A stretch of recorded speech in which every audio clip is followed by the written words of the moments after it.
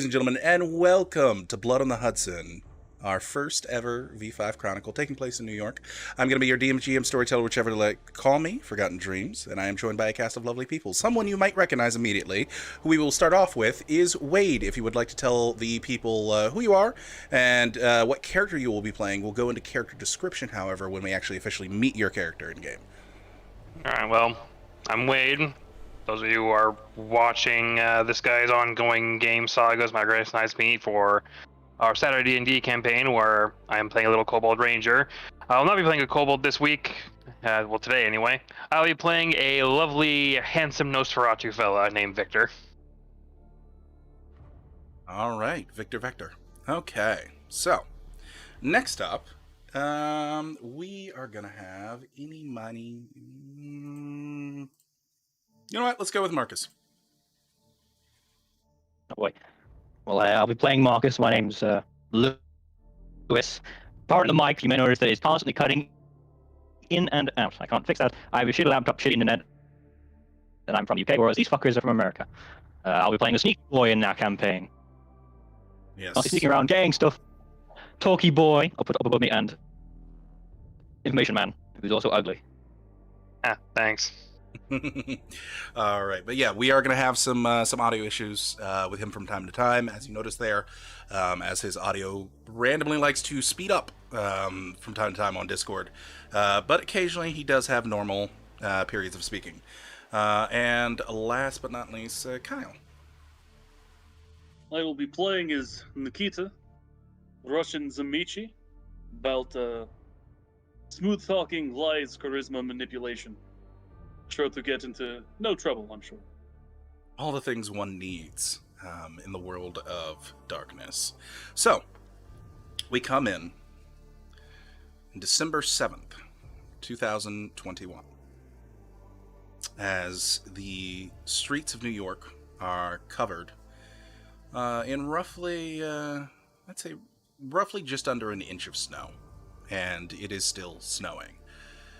It's mentioned that it's probably going to get an inch and a half of snow in total. But that's not what we're focused on. As the camera slowly pans down into the streets of New York and makes its way into the garment district, we see an individual,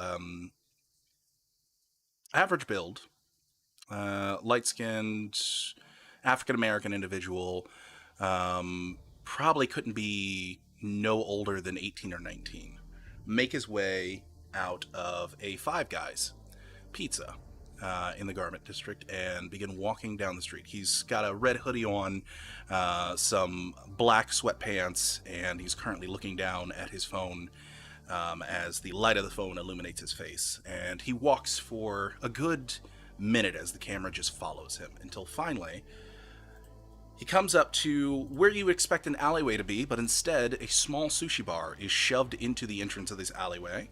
And is relatively the smallest building on this entire block. As he makes his way towards this building, he opens up the door, waves to the lady who's behind the counter, but the camera doesn't focus on her, so we don't get many details. He makes his way to the back kitchen, where he pulls out, without looking, a slip of paper out of his pocket and drops it into a small metal flap in the back kitchen. Camera then breaks away from that individual and follows this piece of paper down the tube. And as it goes down the tube, it travels in darkness for about 30 seconds, until eventually it lands softly on a damp set of bricks. And for a moment we're left in darkness until finally a small white mouse with patches of dirt makes its way up to the piece of parchment, grabs it with its mouth, and continues, with it still in its mouth, going down a small tunnelway that we can now see. After traveling maybe a block and a half, very quickly, it then drops it down another chute. And as this piece of paper goes down that chute, we follow it once more, until finally we see a bit of light at the end of that tunnel. Very faint, one of the older style of lamp lights, where it's that dingy orange, is what comes into view, as well as a small wooden desk, which the paper lands on top of. Assumedly, there's a bit of background noise in the background, naturally. But for the moment, we don't see anyone until finally a hand comes and grabs the piece of parchment. And for the first time, we would actually see. We're going to go with Marcus. You watch as this piece of parchment comes down the information chute. It's one of the more mundane ways that your roommate gets his notes. If you'd like to describe what your character looks like. Well, Marcus is a tall, incredibly pale man who, even though he's a king, he doesn't look like his pigment has changed much. He generally wears clothes that are just fitting for the area he's in. So, generally jacket, shirt, anything that's something to fit in. He's always constantly trying to stay away from people's attention in the darker sections of wherever he's found himself. Constantly trying to keep out of sight. All right. We missed a tiny bit of that, but that's okay. I got the gist of it. However, as you have this piece of parchment in hand, would Marcus immediately unfold it, or would he just make his way over to his roommate to drop it off? Marcus said, "It's not his place to know. He's not yet, so he takes it to his good roommate." So as the camera follows the piece of paper in Marcus's hand, we watch as he goes through a set of doors, makes his way through a blurred out, assumedly living room, until finally he makes his way into another doorway, where we can see an individual currently with a couple of stacks of manila folders and papers. Not sure if there would be a computer there, but I imagine there's at least a few monitors set up. okay, so we would see a few monitors set up and currently blaring as you have all the various different information setups where you have both manila folders and also digital copies of certain files on individuals that you'd like to keep track of. Perhaps we might even see stock market, things like that, on some of the other screens. But as this character comes into view, if you'd like to describe what you look like. Well, Victor's a real handsome fella. Tall, lanky, pale, doesn't see too much sun these days. He's doing his best to rock the bald look. And again, his head is a little oblong-shaped. He's got some nice pointed ears, very bat-like, is it honestly. Got a real winning smile of just some jagged, snaggly teeth, as dressed in his typical thing of it's comfortable. So he's got just some sweatpants, sweatshirt, some well-worn-in sneakers, currently hiked up on the desk, is flicking through monitors and taking a quick last drink of draining out a medical bag of blood currently before tossing into a little basket next to him as he continues to watch the monitors. Victor, you would hear your door open, a bit of light shine into this room from behind you. As you look over, you can see your roommate is standing there, Marcus, with a piece of paper in hand. Got something for me. Nice to hear. And here. So we'll walk over, silent and paper. Fantastic. You go ahead and hand over the piece of parchment, and I assume that Victor would immediately unfold it. Yeah, he'll unfold it and see what little nugget of information has come his way. Okay. On the piece of parchment, there's no words, just numbers, and quickly you realize that it's coordinates to a place. Looking at the numbers and quickly referencing either in your memory or quickly pulling up a map, you can see that it is marked for Hell's Kitchen, New York, off of West 56th Street, nearby a parking lot Um, and if you did use perhaps a map app, you would see it's right next to Audi Manhattan, which is a Audi dealership. Alright. From Well, the letters that you've, or I should say notes that you've received previously, whenever someone does this, it simply means this is something interesting that I think you should look at.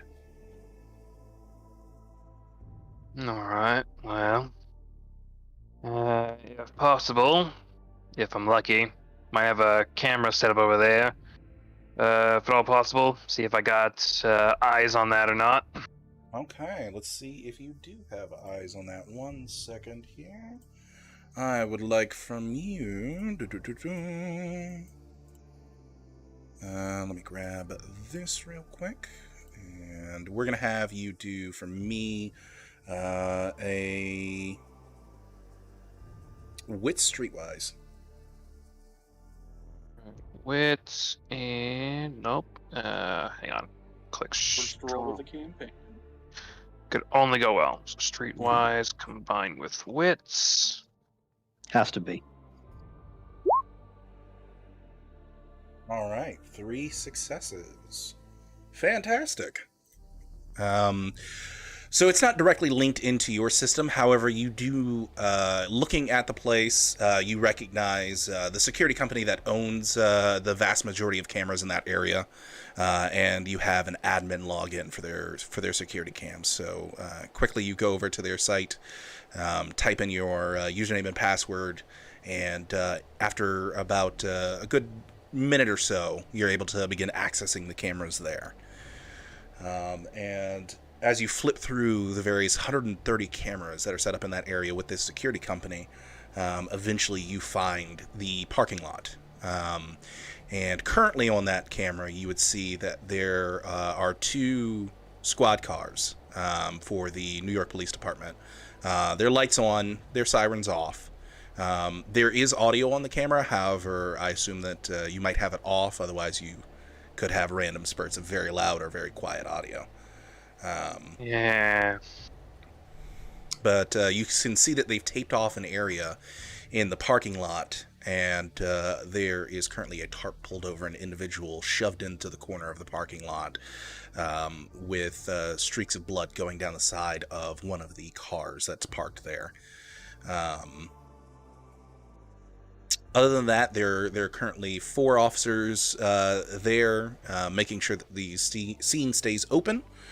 And there's a little bit of a crowd gathering. You can see some of the local media has already taken to beginning to try and get what shots they can of the crime scene. What happened to this poor lot then? If all possible, I can, rewind the security tape, see what all went down here. Okay, for that, I'm going to have you make me a Wits Technology, I believe it is. Yeah, Wits Technology. I'm looking for 2 successes. 2 successes. 2 successes exactly. Fantastic. So you go ahead and you put in the override for the camera and its feed, and you begin winding back time on it. And as you wind back, how far back would he start? Well, this is something probably recent if the boys in blue are still there. Blood looking a little fresh. I'll start by going back an hour, see if there's a body or people there. Okay, you would go back an hour, and as the time rewinds, you see over the last 20 minutes, you would see the cops, setting up the tape and arriving on scene. Before that, at about the 45-minute mark, you would just see a body laying there, if you wanted to pause and possibly zoom in on that. But once you reach the hour mark, you are still looking at a body just laying there.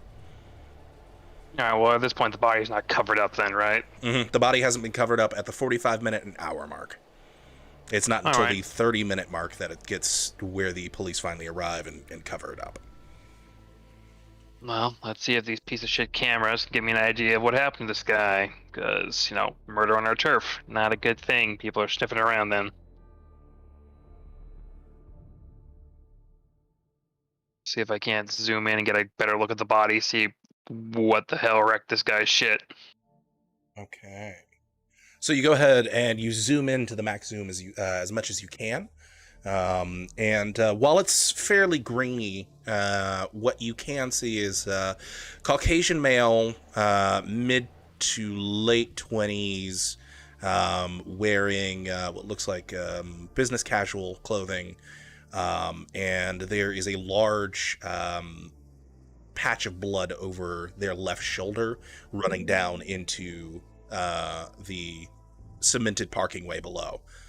That's as much detail as you can make out with this camera at its max zoom. All right. Victor's gonna make a note of that, jot it down in current happenings, and then he's gonna start rewinding back in like 15-minute chunks, see if he can see what happens to this. If he gets to the point where this guy's still up on his feet before he's down and bleeding out and dead. You roll back the first 15-minute chunk, and the body's not there anymore. Neither is the man on the camera.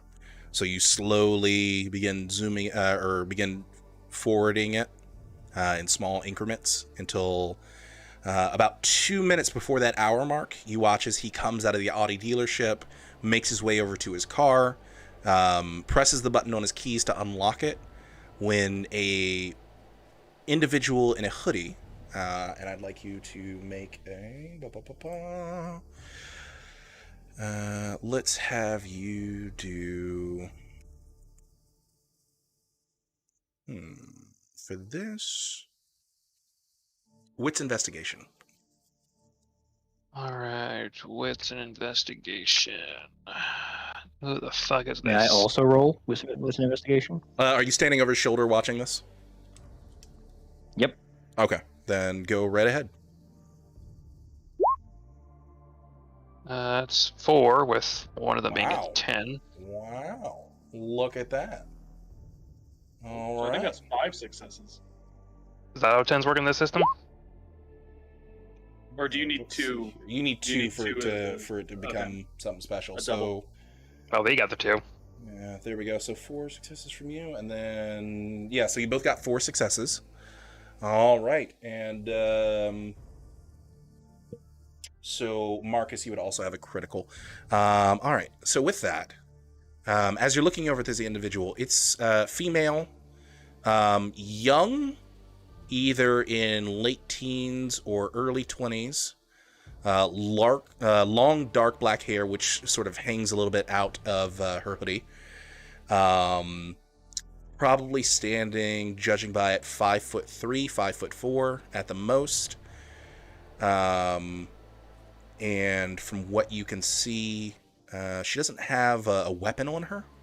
However, she quickly runs up to him, bites into his left shoulder, and clearly begins feeding from him. Until eventually, he, midway through the kiss, seems to snap out of it somehow and begins to fight back against her. And when he does that, she shoves him towards the car, and you watch as the wound on his left shoulder rips open further from her shoving him, because he was still in her mouth. And he quickly begins to bleed out from clearly an artery being ripped open. And with that, she then darts towards the nearest alleyway. Ain't that some shit, ain't it? Someone is trying to sneak into our turf. Something like that. I mean, I'll just break out of that, so... Let's see who exactly this little lady could be. Is it possible I can chain cameras to try and follow her? Go ahead and make me intelligence technology to see if you can try and figure out what the next set of cameras would be for that alleyway, or if there are cameras in that alleyway. Let's hope some people are up to stuff on their security. 3 successes. Oh, wow. Okay. So you realize that there is actually a camera in the alleyway that she makes a break for. And you catch her about midway down the alleyway. Her back's still turned to the camera, unfortunately, when she gets into the alleyway.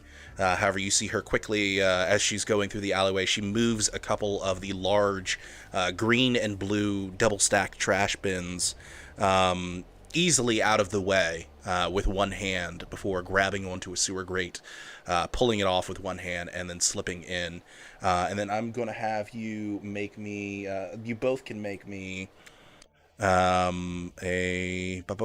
wits awareness, I believe. Wait a minute, do we have awareness for the system? Yeah, there's awareness. Okay. Yes, we do. Then, there you go. Wits awareness. I'm going to need 3 successes. Oh boy. Okay. Well, you got it at the very All least. right, Marcus. I don't. Okay, fantastic. Also, there were some questions. Okay, I see you guys were talking amongst each other. Gotcha. Yeah, so Marcus, you pick up on a few details. However, for Victor, she moves a little bit too quickly as she gets into the grate. But Marcus, what you see is confirming earlier, definitely young, early 20s, Hispanic woman. She has what looks like a small wound or scar on the right side of her cheek, going slightly into the side of her lips. And you can also see she has a bit of a stereotypical hooked nose, possibly indicating that she might have a bit of mixed blood with maybe Jewish heritage. You're not entirely sure. But that's about the detail that you catch as she dives into the sewer and then quickly throws the grate over the top. I'll pass all these details on to Victor so he can add them to his profile. Maybe we can use them to get a biometric. Victor will jot down what Marcus is noticing there. All right, so got ourselves little fledgling, maybe. Just someone who doesn't know how to bite right. Got a guy killed in our turf and is now hiding out in the sewers. What do you make of it? Going to cause trouble. Don't want due attention from bodies that are drained of blood. Never a good thing. Just because metagaming, I think we would know this. Hell's Kitchen, that's usually, of our little area, that's Nikita's stomping grounds usually, right? I would absolutely say you guys know each other's stomping grounds, and yeah. Yeah, that's where my stomping grounds, my condo, my cult compound, all that stuff's in Hell Kitchen. All right, well, considering this went down in his neck of our turf, Victor's going to give a quick look around, take stock of where everything is in his little probably messy room, and then with a quick little kick, he's gonna wheelie chair over to one side and, well, can't have some new little fledgling running around causing problems. That's Pretty Boy's turf, so I think he'd like to be made aware of this shit. And picking up probably a burner phone, just because it's easier for him as an info broker. And he is going to dial up the personal number of the socialite that is a big player in Hell's Kitchen. Okay, so we watch as Victor kicks away from his little table, careful enough not to damage any equipment or anything like that. But it easily has enough force to bring him over to a different side of the room where we watch him open up a small tackle box. And as he opens it, we can see that there's a scattering of burner phones within. There might even be the plastic cover wrapping that they normally come in. A couple of shreds of some of them off to the side of this tackle box. But as you open it, you pick one up at random and flip it open and quickly pop in a card that has pre-saved numbers on it. Go to the speed dial for his number, and it begins to ring. And as the camera leaves this place and makes its way across the city into Hell's Kitchen, and makes its way down to a wonderful haven. Why don't you describe not only what Nikita looks like, but what his personal abode would look like? So he spends all of his time in his haven, which is a large compound. It's walled. There's security cameras. You are free to come and go as you like, but you have to check in with the gate guard before you can enter. As you see the beautiful church that he runs. It's all very well made, very gothic in its architecture, very old world. As his congregation follows very many old school pagan rituals that have sacrifices and needing to actually actively do deeds, no sitting around and praying and hoping for a better life.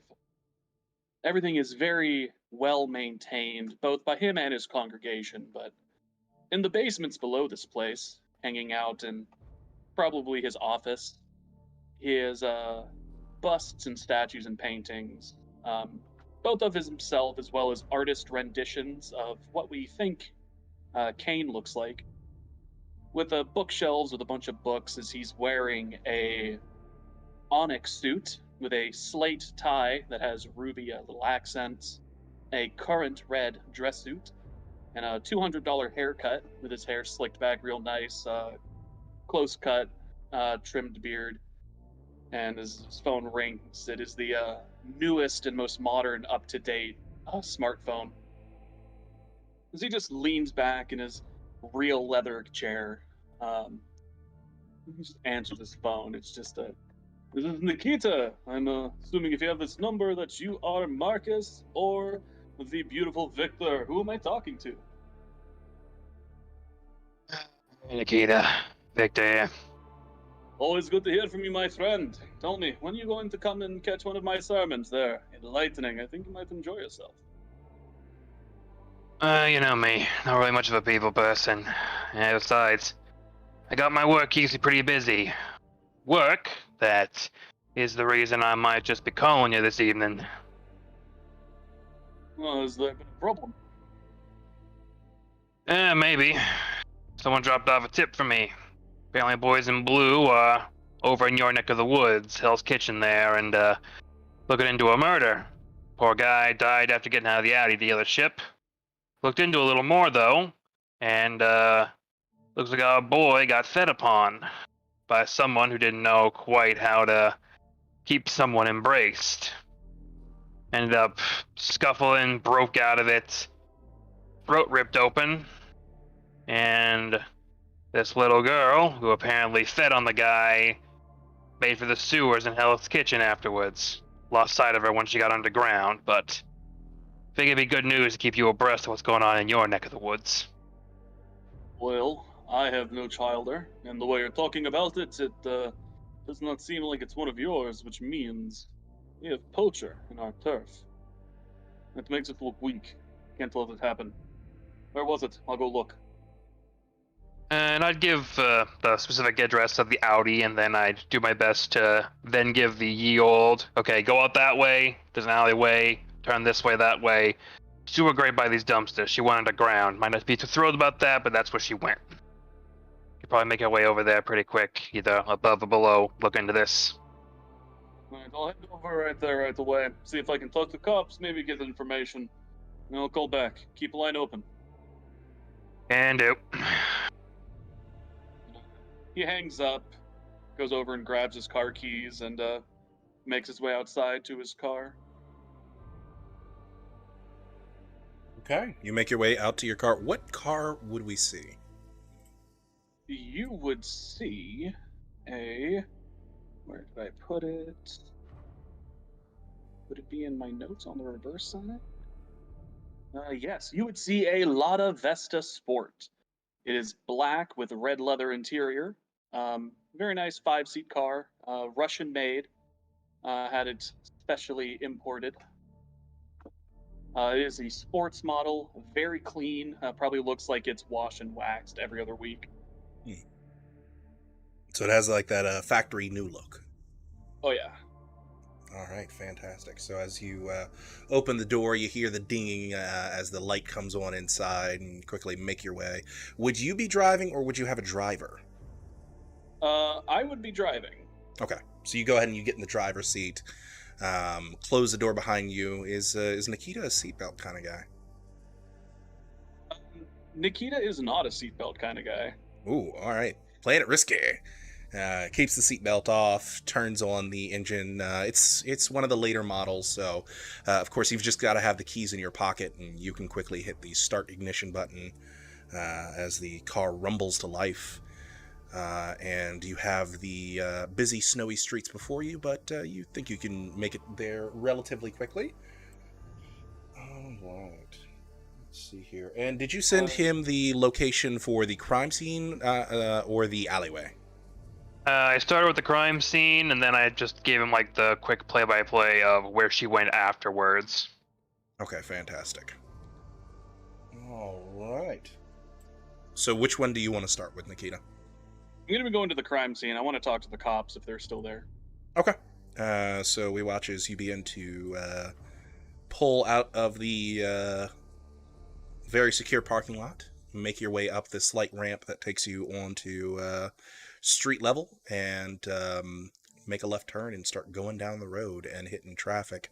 As that is going on, the camera briefly pans back over to Victor and Marcus's place of residence. And as the camera is coming back through the city streets, making its way into their place once more, why don't you describe, as the camera begins to slowly make its way through your place of residence, what it would look like? Well, at the very least, the space that's very clearly Victor's is a place that's got, got a number of cages, like a coop here and there, filled with like rats and pigeons that are very much just nestled down for the night. I imagine there's a decently, probably not top of the line, but there's a decent enough TV with some couches, some chairs spread about. Imagine there's got to be some little wall decorations here and there. It's nothing too fancy. However, there is a lot of, at the very least, the doorways out of the place are very much like multiple locks, shutters, and all that kind of thing. The doors are Fort Knox. For Victor's room in of itself, it's very much, multiple monitors set up. It's got some filing cabinets. It's got a table with manila folders and information all out, scattered all haphazardly. And there's just a little cot over next to the side, which, honestly, it's kind of just a bunch of mattresses on the floor with a little food bowl there with Roscoe on it. But outside of that, that's just Victor's space in the common area and Victor's room. All right. So, as we come back to the scene, Victor and Marcus, you've just given Nikita the directions to the place. Is there anything the two of you would like to get done? Maybe one of you head out to also meet up with him, or simply gather yourselves. I'll go with him. Maybe I can see you on the sneakier side of things. All right. Cameras. All right. Be careful out there. I'll make sure to give you a ring if I see anything. As for now, Victor will wheel back over and then set up on camera duty again. So he just keeps an eye on that. But I'd say also Victor would go over and to the plethora of one of the rat cages. It's got like maybe half a dozen rats. He would very much go over to them, and I imagine he knows the city better underground than he does above ground. And getting on a few of those rats, I believe he is going to want to speak to his animals using feral whispers, his animalism trait. Okay. So that is a rouse check. So just make sure I'm doing this right. I just click rouse then, right? Because I think that's what it needs. I believe so. It should be all set up. All right. So system description cost 1 rouse check per type of animal. So I'm only choosing rats. So rouse. Nope. I guess All that's right, so you nothing. get a little bit hungrier. All right. Okay, so your hunger goes up to 1, as we're gonna assume that the rest of the party was starting off at 0. My bad if I All right. didn't mention that earlier. All right. So I'm at 1 hunger. Mm-hmm. All right. So drowsing that though, and then getting all my rats' attention, I'd give them go through the warrens, go over here, keep an eye out for a girl. Just get her back if you find her.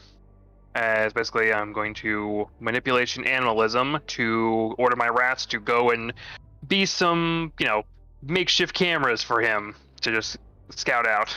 Okay. So manipulation and animalism. Can I? Nope, I can't actively click animalism. So I guess manipulation. Then I add 2 dice. 2. 4 of them. 4 successes. 4 successes. Yeah, with that, you don't so much get words back from them. However, you get a few confirmative squeaks. As how many do you think you'd send out? I mean, it's Hell's Kitchen. I think is the biggest of our territory, but I say to avoid anything too massive, like wow, there's suddenly a lot of rats in this tunnel for some reason. I think I'm just gonna send out like 1 cage, which is like half a dozen. Okay. So you watch as this group of rats, they all gather up together, begin squeaking back and forth between each other before quickly dipping into one of the small pipe entrances that they have available to them in the haven, knowing that they are on their way. While that is All right. happening, does Victor want to get anything else done, or? At that point, he's just gonna go and take up position at the cameras, and then just kind of idly flip through the Hell's Kitchen feeds, see if anything else is gonna catch his eyes in that region. But until someone probably gives him a heading, he's probably gonna see much beyond that. Okay, fantastic. All right, as you're flipping through those cameras, go ahead and give me a wits awareness. Right, wits awareness.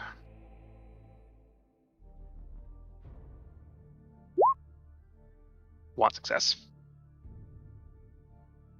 Okay, 1 success. Good to know. With that, yeah, no, you're keeping an eye on things. You don't see her reemerge or anything like that on any of the cameras as you're going through them. But as you sort of begin to get back to the beginning of the cycle once more, you do see the New York Police Department coroner van pull up as the coroners begin to get out of the back of the van. And it's at about that time that you can actually see Nikita's car pull up in the upper left-hand corner of the camera feed. But before we get to Nikita, we jump over to Marcus, who I believe said he was going to take a bit of a stealthier approach, maybe see if he could figure out where she went, where there is a lack of cameras. Mm-hmm. So he'll go to his room, which is one of the walls is covered in firearms, but they're all decommissioned. They're all just there for cosmetic appearances. And another wall, just to the right of that, is in various training gears, punching bag, Wing Chun, things like that. But he goes to a drawer next to his fairly Spartan bed and pulls out a collapsible bow, would be the best description. Just something he can break down in his pocket for something more easily concealed. And a couple small arrows, just in case. Okay. Fantastic. And with that, are you going to head out and try and take a car, or are you going to try and take the train and sewer tunnels there?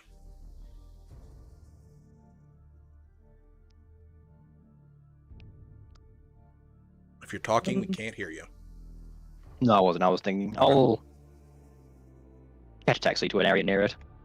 Okay. Do you want to take the normal New York, taxis, or do you want to try and catch an Uber or a Lyft?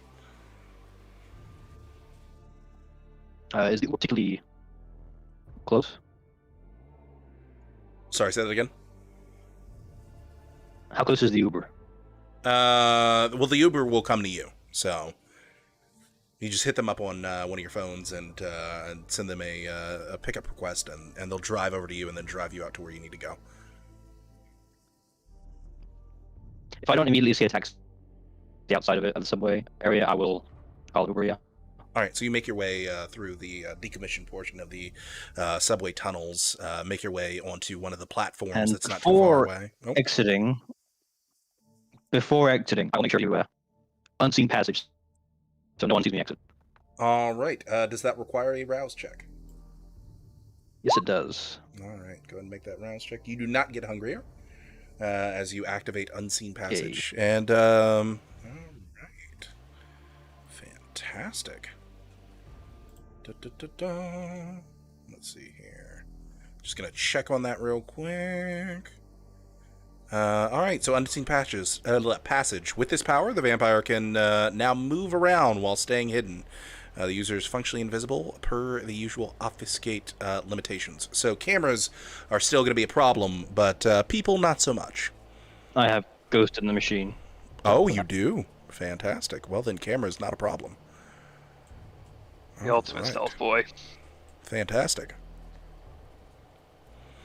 And you make your way up and out through one of the platforms not too far away from the haven onto the busy New York street. Look around, and you don't see... you do see a couple of taxis passing by. However, every time that you go to look at one, you can see that it does have a passenger in it. And it looks to be... mostly tourists who are like looking around and pointing, and they have their windows rolled down. Some of them are taking photos out of the back of the taxis as they're driving by. Then yeah, I'll call an Uber. Okay, you go ahead and you call an Uber, and he's not going to charge you much. He's probably just going to charge you about $14 to get there. And with that, about a minute passes before eventually you watch as a white Lexus pulls up next to you and begins looking around, trying to find you. You'd see the guy pull up his phone and type a few things away on his keyboard, and you get a message back through the service that says, "I'm here." I will find somewhere a little darker that maybe not so many people are looking to drop my obfuscate. Okay. You go ahead and drop it as you become visible once more. Over to him. Okay, you head over to the car. Shouting out, right here. I just, with his window partially rolled down, waves at you real quick, and you hear the unlocking of the doors on the car. And is Marcus more of a, I'm going to sit up right next to you, shotgun, or I'm going to get in the back? Get in the back, because if this guy could try and kidnap me, I could break his neck from behind. Okay. So you go ahead the assassin seating. You get in the back, directly behind him. Garrote wire at the ready. The riders who get in the front seat are psychopaths. But as you go ahead and sit down, and the door closes to the Uber, a few seconds after that, it begins to take off. And we'll come back to you in a second here, as we quickly flip back over to the other side of the city, back into Hell's Kitchen, as we watch Nikita pull up to, you can see the crime scenes just down the street from you. Unfortunately, this time of night, even though it's early, the streets are jam-packed with people trying to scramble for parking. But you do see one spot that is open, as you go ahead and you can either choose to pull into that open parking spot or try and find one of the local parking garages. Pulling right up to the crime scene. Okay. You go ahead and you pull right up, and you pass a fire hydrant. Luckily, you don't park in front of it, so you're not going to get a ticket. But as you pull up in front of the crime scene, you can see that two of the boys in blue are currently standing there. One of them is talking to the crowd and telling them to keep back as the corners are going underneath the yellow tape with a stretcher, a wheeled stretcher that they're bringing with them. And you can see the other one is currently on the radio, saying a few things before letting it go and just beginning to keep a lookout. I get out of my car and I start walking. I get out of my car, stand up, straighten my tie, and I walk with purpose towards whoever looks like they're in charge of the scene. Okay. With that, let's see here. Go ahead and make for me a manipulation etiquette roll. Manipulation etiquette.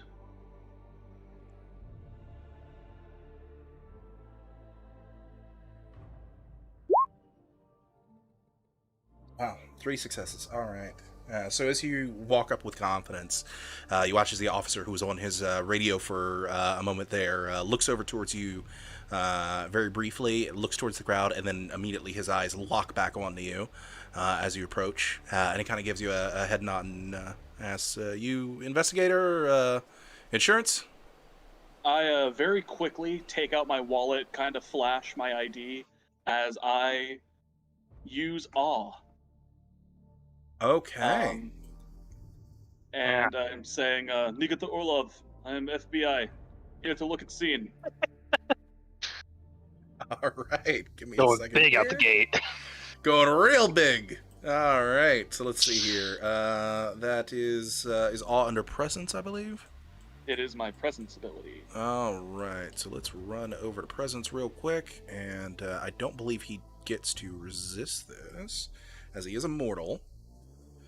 Okay, so anyone in the presence of the vampire finds their attention inexplicably drawn to them, and those listening to the vampire speak might suddenly agree on subjects where they once held different viewpoints. While this power doesn't cause rapt infatuation, it's still strong enough to sway the minds of most mortals. You don't have to make a rouse check for this. However, let's see. Add presence rating to the school roll. Persuasion or prayer. Okay, make me your choice of either a manipulation persuasion or manipulation performance. Okay. You And said add intimidation or performance? on. Intimidation could work as well, yeah. So Or since I'm lying, could I do subterfuge? I would allow that, yes. All right. So And make sure to add on your presence rating. oh, I did not add my presence rating. Okay, so what is your presence rating overall? I have one dot in presence. Okay, so just go ahead and roll a d10.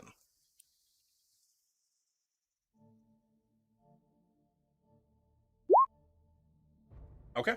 That's nice. Yeah, 4 successes. All right, fantastic. So with that, his eyes are about to go over to your wallet to check it out, but the moment you turn on awe, his eyes instead lock onto yours as he begins nodding his head and doesn't say anything. He just goes ahead and he, with his left hand, while still looking forward, lifts up the tape for you to go under. All right. I go under, and I'm going right to the body before they can load it up. Okay, so you head over. You can see the corners are currently. It looks like they've got a forensics kit out, and they've opened up. They've got their cameras clicking away, taking all sorts of shots of the crime scene itself, taking any samples that they can get of any blood or DNA that they can immediately find. It's kind of a bit more difficult because it is snowing. And you see one is a African American male, late 20s, early 30s, and the other one is a Caucasian woman with shock platinum blonde hair.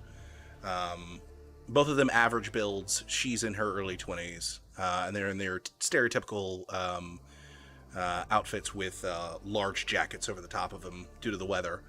And they don't say anything as you approach. However, if you get too close, you watch as the lady kind of gives you an eye that kind of says, "Yeah, stay back a little bit."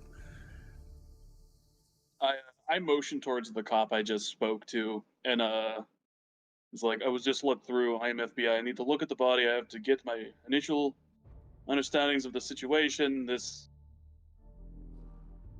Should not be telling you this. You can't talk to other peoples, but we believe this is serial killing. Someone we've been tracking for the last 6 months. Okay, go ahead and make me another manipulation subterfuge plus your presence. Okay.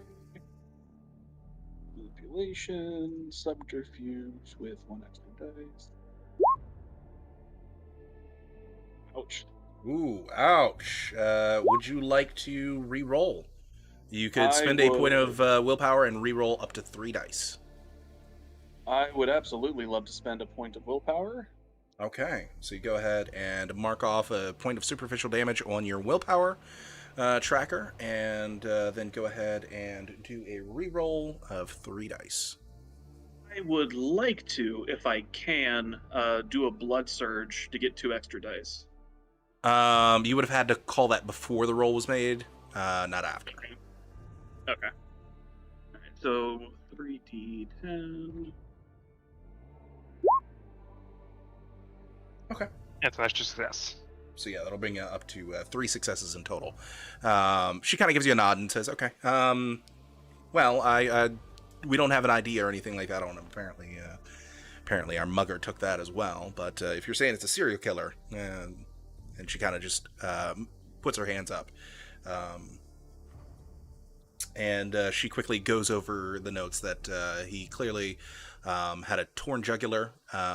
It looked like he lost quite a bit of blood. However, they're not sure how much. They won't be able to tell you that until they get him back to the lab and they do an autopsy. And from what they can see, the only wounds he seems to have are the ones on his left shoulder, which at first glance appear to be two deep stab wounds. Past and beyond that, they don't see very many signs of defensive wounds on him. However, there is a tiny bit of fabric underneath one of his nails. Looks like it probably belongs to, at their best guess, either a cotton shirt or hoodie. But they'll have to take him back to the lab to get more. I'm going to take pictures of their notes with my smartphone, take a picture of the guy's face, take a picture of the guy's wound, and I'm going to be texting all of that to Victor. Okay, so Victor, the burner phone you used earlier to contact Nikita begins to give off little chirps as you receive a multitude of multimedia messages. All right, I start flipping through those as they come in and jot it down, add it to my kindred profiles of the word that I'm building. And I am also going to... if I tried to, like, sneak that fabric out from under their nails, what would I need to roll for that?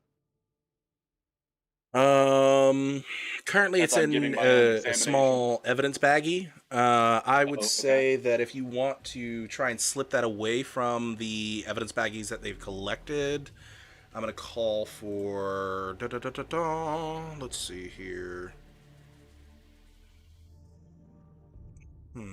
Dexterity larceny. So I don't have larceny, but I have dex. Alright, so I'm going to try to take that, the fabric evidence, and I'm going to blood surge to get the extra dice on this.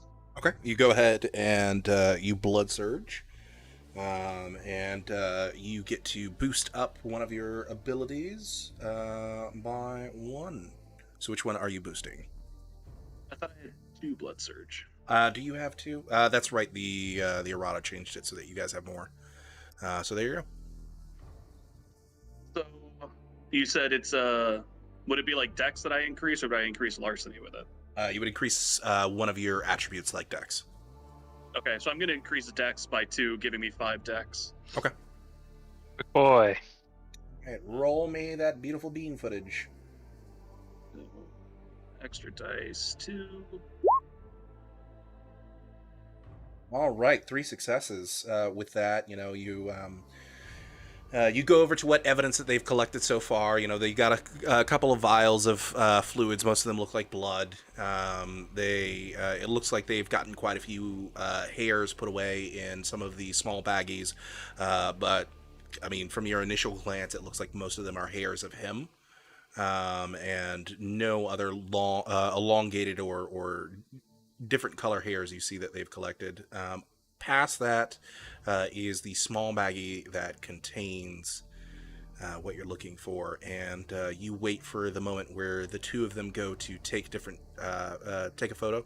Actually, you wait for the African American coroner to turn over. By the way, he is bald brown eyes and has a small cleft chin scar. But he goes over and he gingerly, with his gloves on, slightly moves the body so that she can get a better shot with a camera. And it's at that moment that you quickly dip your hands into their small evidence container and slip that into your pocket. Right on. Now, after I've done that, I'll take another picture of the evidence that they've collected, text that to Victor, and then take a step away and just be everyone, please, I need attention for just a minute. This is very important, crucial to case. You can make sure we catch this man.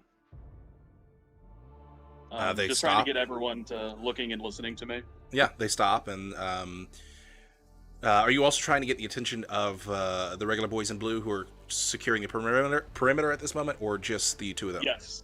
Okay. Specifically the cops I talk to. Okay. So not necessarily the other two that are on the other side of the tape, just the ones you interacted with, and also these two here. Basically, yeah. Okay. I'd say easily, yeah. As you begin to talk, and you ask for everyone's attention, while the one guy is still, sort of going back and forth between you and the crowd. For the most part, he's focusing on you while keeping a hand out towards the crowd itself. So everyone, time is crucial. We need to work fast. We need to work hard. We need to work smart. And if everything gets done correctly, we can make sure whoever did this will be a night they'll never forget. As I cast Dominate, Cloud Memory, to erase my presence from this crime scene from everyone's mind. Interesting. I'm going to double check on that because I think you might need eye contact with each of them. Guys, have you look at this little thing right here?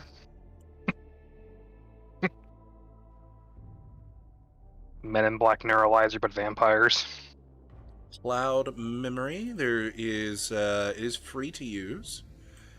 Just by uttering the phrase "forget," the user can make the dominated victim forget the current moment as well as the last few minutes, enough to mask a superficial feeding or a chance meeting. No new memories are formed, and if pressed, the victim realizes they have a few minutes missing. For the system, no roll is required against a unprepared mortal victim. Clouding the memory of a resisting victim or another vampire requires a charisma. I believe it says does not say that in the beginning of Dominate. In the beginning of beginning of Dominate, it says unless you have Prospects 5, you have to do eye contact. Let's see here. So in the beginning of Dominate itself. Like even before the first level powers, I think.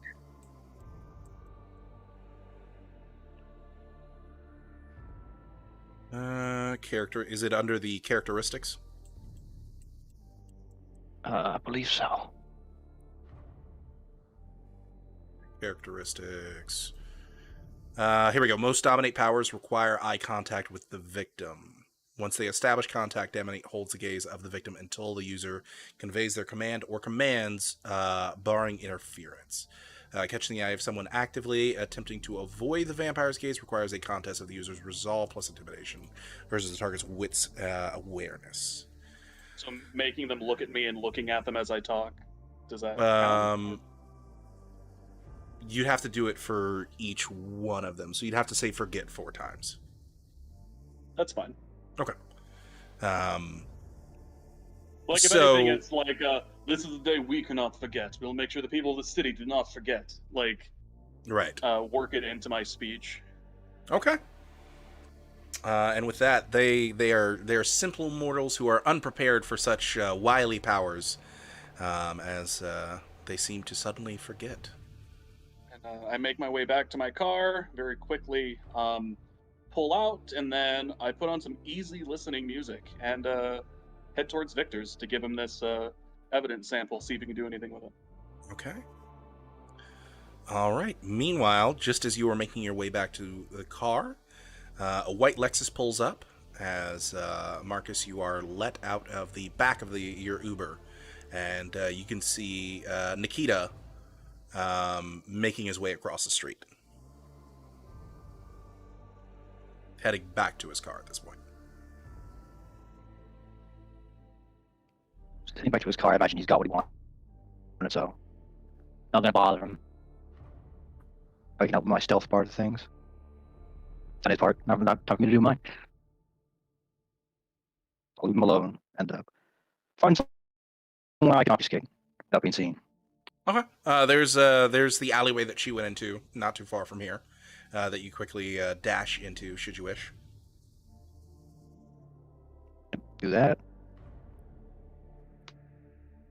And paw. You Thank you, finally Ike. get hungrier as you go up to one hunger. As once again the powers of obfuscate overtake you once more and begin to blend you into your surroundings, so that others seem not to notice you, and neither do cameras. As you are now in this alleyway, and you can already see a couple of footprints left behind by your suspect heading down the alleyway, and it's about halfway up the alleyway that you can see the very old white box camera that's over hanging above one of the back alley doorways to a Chinese restaurant that is facing the other half of this alleyway, where you assume that's the camera you were looking through. Okay. So I will start following the footsteps. Make sure I have my Follow the footsteps. hand in my pockets. Mm-hmm. Make your way up towards that camera, and you can see that the footsteps go a little bit past it, and then you can see that there's still two disturbed large double stack bin trash cans that have been moved out of the way of a sewer grate, which is currently mostly closed. It looks like the left hand side of it is a little jagged up and didn't fully close when she brought it down, but that sits before you.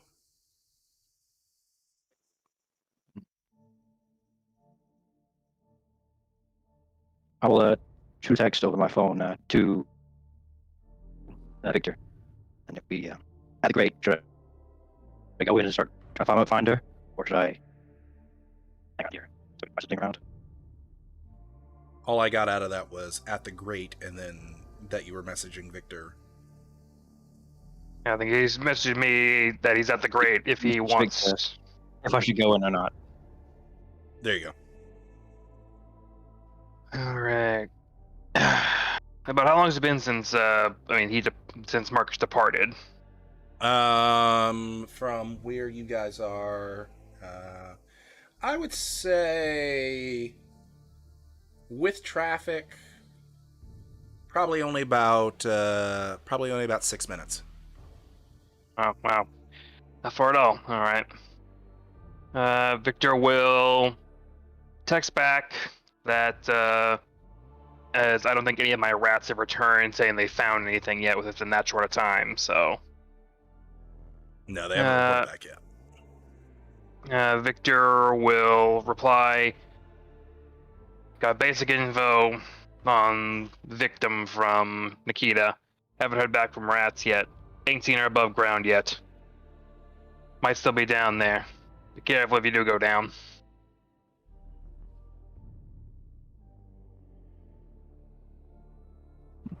I'll try to get away. So I will clean down and start picking up super. Okay. Jagged edge, you think? So hopefully we're provided.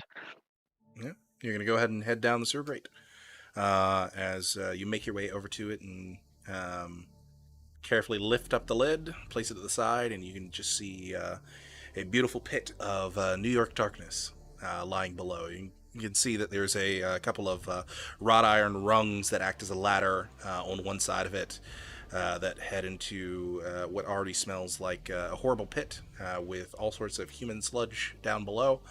And you can see that the rungs of the ladder are heavily covered in freshly disturbed cobwebs.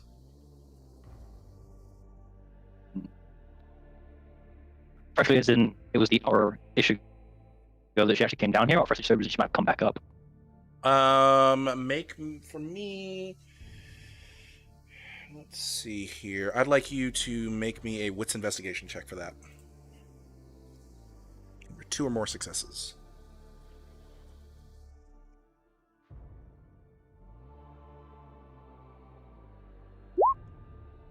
Two successes. Definitely went down. However, might have come up briefly just to check to make sure no one was following her.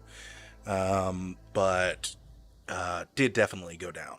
She just might have hung around here for a while and checked to make sure the coast was clear. Okay, so yeah, I will stop breathing. So I have to breathe in all that shit and go down.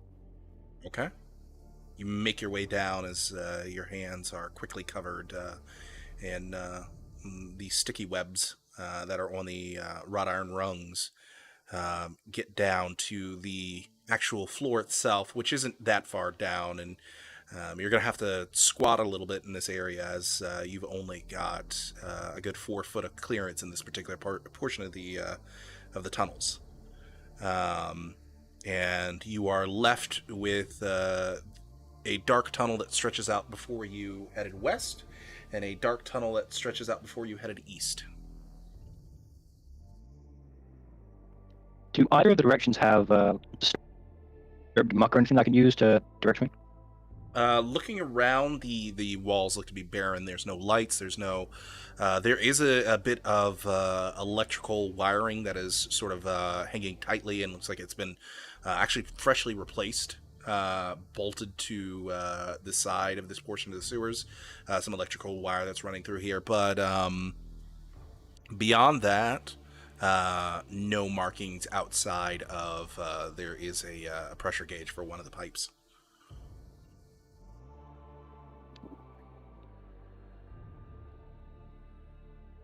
Fifty shot.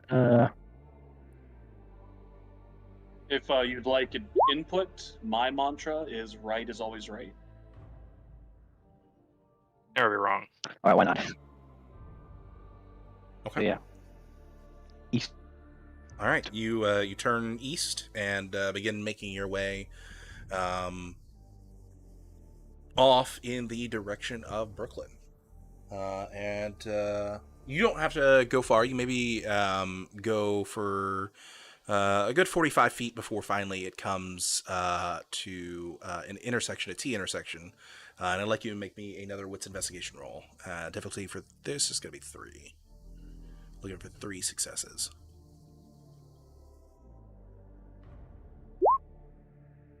Okay, with 2. Actually, I think that's 4 because difficulty 3. You said right? No. Difficulty 3 is telling you how many successes you need in order to meet what I'm looking for. We're not going off of the Yeah, I'm used to hearing that the difficulty is what you have to roll higher than. different dice rules, Wade. All right. So Do you And I want will to take the superficial damage to reroll. okay, there we go. That's what Yeah, I was going to do that. So you can re-roll up to 3 dice. All right, with There that, you go. that gives One you extra. the 3 successes. You see now heading north and more towards Central Park is a set of dirty, snowy footprints.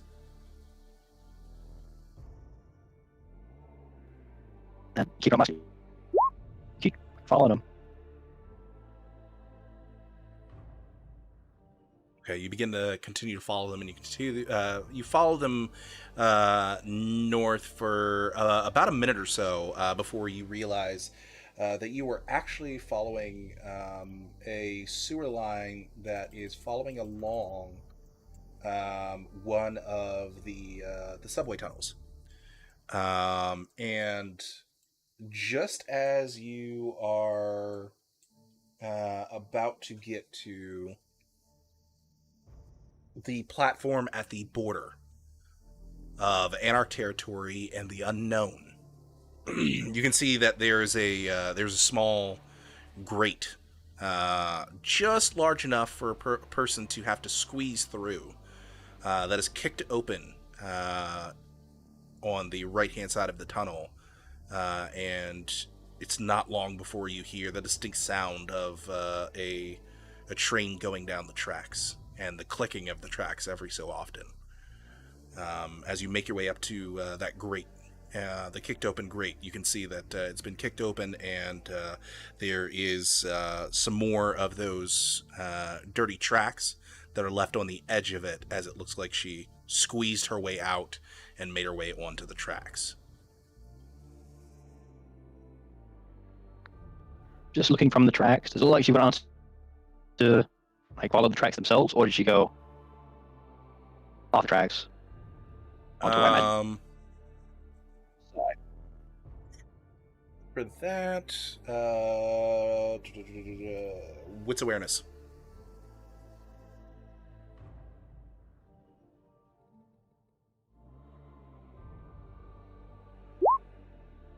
Great. It looks like she followed the tracks further north, and you can see that maybe about a good 130 feet up the tracks. You can see the entrance to the border crossing station. Oh. I'm just gonna keep on following. Okay. You risk it. You squeeze on through, and you drop down on the tracks, and you can see that there is currently a train that is leaving this station as you go on by. And as you follow them, almost like an instinct, a part of your mind tells you that you are now in dangerous territory, as the concrete steps that lead up, the concrete maintenance steps that lead up to standing on the actual platform, which you can see before you, as you read the signs, and they tell you that you are in Central Park. You can see that her footprints make their way up these maintenance stairs, go onto the platform itself, and looking around, while there are several dirty footprints around, and there's it looks to be a few homeless individuals, about 3 of them, who are sort of grouped up in one corner of this subway platform, playing away at buckets and pans that they have, trying to make some music and trying to get garner for tips from the 3 or so people who are making their way onto the platform. You are left with the options of either going out the north or the south exit. And in order to try and figure out exactly which one she went through, I'm going to need another investigation check. This time it's going to be looking to get 4 successes, as her footprints have sort of intermingled with others. So you're going to go ahead and Mask of 1,000 Faces? I don't have that. I posted the machine. I wish I had. So you've got 2 successes. You could willpower again and go ahead and reroll 2 dice. Or you could reroll 3 dice in total and try and fish for a crit. But you would need 2 10s in order to get a crit. I wish I had blood surge beforehand. Feels bad. I think instead of burning more willpower, we'll bite the bullet and be seen. Okay. And find somewhere to drop my escape prophecy. Yeah. You broke up as you said, bite the bullet and be seen. Find somewhere where I won't be seen when I drop obfuscate. Okay, so you go ahead and you quickly make your way onto the platform. You can see that there's the 2 doors to the men and women's bathroom stalls over by. You can see one of the doors to the men's stall is clearly heavily damaged and leaning off, as it's been broken off of the top hinge, but it still works. And there's an out of order sign on the women's bathroom, and there's a similar to the sewer smell wafting out of the men's bathroom. However, you can quickly make your way in there as the door squeaks and whines open. You quickly look around and no one seems to be in here at the moment. Oh wait, yes there is, as you hear some shuffling in the handicapped stall in the far back. But no one is able to see you at the moment as you stand in the doorway. Then I will go to Go the ahead. sinks, appear, and then make it like I'm washing my face. Okay, go over to the sinks and reappear. As you look down at the sinks, you can see that most of the knobs have been broken off, and the only sink that is working has a single knob that's left on. It's that's been heavily rusted over, and it's just the cold water knob. And you quickly tap it with the back of your hand and turn it on to make some noise and make it sound like you're washing up your face. Alright, then turn it off and go back out. Okay, turn Just go that to off. Make your way out of the bathroom and back onto the platform. And there's now 6 people making their way onto the platform itself as they're all waiting for the northbound train. I will ignore all the people and instead go to the homeless people. Okay. You head over to the group of sort of thrown together homeless individuals who are using what they can to make what you could call music, but to the refined palate, definitely would not be. Which one of them looks the least drugged or drunk? Roll me a 1d3.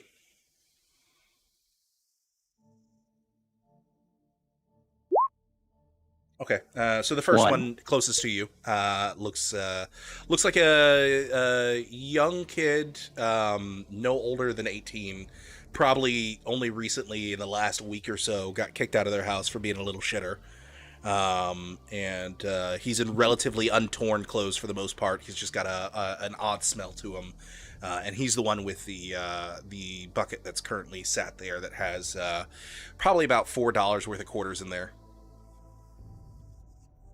Alright, then I will pull out $10 and give the description of the lady, the scar, the nose ring, and ask when did you go? Okay, so you go ahead and you slip out $10 and you drop it in the bucket and ask him this, and go ahead and make me a give me a charisma persuasion check, and for the $10 I'm gonna give you an extra die.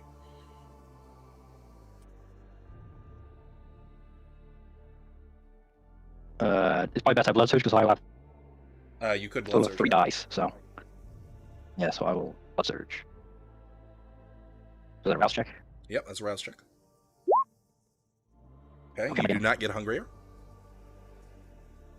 Okay, so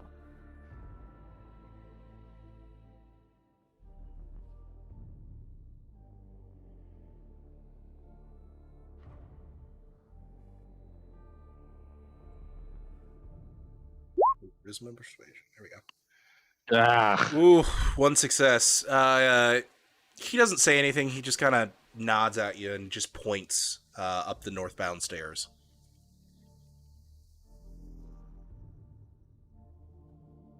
by the way, I brief insight on him if I can. See if he's telling the truth. Sure. Whatever it is. Let's see here. So go for a wits insight.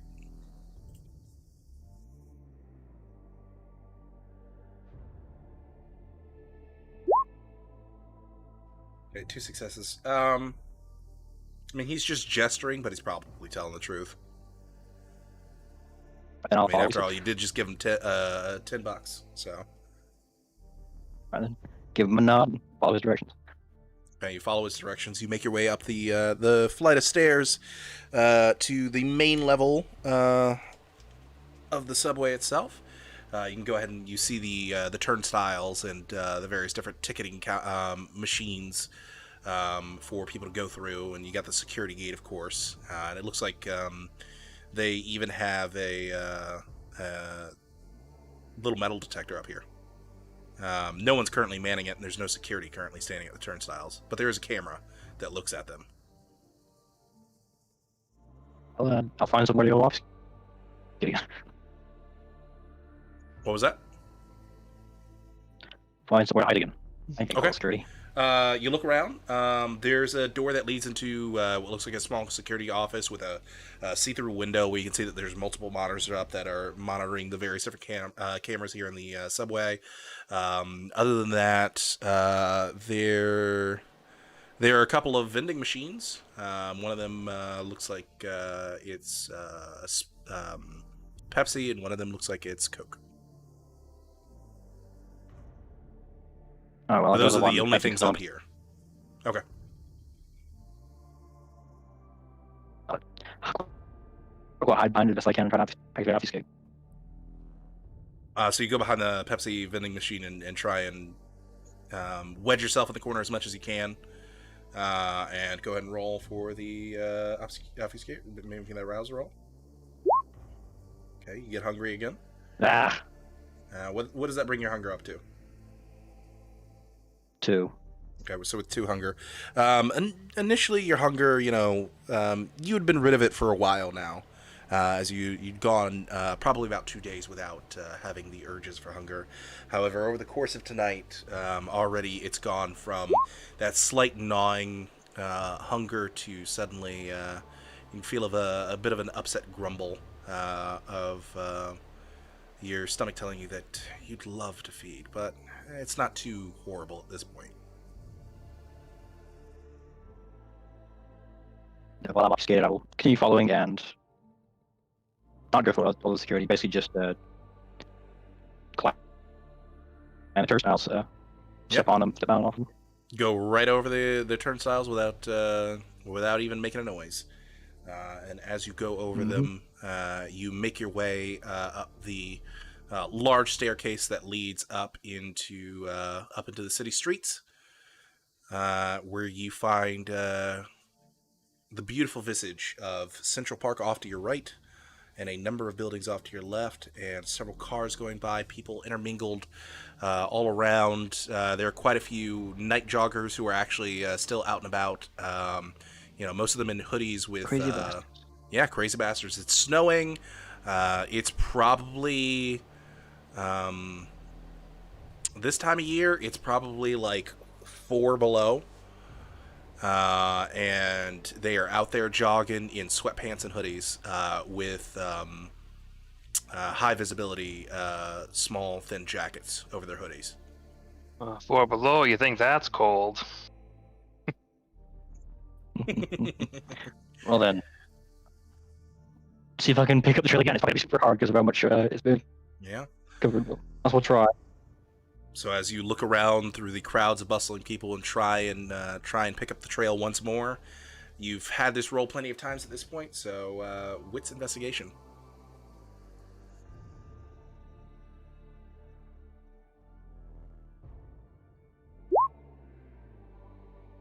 Oh no!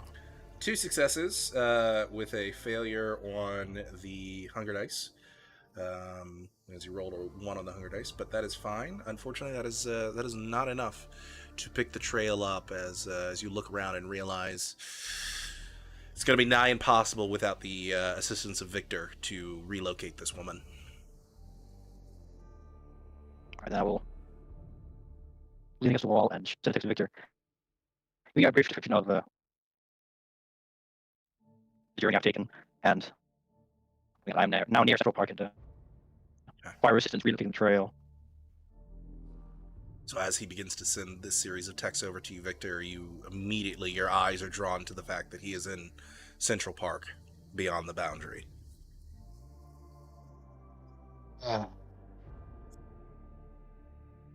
I mean, we've been here for a while, and so just accepted that Central Park is like the Wild West. Is there people at work there that we had just been told not to go any further north, or?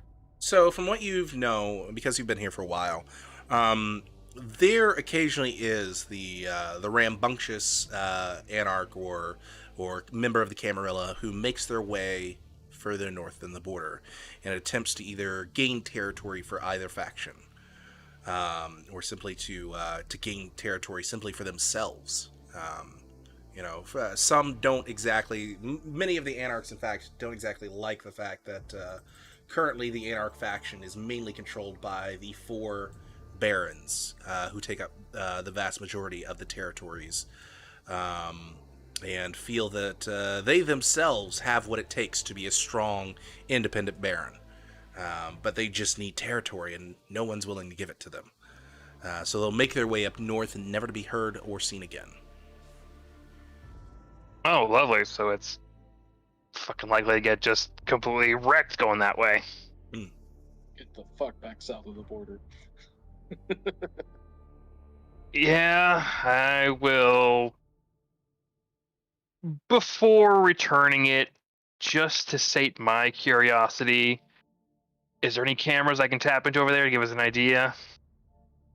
Go ahead and make for me. Give me intelligence, either streetwise or technology. Well, it's all the same roll, so.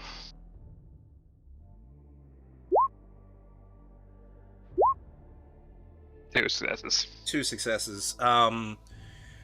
You know that you know the names of a few security companies that way. However, you don't have any passwords or admin usernames for them just yet. You've been working on that as a small side project to expand your networking.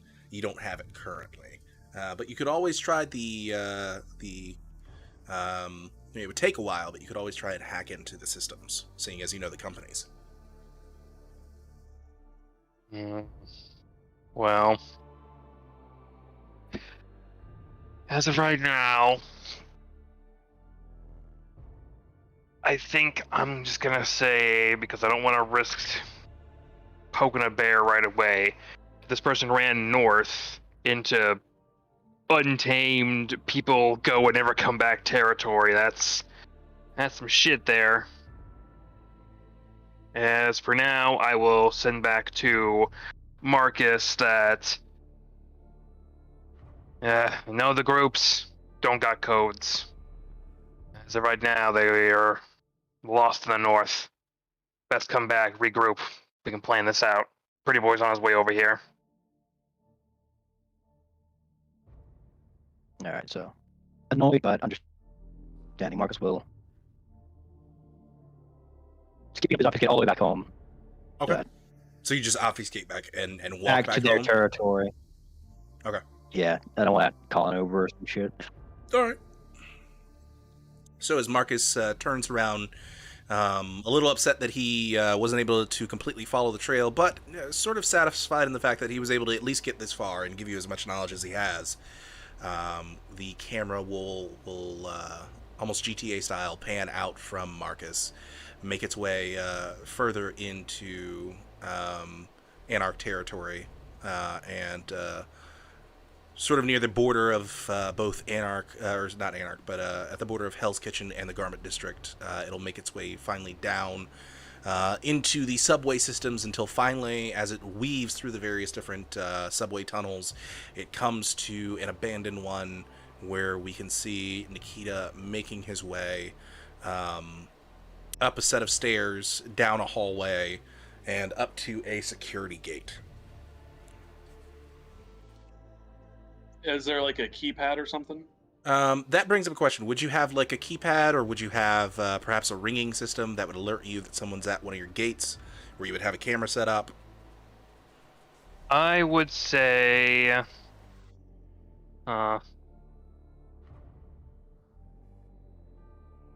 I'd say that I would have like a keypad, and since I have we have high security at my haven, I'm gonna say it's a keypad, but also like maybe a retinal scanner. So it's like, you know the code, but if someone overhears the code, they still need your eyeball to get into my place. Alright, so Nikita reaches into his jacket and takes out a fine red cloth and uses that to cover his finger as he types in the code. All right. And then he leans in and does his eye, and he would use the cloth to like grab the door and walk in, making sure he doesn't touch anything in this place. With that, would Nikita also be wearing perhaps fine leather gloves? He does not have fine leather gloves, no. That's why he uses his cloth to keep his hands safe. Okay. So we see you as you walk down the hallway with this cloth at the ready. You make your way past the security gate after typing everything in and doing the scan. Make a couple of turns, and as you go down some of these halls that if you were to go down any of the others, they would simply lead to false security doors that would lead to dead ends if anyone managed to get past the first one. As finally you arrive at the correct door, once again go through the process of typing in a keypad, doing the scan, opening that door to a second door, which is only 5 feet behind that one, where there is a ringer and a small personal camera set up to assist him within the actual haven itself. Nikita goes up and like presses the ringer and goes, "It is the Papa John bringing pizza." All right, hearing the ringer go off and closing up the text messages I'm sending to Marcus. Victor would very much go out with Roscoe on his shoulder currently and hit like the door buzzer for the way in, moving towards like the main little gathering area where you got like a living room table and chairs and all that kind of stuff. Okay, so you hit the door buzzer, and the camera quickly switches back to Nikita at the door. As Nikita, you hear the sound of almost, Department of Corrections reinforced door, several clicking of locks electromagnetically being pulled open as the door slightly shifts, letting you know that you can simply pull the door and open it at this point. Still using the cloth as the barrier, he opens the door, goes in, shuts it behind him, and You hear the electronic click behind you. And he gets a big smile on his face as he sees Victor and walks up to him, and he goes in like for a hug, but kind of doesn't connect as he does like the gesture of it. And he's just good to see you, my friend. I hope tonight finds you well, other than this troubling noise of poacher and turf. I found this. Maybe you can do something with it. At the very least, I don't want Johnny Law to grab our collar for us. As he reaches into his suit jacket and pulls out the evidence collection bag that has the cloth from the girl's hoodie. All right. Victor will take it, give it a look over, and fold it up and keep it on in his palm. Yeah, well, what are you gonna do? It's another night. Marcus went after her. Well, the way she went. Apparently, she took a lot of winding, twisting, and turning, and ended up north of here, crossing the border. It sounds like. Well, I very much hope that whatever goes bump in night doesn't take care of her up there. I very much want to get my hands on her. Maybe rip out arms at joint, make scream, suffer. Slow death, I believe, would be fitting. No? I mean, she murdered a kind on your territory, in your little neck of the woods, so I guess you got say. I was making sure that if someone skulked in here, we'd take care of it. For now, well, just more the reason that I gotta close some more deals, get some more cameras, and get more security set up around here. We got the space, but this is my worry about all that. Well, But- shaking hands, making deals, I can very much do. Maybe if we had more eyes above ground as well as below, this might be easier. Yeah, I got the ones below already. Sent some of my my little skitterers out there, but well, if you went north, I'm not sure if they're gonna find it necessarily. I sent her off to that neck of the woods. We'll see if they find something. Report back. You know, little details, little eyes, that kind of thing. Kita goes over to the cleanest looking chair and will set down his barrier cloth on top of it, and then sit down on the cloth. Okay. And as Nikita takes a seat on this fine, is it a sofa? Is it a chair? Is it a recliner? I would have gone for a chair just because I can sit on it without putting my back on anything. Gotcha. Yeah, mine would be a stool. Yeah, has a bar stool that he sort of pulls from essentially the breakfast bar, moves it over, sits down on it after putting the cloth down properly. And that is where we're going to take our first break. And we will be back in a few minutes with more Blood on the Hudson. See you soon, folks.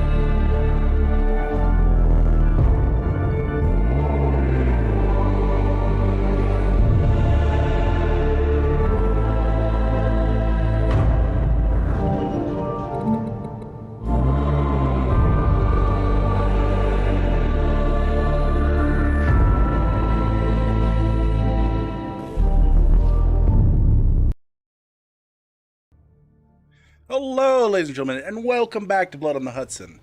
All right, picking up where we left off. The bar stool is moved over, a cloth placed gently upon it, as Nikita's bosom then sits atop the cloth. So, not your bosom, your butt. Anyways. My bottom. Yeah. There we are. I just belly flop on the stool. Yeah, that would be hilarious, but no, you know what I meant. But now, properly seated, the two of you look at each other.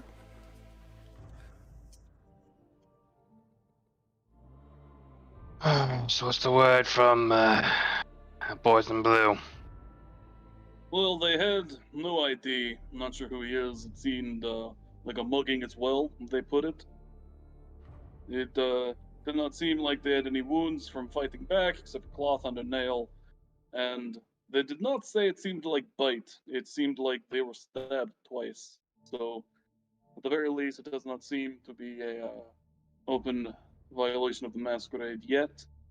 I will follow back, check in at the police station later, talk with coroner, and if necessary, take care of things. Victor, you Right. very much know that the police will eventually case through that area and grab as much video evidence as they can. Well, if we're gonna do that, still gonna be a thing. If I found the camera footage, chances are they will eventually. I don't know if I would know if I have access to Could you delete. erase? I don't know. You would be able to delete the cloud storage, not the physical copy. Physical copy is on the hard drive in the dealership. Well, I can get rid of people, trying to look at the cloud and all that stuff, but if we're gonna completely wipe the footage, we'd need to get into the dealership, look through it. Well, I happen to know someone who's very sneaky, good at breaking into places. He could get in there tonight. Get hard drive before cops can talk to the owner, get keys, go in. If you think we can slip in, be that. I mean, don't know how many questions it would raise if suddenly there's going to be a whole bunch of questions about why is conveniently it's all gone for this murder, but suppose questions about a murder are easier than questions about why is this woman ripping this guy's neck open with her teeth. Even if they think suspicious, they could be like, oh, it was planned, it was premeditated, this is where he meant to kill him. So they took out the camera before murder happened, so that's why there's no footage. They wouldn't necessarily be like, oh, look, it's kindred because there's no camera. So it's probably the safer bet.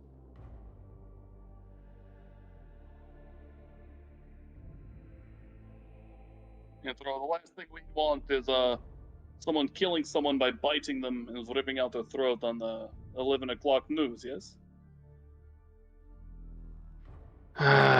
Well, it's been crazier things kind of done to each other. Well, we've got something to spend our night at the very least. Look into it, see if we can't get it erased, and worry about one problem at a time. Speaking of Cloak and Dagger, where is Marcus anyway? I can't say. No, he said he was on his way back here. Back from where? Well, like I said, he's the one who followed the trail through the sewers and all that, but I think he lost the trail when he got north of the border there. Told him I didn't have cameras up there, fortunately, so she'll be on his way back here. But how slow or how quick's up to him. The laid back and just kind of like, whatever, kind of a like demeanor that he's had this whole time goes away as he gets deadly serious and is just you should not be fucking around north of the border, especially not alone. Yeah, no, just where he got to tracking it. We'll see what what's what by the time he gets back here. Shouldn't be too long, I imagine. No. Just for character knowledge, he will have to pass back through the area of the crime scene if he's headed down from Central Park. And surely because it's a habit he's gotten into for aesthetic purposes, and everyone knows it makes you look cool, then Nikita takes out a cigarette and lights it. Yeah, very good, very good. Is it a recognizable American brand, or does he have Russian imports? It is a very nice. It is the Russian brand he smoked when he was still alive. Okay. So you watch as he pulls out a pack of cigarettes, a branding you don't necessarily recognize, or maybe perhaps at this point Victor would recognize the brand. But as he flips open the carton, takes one out, closes it, puts it gently back into his nice little hiding space in his pocket. Specifically, it is a Belomokoronal, Russian brand, made in Leningrad. But there you go.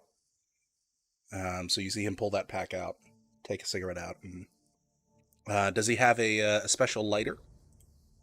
He has a beautiful gold-plated custom lighter that has the symbol of his church on it. Fantastic.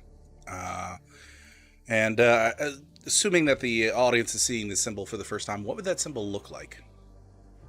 So, the symbol of his church is... Give me one second, let me bring up this picture.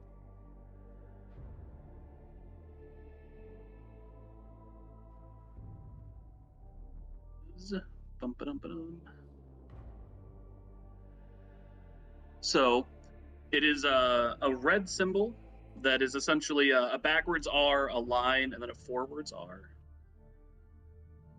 But it looks very like archaic. And if you give me 1 second, I will get you that image up.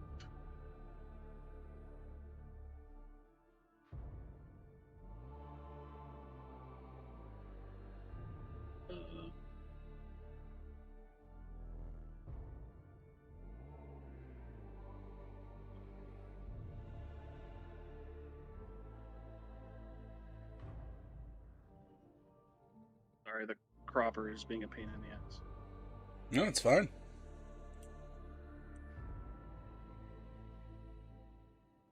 There we go. Excuse me. Save, and I'm going to upload it in to our Discord. Okay, and then I'll post it up so the audience can also see it. And it is this. So this is the symbol that you would see on the lighter itself. As he flicks open his gold-plated lighter, quickly activating it, and a bit of flame begins to light the cigarette before he flicks it closed once more and takes a drag from the cigarette.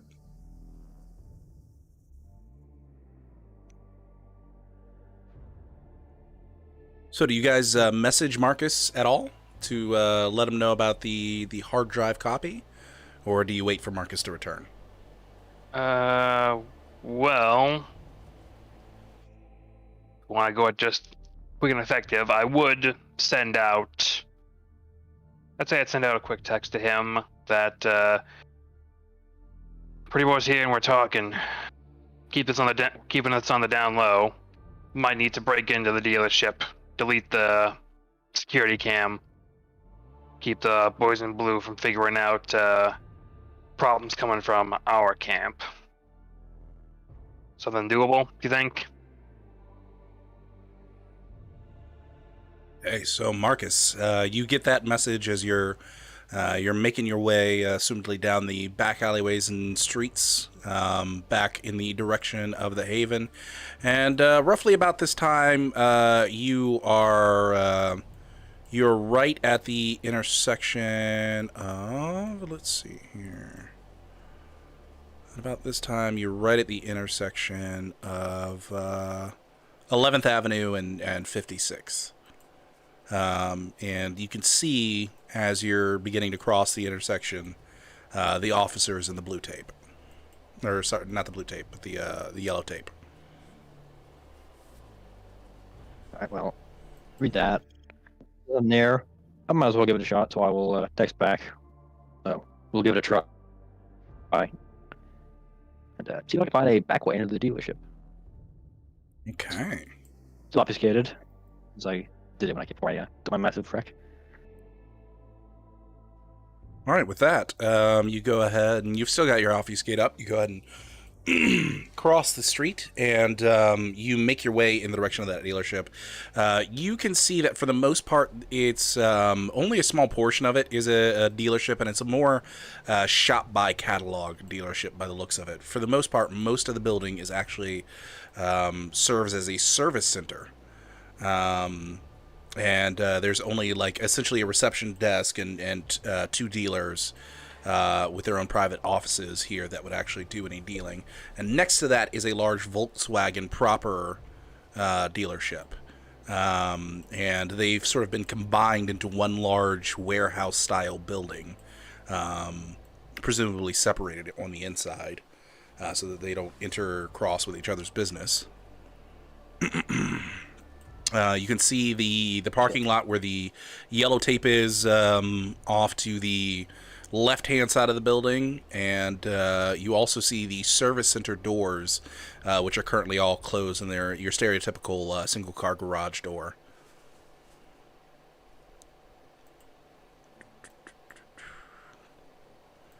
If you go ahead and begin making your way around the building, give me a second here. As you begin making your way around the building itself, eventually you would get past the Volkswagen portion of the dealership and come back to where Audi is marked off, and you can see that they actually have a staircase that leads up and into the building next to the doors to the service drive, and the staircase would it looks like that door is slightly propped open, doesn't have a security camera in front of it, and you can see a trail of someone taking a cigarette break over by the first service door, not looking at that door. Perfect. Opportunity for me. We'll use their negligence. Mm-hmm. So you go ahead and use their negligence to go ahead and slip into the door, and immediately you're brought to a staircase that goes roughly up about 4 stories. You're not sure exactly where it leads to, but in front of you is a large parking area for the various different cars that they have in the service area that currently aren't being worked on. And there's also a bit of a split-off portion with a glass window that lets you look out towards the front of the place, where you can see the 2 private offices, which currently don't have any lights on. But there is a individual sitting, a woman, maybe in her, from your best guesses, late 30s, Caucasian with blonde hair, who's sitting behind a reception desk with a headpiece on it. It looks like she's currently talking to someone, although through the wall you can't currently hear the conversation that she is having. There is a large set of doors that lead into the rest of the service garage, and in the far back right corner through the service garage you can see that there is a doorway that is marked security. Okay, security probably will keep the cameras, so I will go to the door there. You make your way through the service garage way, making your way past various different scattered toolboxes and cabinets, the occasional vehicle here and there. It is decently clean in here, just with a bit of tool scatter here and there. But you make your way back to the security door, and you can see that the door is also propped open, and you begin to hazard a guess that it's maybe that security officer who's taking that smoke break. As there are about 12 monitors that are lined up against the far wall, all currently on, and one of them has a clear view of the parking lot. up in the top left-hand corner of the monitors that are visible. Next to the computer system that's recording all of this is what looks like a massive DVR system, an old one at that, probably from the mid 2000s, mid early 2000s, sitting up in the Hey, as corner. long as it's not VHS. It is not VHS. It looks like they may have recently, or they may have just stuck on CD-ROMs. So I'll see if I can find the CD-ROMs marked for the time when the murder happened. Okay, as you begin looking over the workstation, you can see that there's a filing cabinet next to all of this that doesn't actually have letters on it. It just has numbers. And it goes back from 2003 to 2021. And I'd like you to make me a wits investigation.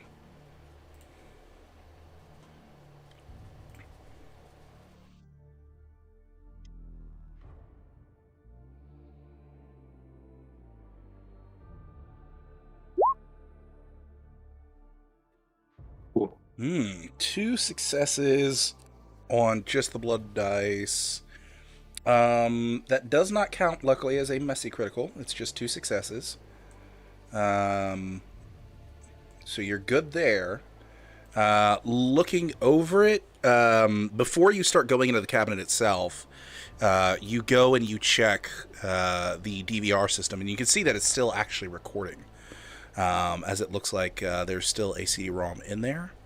And as you carefully hit the eject button, making sure to not leave any fingerprints, you can see that there's a fresh CD-ROM that's in there that looks like, as you take it out, it's been marked for today, and it looks like it has a start time of the night shift. I will take that out. I will see if I can find a blank one to put back in so that it is still recording. Yeah, he's got a bit of a one of those old CD-ROM stackers for like fresh cases of CD-ROMs, where there's about 50 CD-ROMs in a stack. And you can see one of them's cracked open. It's got the plastic all over the security desk. And lost Wade, or no, we didn't. We lost Nikita, who is now back. And all the cameras shifted, but that's okay. You can see one of them has been cracked open not too long ago, and while the cover is still on the top of it, it looks like 3 of the CDs have been taken out of the pack previously. And there's a little label gun So yeah, I'll put next to that. Yeah, put a blank one in, and Okay. make it restart recording. So this will say. So go ahead and Please, crack open the casing, open it up, grab a new fresh CD-ROM, go ahead and slide it in there without any labeling, and tap the record button. Alright, my Discord shit the bed there for a minute. I just That's restarted it. totally fine. No worries. Now that I have the CD, I'll get out of here. Okay, and with that, you quickly make your way out of the security door, make your way across the service floor, get to that door, and just as you push through the doorway, you can see the cigarette hit the ground from over by the first service door, and the guard begins to turn the corner as you barely manage to get the door back in place properly. And you are free to get on out of there. And I'll start making my way back to the hideout, and I'll shoot a text. Got the footage. Should I destroy out here, or bring it back to destroy for destruction? I don't think should be destroyed. We should keep for our own records. Yeah, I would send like the text that bring it back. That way when we delete it, we're the only one with the copy. Ready? Keep on keeping on. With that, you safely tuck away the CD and continue making your way down the various different streets towards the Haven. As the camera then pans back to both Victor and Nikita as Victor types away at his phone. All right, well, seems a boy came through. Got in and out, no one the wiser, and got the right CD, it sounds like. Excellent. What is it you Americans say? If I'm in love when plan comes together. Yeah, something like that. But we just gotta wait for him. Shouldn't be too long. Place wasn't too far from here, at the very least, so he'll be back here. We can look through it. In the meantime, I'd offer you something to drink, but I know you don't prefer my type of beverage. No, if I'm going to eat, I'm going to have a meal. And he winks and takes a drag on his cigarette. Alright. In that case, Victor is going to attempt to maybe glean some information from the cloth that has been gathered in the meantime. I don't know if it's like just fibers. Is it like a scrap of it, like a patch got ripped off or something? It's the tiniest patch that would have been. It was enough material to get caught underneath the index finger, under the nail of the index finger, and that's what you've got. Ain't much, but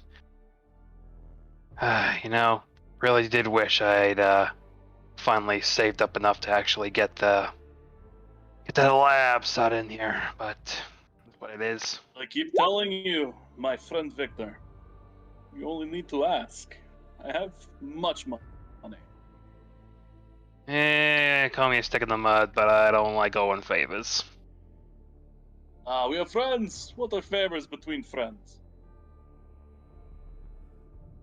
I'll keep it in mind. I'm saving up. But for now, based on like the quality of the cloth, is this very clearly like hand-me-downs, like street rags, or does it look like it's just been like a good quality fiber? Make for me. Let's see here. Probably going to be a wits investigation, but just to double check to see if I want to throw anything else at you, I will go for actually make for me intelligence investigation. Okay, intelligence investigation. That is a dice less, but make do. So intelligence investigation. Oh, click. Come on, click. Oh, one more time. No extra dice. Excuse me. Ugh, one success. With one success, store-bought, Wait, willpower it. but yeah, you could willpower for 2 dice. As that was it reroll 3? No, you have you would have 3. Unfortunately, your third dice is underneath your hunger, unless you want to re-roll the success that you already have. That's the only way you would get 3. You cannot re-roll hunger dice. Okay, gotcha. So if you spent a point of willpower, you'd only be able to re-roll 2 of them, or sacrifice your success in hopes of more successes. For instance, to try and get a critical. I don't think so, but what the hell? Everyone else has rolled a willpower. I only have so much of it, but why not be part of the club? Well, it is only a temporary loss of willpower. Yes. Oh, does that come back at the start of every day or something? At the start of a new session, it will come back with either, I believe it's your resolve composure, whichever is the highest, you'll get that many dots back in willpower at the start of a new session. In theory, I could spend 2 willpower per session and then come out even at the start of the next session. Yeah. Alright, so big money, big money. Hey, 3 successes then. All right. Total. Fantastic. There we go. 3 successes. Store-bought, relatively new It looks like there's also a recent food stain on it. You're not entirely sure what kind of food. It's not anything obvious like ketchup or anything like that. And high thread count, so probably was on the more expensive side. Alright, well, that's at least interesting to work off of. What is interesting, friend? Well, you see here, and I'll just hold up the cloth. Now, I ain't no seamstress. I sure as hell don't know fancy suits like you do, but I do know this ain't look like your average bum's clothes. It's got, a lot of thread count to it. Reasonably recently bought, pretty fresh. I mean, it's got some food on it, so even before. Actually, does the food look like it's long crusted in, or does it look like a recent stain? Recent stain. Like, might have happened tonight. Well, it's just my theory here, but see the stain here? Now, I can't tell you shit about what it is, but based on how fresh that is, unless our would-be kindred friend decided to steal someone's clothes before going on a feeding frenzy here, this is happening fresh. Tonight, maybe. Tonight is in maybe some fucking asshole decided they wanted to make a child there, but didn't want to supervise their first feeding. It's my theory, anyway. Maybe we could talk to Baron, see if anyone around here was authorized of embracing. Because if someone has, and their child came into our territory and fed, that is a big no-no, as said, and maybe they'd solve the problem for us. I mean, if you're fine with the bigwigs getting involved, it's an option. Yeah, I thought you were all gung-ho about justice into our own hands type of thing. Oh, I firmly plan on killing whoever it was responsible. It is disrespectful, to put lightly, fucking abhorrent, to put bluntly. But if it was an anarch, we could know whose lives should be miserable down the road. Fair point. Never hurts to keep things official. Keeps all the bigwigs happy with us and not glaring at us for whatever we're up to. So maybe not get big wigs, as you say, involved until we hit brick wall. If we can't finish ourselves, then I don't see why not to use all the resources at our disposal. Sure. If they want to play this, I'd say no problems with it. Wait for Marcus to get back here. Maybe get another look at that tape. Unlikely, but hey, who knows? First party sources, maybe it's a little bit better quality, but we'll see how it works. All right, with that. Very good. So, roughly about an hour will pass as you hit about, I'd say, 9:30 at night. And you can hear the sound of the buzzer once more. The camera to the setup door quickly flashes and would show that no one is currently standing there. Well, I've probably been roommates long enough to know, oh, no one's there. I'd hit probably an intercom thing and what's the password? Give the password because we never worked this out. Right answer. There ain't no password. Welcome back, Mark. And he'll hit the buzz in button. Okay. And, Once again, the electronic. Yep. When he comes in, Nikita would get up and cross the room and just be like, "Marcus, my friend," and probably go to give him a hug until he sees there's do work gunk on him, and then just kind of stop and take a step back and just be "You want smoke?" I won't hug you, but I'll give you a cigarette. I prefer a Um, shower, but thank. And he will pull out the CD-ROM. Here, good old technique. I love how you can just blend into a room, my boy.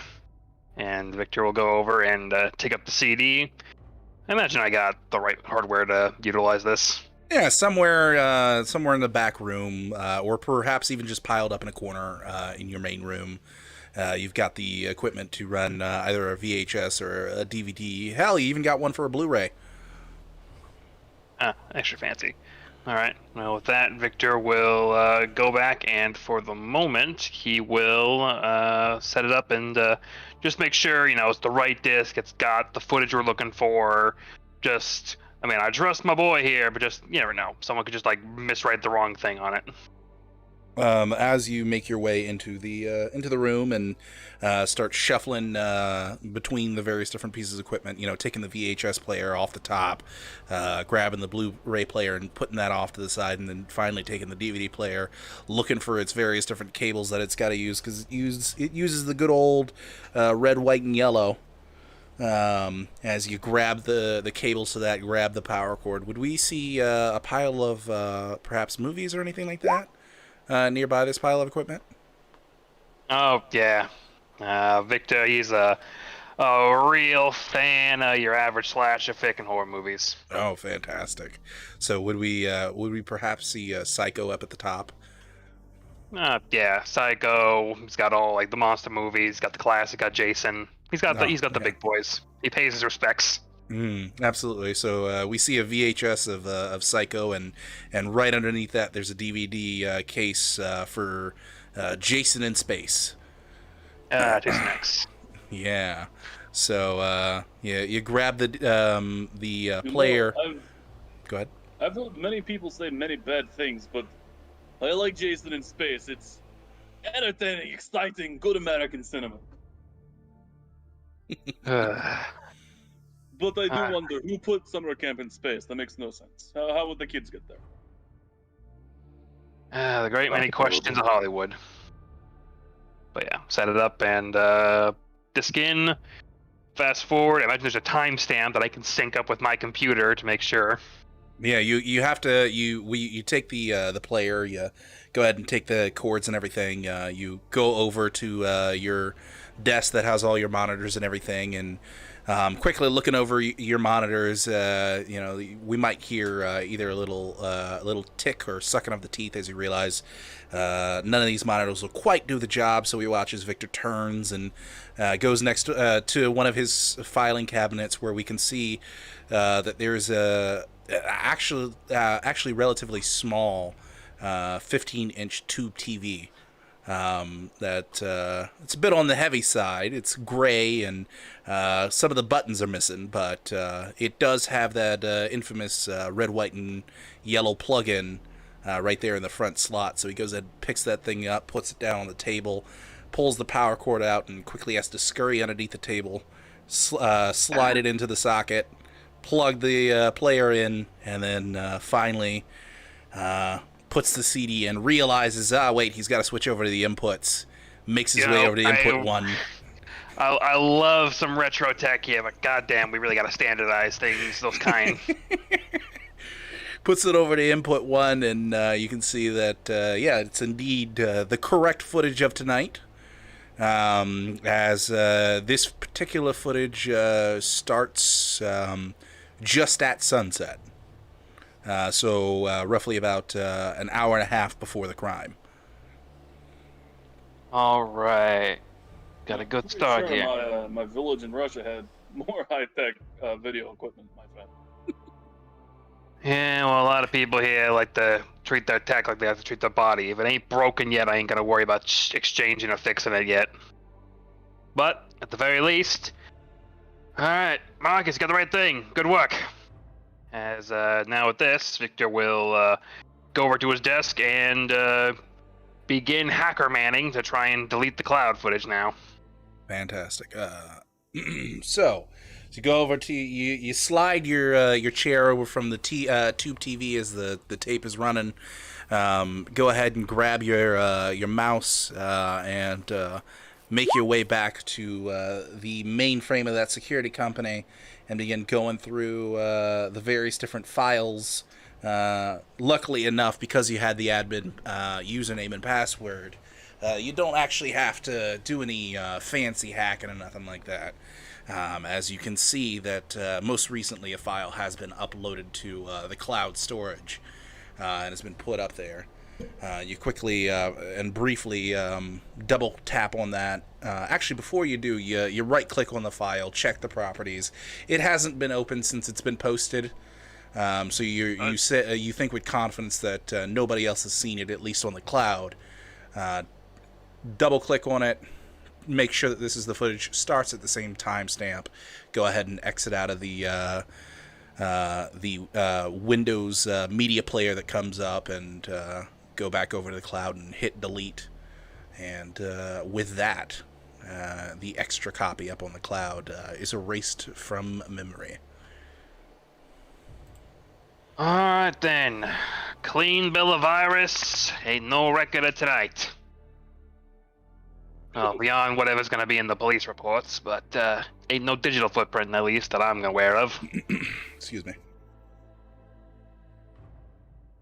And real quick, folks, we're gonna take maybe like a 1 or 2 minute break. We're gonna try and get this camera fixed, and then we'll be right back. See you soon.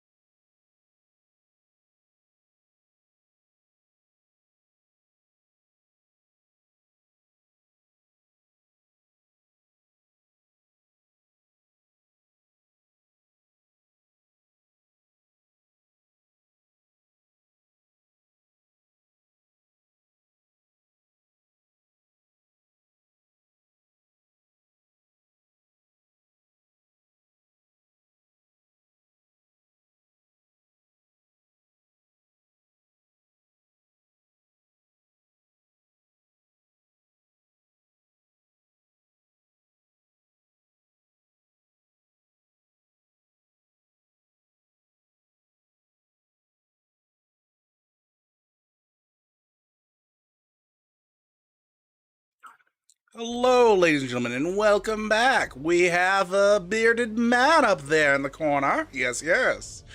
As we've gotten the camera back working, getting back into the scene.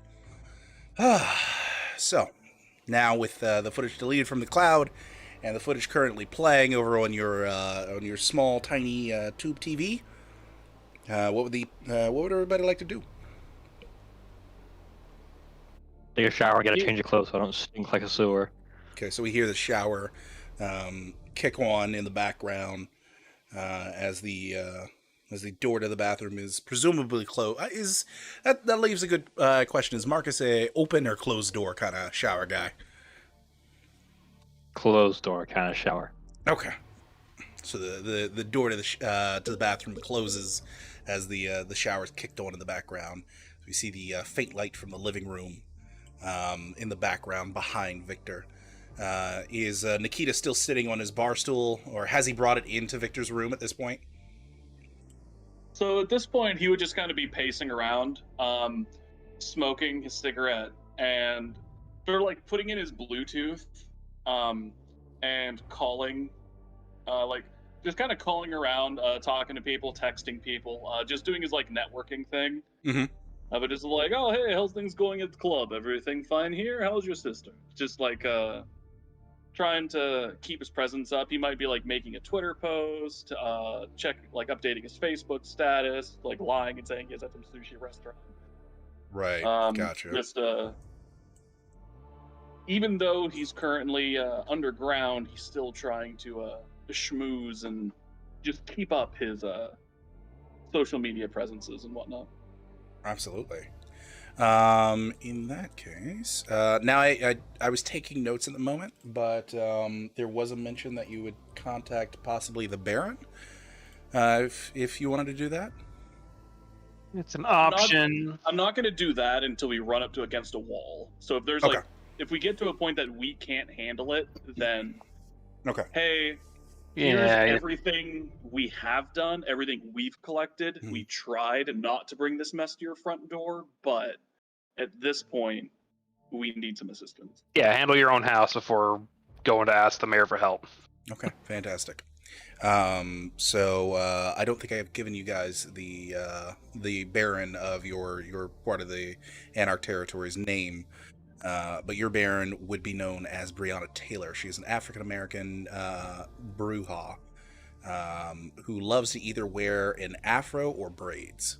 And you can often find her at her MMA studio, which is in the Garment District. While she doesn't haven and stay usually in the Garment District, that's where her studio is, but she physically usually holds audiences in the Diamond District. Could you say her name again for me? Brianna Taylor. Brianna Taylor Bruja. I'm just adding that to my notes. Mm-hmm. Yeah, I got it on mine. All right. Well, then coming out of his room. All right. No digital footprint. We got the only physical copy of what's going on tonight. So if anyone's gonna get leads on this woman, it's gonna be us. So, not planning on taking this to the Baron just quite yet. Don't want to bug her. So, my thinking is, we're not sure where she went. She went into free territory. Maybe just to figure out where she might have came from.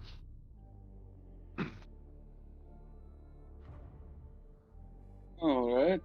Well, but where did you say you think she came from? Oh, that's the golden question now, ain't it? I know she came out of nowhere at the dealership, but let's see if I can't work some magic. See if I can't figure out where she came from.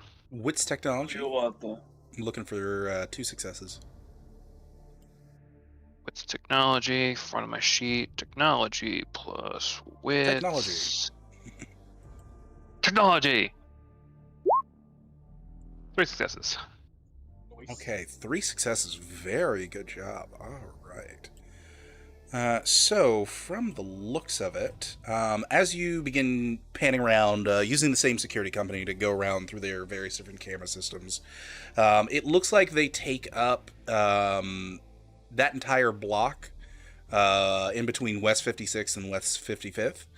And they also are, they have a few of the apartments around West 53rd and West 54th that also are secured by them.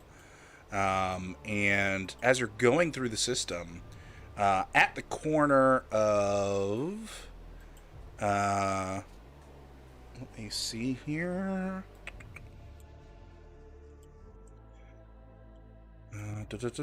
Yeah, so right when you are flipping through some of the cameras, you come to a apartment building that is on West 54th Street, and you can see that there's actually another parking lot that is on this camera, and you're looking around roughly within probably a 10-15 minute time margin from when she approached the guy to give her time to actually get there. And you can see her stepping out of a parking lot. Well, actually, she's in the parking lot, and she hops over a black fence from that parking lot. And she steps out from behind a black Mercedes. It doesn't look like she was in the Mercedes, though. And rewinding the timestamp beyond that to try and see where she came from in that parking lot, you see that the Mercedes was parked there for a long time, but you don't see her in the Mercedes. All right. If I were to use that camera and rewind, just like a quick glance, is there any point that Mercedes is gone from that spot?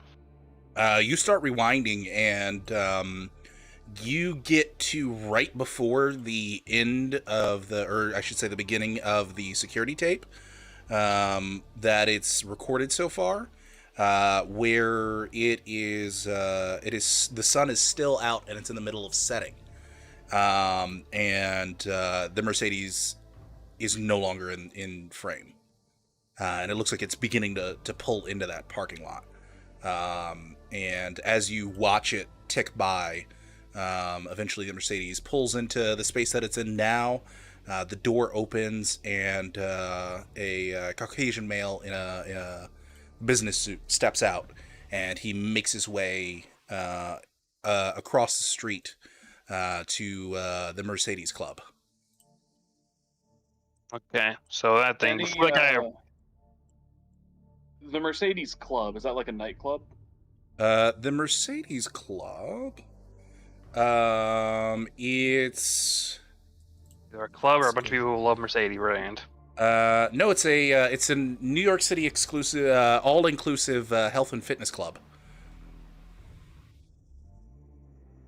All right. Okay. Well, I wouldn't necessarily frequent fitness clubs. Guy, like you have no heart rate. What's wrong with you? You should be dead. Looking, kind of like looking at the video over his shoulder, being obnoxious about it. Would I, any chance, recognize this individual in the suit with all the rubbing of shoulders that I do? Go ahead and make for me.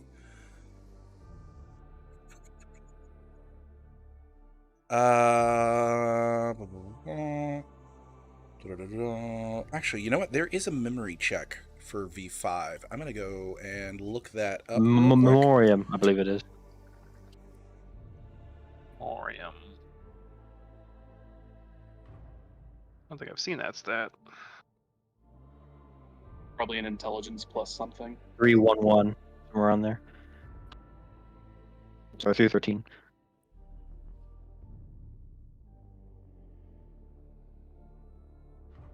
Is it 311? 313, I think he said. 313. Oh, 313. On to 314. On to 3. Let's see. Here we go.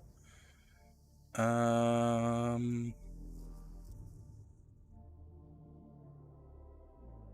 no. Memoriam is short flashback stories that you could do.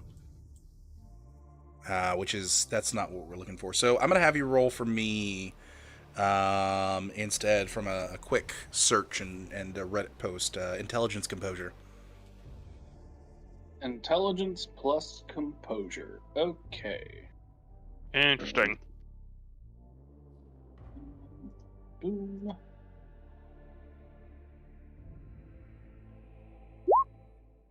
Two successes. Um, you barely recognize him. You were at a Christmas party 2 years ago, and you were introduced to him by a Daniel McMasters, one of your followers, one of your devout followers, an accountant for Wall Street. And he introduced him as a personal friend, but the name is escaping you. However, that face is very familiar. He hasn't come to any of your to any of your gatherings or any of your sermons or anything like that.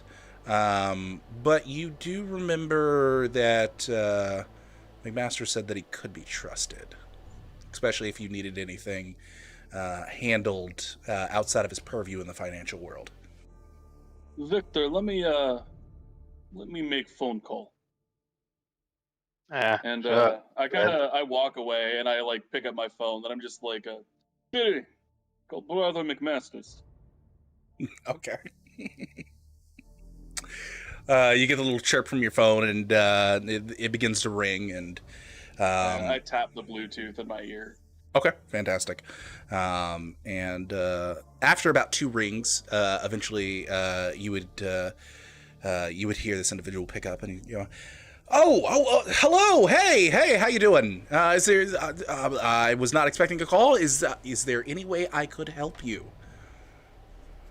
Please, you know you do not need to jump over moon, as they say. You are very.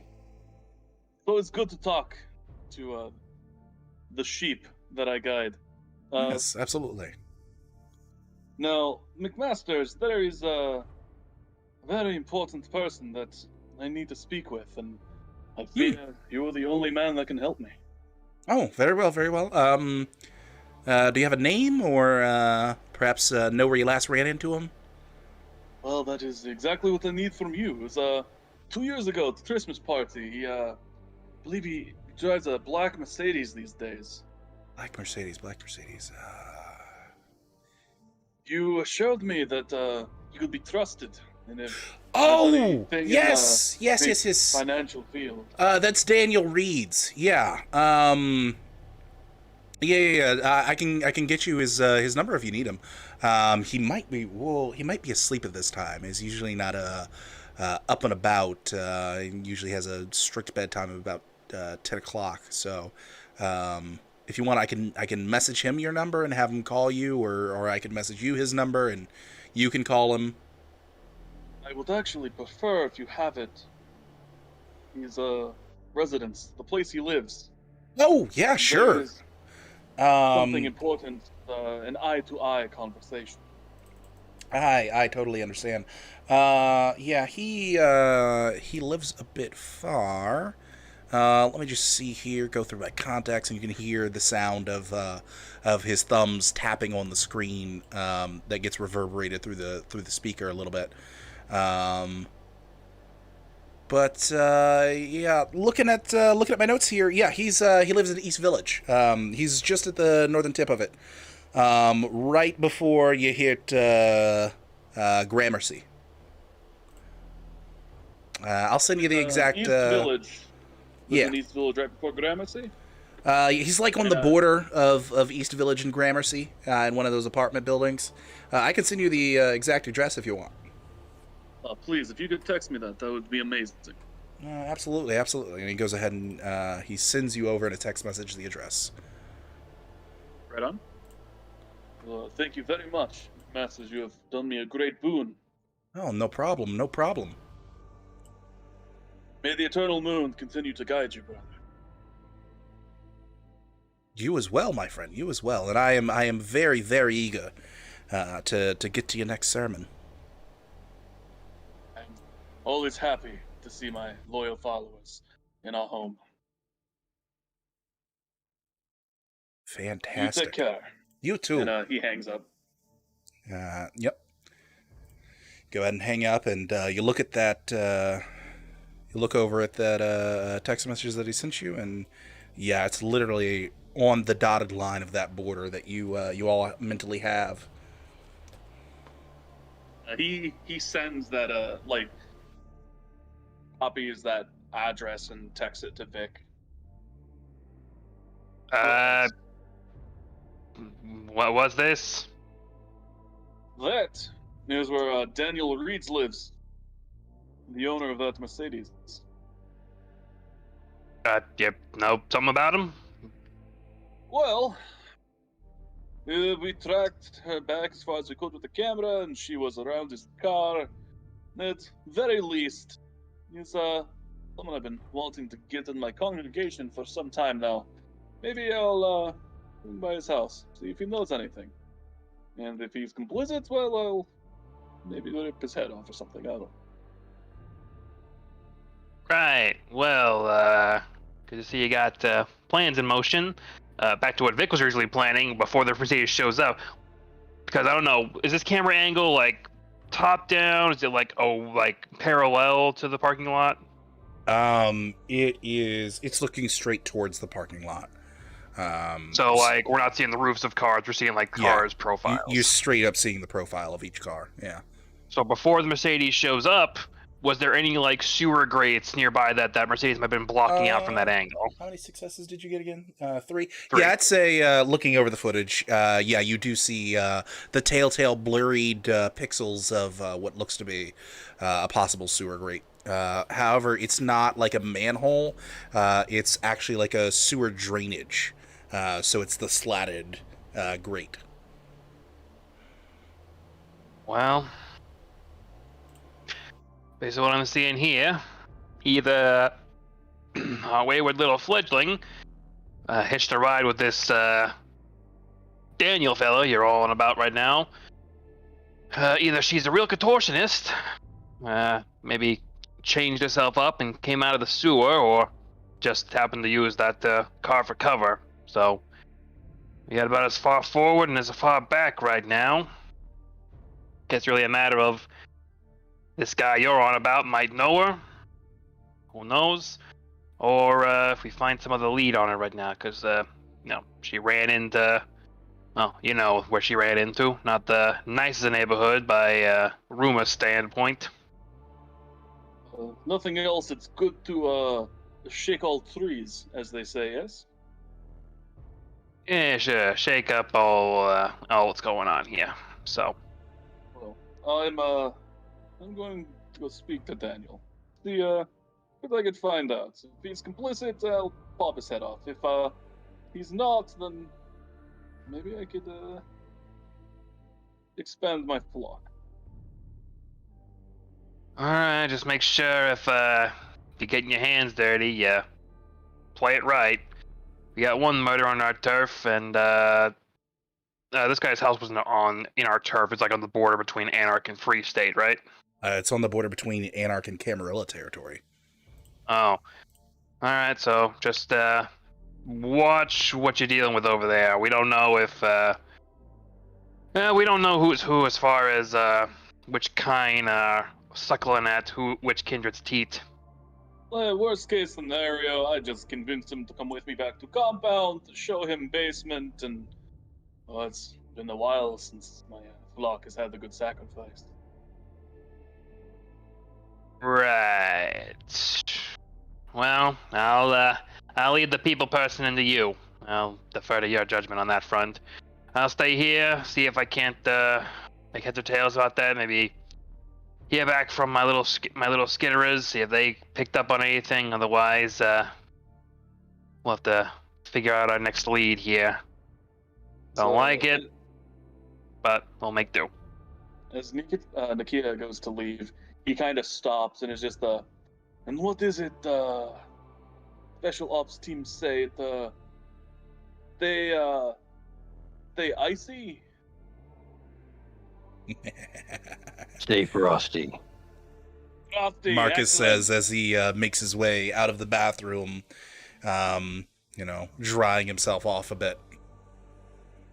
Stay frosty, Right. my friends. And he just bows his head a little bit and makes his way out. All right, well, Fantastic. watch you go and settle into my cross-referencing. At very best, my ex-lead is just whatever cameras might be around that parking lot, maybe a different angle, just to see if she really did come with that Mercedes or if somewhere else. Who knows? Okay. You could try hacking into another security company that is in that area that controls more of the cameras in that area. As this is sort of the extent limits of the security company that you're currently logged into. Well, I mean, we're gonna acquire more companies eventually, so might as well get the foot in the door, I suppose. Try to hack in a little bit here and there. All right, fantastic. With that, I'm going to need from you. This is going to be intelligence technology. I'm looking to get 3 successes here. Oof, this is gonna be I can do the blood surge thing, right? I gotta rouse for it. I believe you can. Hold on. I'm going to say yes, and then I will check the rules later.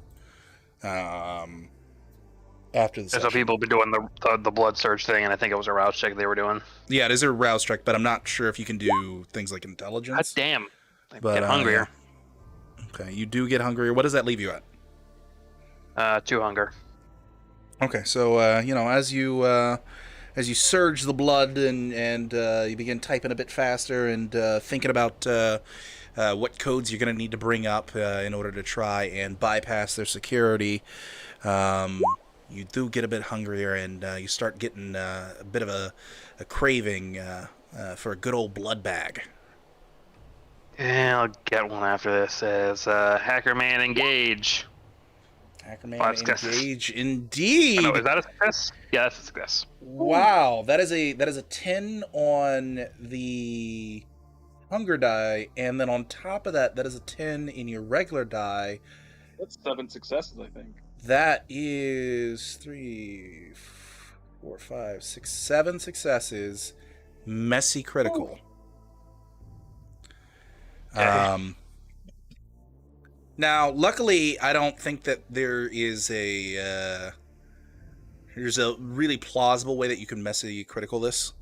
So I'm not going to punish you for a messy crit in this instance. However, you get in, and not only do you crack through their system, but you can add in that you now have the administrative username and password for BlackRock Security, New York.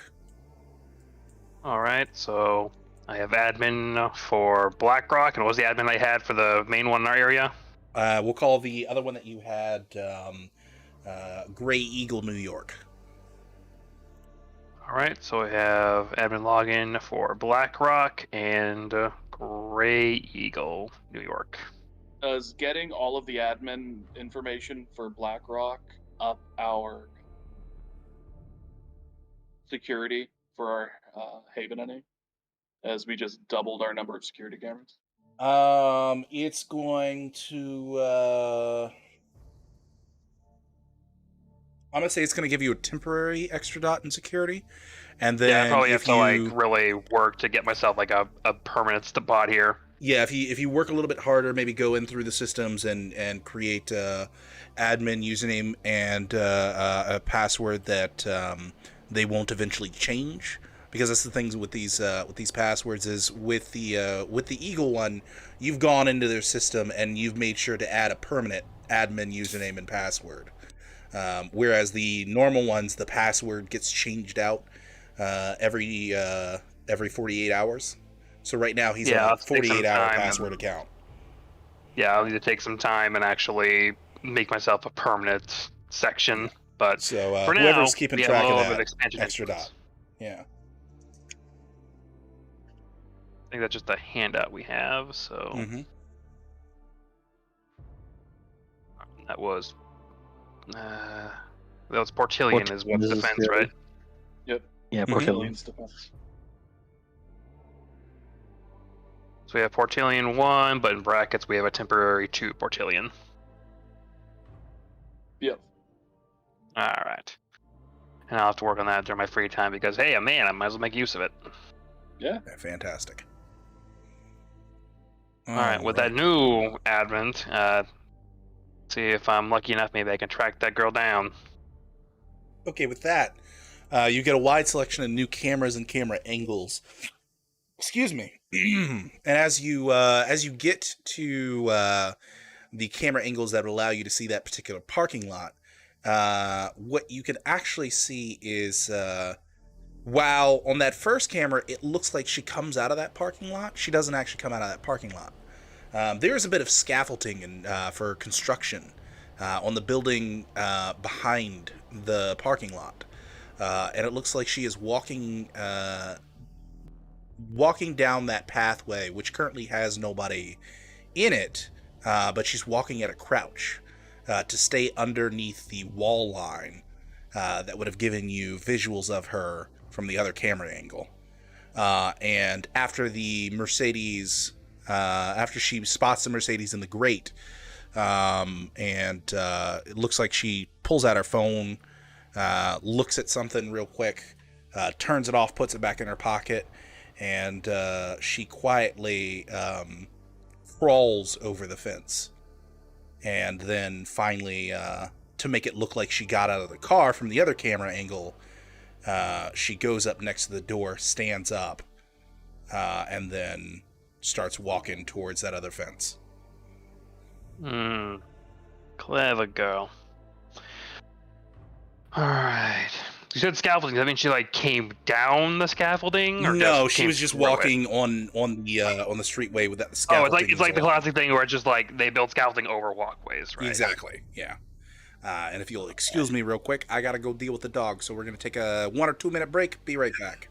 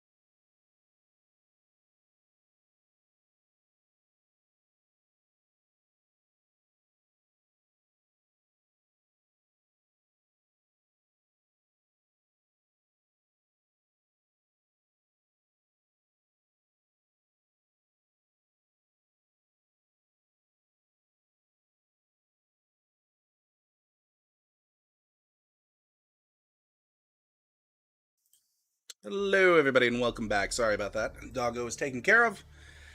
Getting back into the situation. You see this footage. Mhm. I did think of a way for the messy crit to come into play. Ooh. He was so viciously and furiously typing, doing his Hackerman stuff, he busted off some of his keys. Alright. Good keyboard. Damn it. Yeah, alright. So as you were typing away, 4 of your keys come popping off. They can be put back. You're gonna have to jiggle it a little bit. Damn it. All right. Well, I got that information, and considering Mark is still here, bring him up to speed. So, good news. Got some cameras, new ones. It's temporary. I'll try to make it more concrete. A couple nights or two before they can kick me out of it. But based on the look of the thing, this girl doesn't look like she was a passenger. Looks like she was skulking about. Saw the car. Must have saw the cameras. Didn't see the ones that I got access to now. She used the car as cover. Made it look like she got out of the car and then abandoned it. So we got. I don't think this is necessarily my first theory, which was, new kindred, left to her own devices, attacked someone without knowing. No, this is someone out and hunting, and apparently had some kind of hunting mishap by the look of it. Equally bad, but still no clue if she's Camarilla, might be Anarch. Worst case to worst, she's Rogue, but we'll have to figure that out as time comes to pass here. Considering she ran into free territory, likelihood of Rogue is higher than is comfortable. Based on the direction, like she was approaching, was she like eastward, or was she coming south when she saw the car, and then maybe she just did a big U over the night? It looks like she was coming from the east, and then started making her way north, and saw that probably saw the cameras at the Mercedes Club. Began to make her way north at a crouch, and then cut across into that parking lot, and then stood up next to that Mercedes. All right. So if she's Rogue, she's making a real field day out of it. I mean, otherwise, plenty of other coteries out there got control of this little part of the New York here. So could just be someone who got in bad their own way and figured if they fucked up and murdered someone on someone else's territory, run to the free state. So could really be a coin flip between Anarch and Rogue, but at this rate, call me if I'm being a little too quick on this draw, but I'm definitely thinking this is either our turf or Rogue right now, because I don't think if they're Camarilla, they wouldn't go all the way into Anarch grounds, murder someone, and then run to the Free State instead of back to Camarilla territory. They don't get nearly as much protection if they go into the wild territory. Well, if you need me to go backtrace their steps where they came, if you can find a way for me to do that, I'll head out. But till then. All right. Well, at the very least. Take a wander. Maybe we'll learn something. You never know. Yeah, keep me posted if you're gonna go wandering. At the very least, I'll let Pretty Boy know we got another lead, but he's still gonna probably want to follow this up on how he likes to grow his people. As knowing he's probably driving at this point, I will give him a proper call. Doesn't worry about texting. What is Nikita's ringtone? It would be the song "Rah Rah Rasputin" in the original Russian. Fantastic. Lovely. So we hear that go on off for a few seconds before you tap on the Bluetooth, and you have the beautiful voice of Victor appear in your ear. Hey, Nikita. No, you just left, but work some of my magic here. Got a next follow-up lead. No, you gotta go talk to this guy. You can still do that, but based on what I'm seeing here, I don't think this was anything random at this point. I may have sliced into another company. It's for the moment we got more cameras, and those cameras showed me that looks like this girl. She was walking normal, saw the car, saw the cameras at that club. She got to go down and squat, moved, and then tried to make it look like she got out of the car. So someone was on a hunt, definitely looks like, as opposed to just some addle-brained new fledgling that just didn't know how to bite someone right. So she is cunning like fox. Very interesting. I Yeah. don't like idea of a calculated targeted hunt on our turf.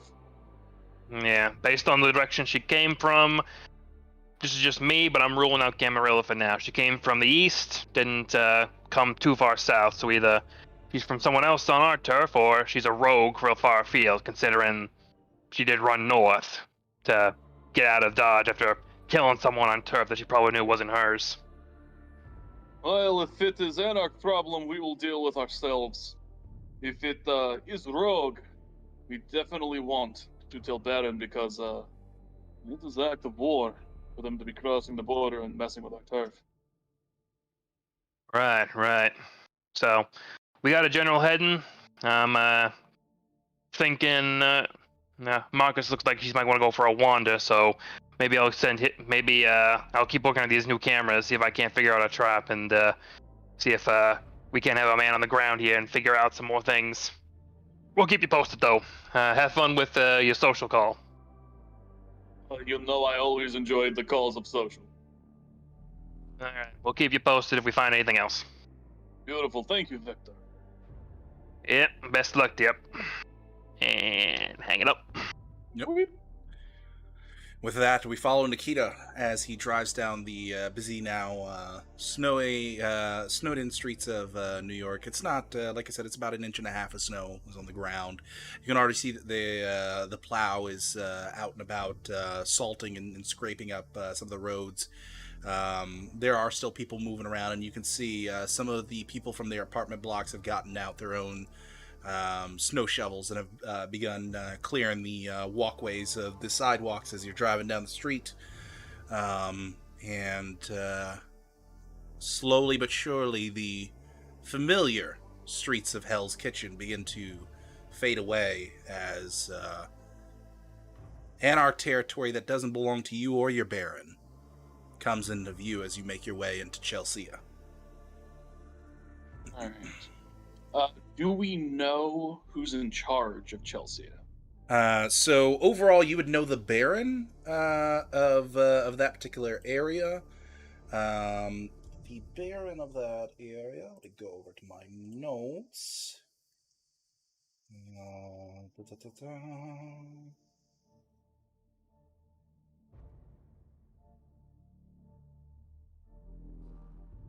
Is a Michael Sampson. And Michael Sampson, to the best of your knowledge, while his clan hasn't necessarily been entirely been revealed, it's been theorized that he's a Toreador due to the pomp and flash that he puts up. However, some people argue Ventru because he does dish out quite a bit of money. Is the place he normally holds up on the way for where I'm going? The place that he normally holds up. Let's see here. Sorry. This was the Baron for, what was it, Chelsea? This is the Baron of Chelsea. In particular, give me 1 second here.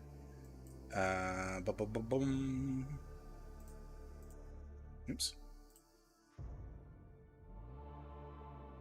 So it would all depend on how far in the Chelsea you wanted to go.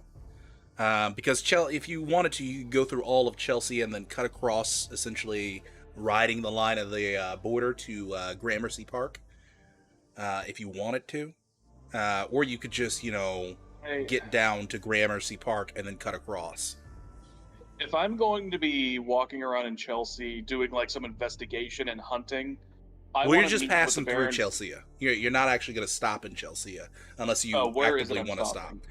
Where you're stopping is, I believe, Union Square. Yeah, Okay, so no, you're gonna pull whoever- through Union Square, and then after you get off Union Square, the address that you have is gonna be on Cornell Edwards Way.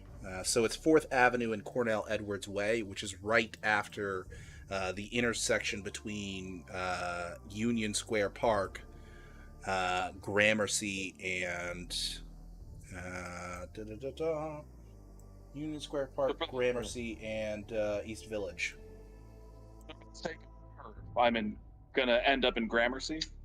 Yeah, you're gonna end up. So it's one neighborhood into technically Camarilla territory of East Village. Okay.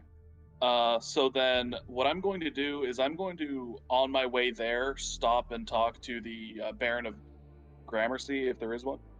Yeah, the Baron of Gramercy is also the Baron of Union Square, and their particular place of choice is gonna be. Da, da, da, da. Let's see here. Give me a second here.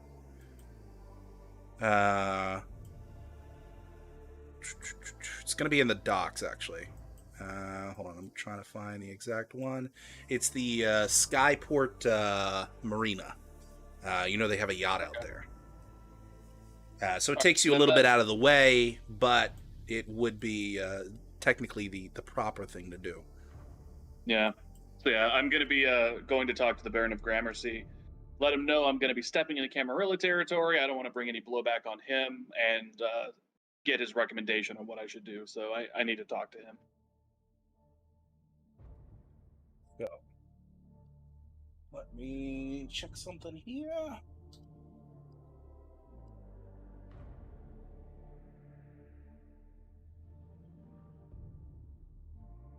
So the Baron of Gramercy is Jason Parker. Well, Mr. Parker, I'll go. Okay. So you go ahead and you make your way through Chelsea, through Union Square, cut across into Gramercy, make your way up next to Peter Cooper Village, where you can begin to see the Skyport Marina. And immediately you spot out his very large yacht that is parked up on one of the docks. And with that, you turn into the large parking deck that they have up there, S&P parking garage that they have. And it's like a $5 charge to get into that parking lot.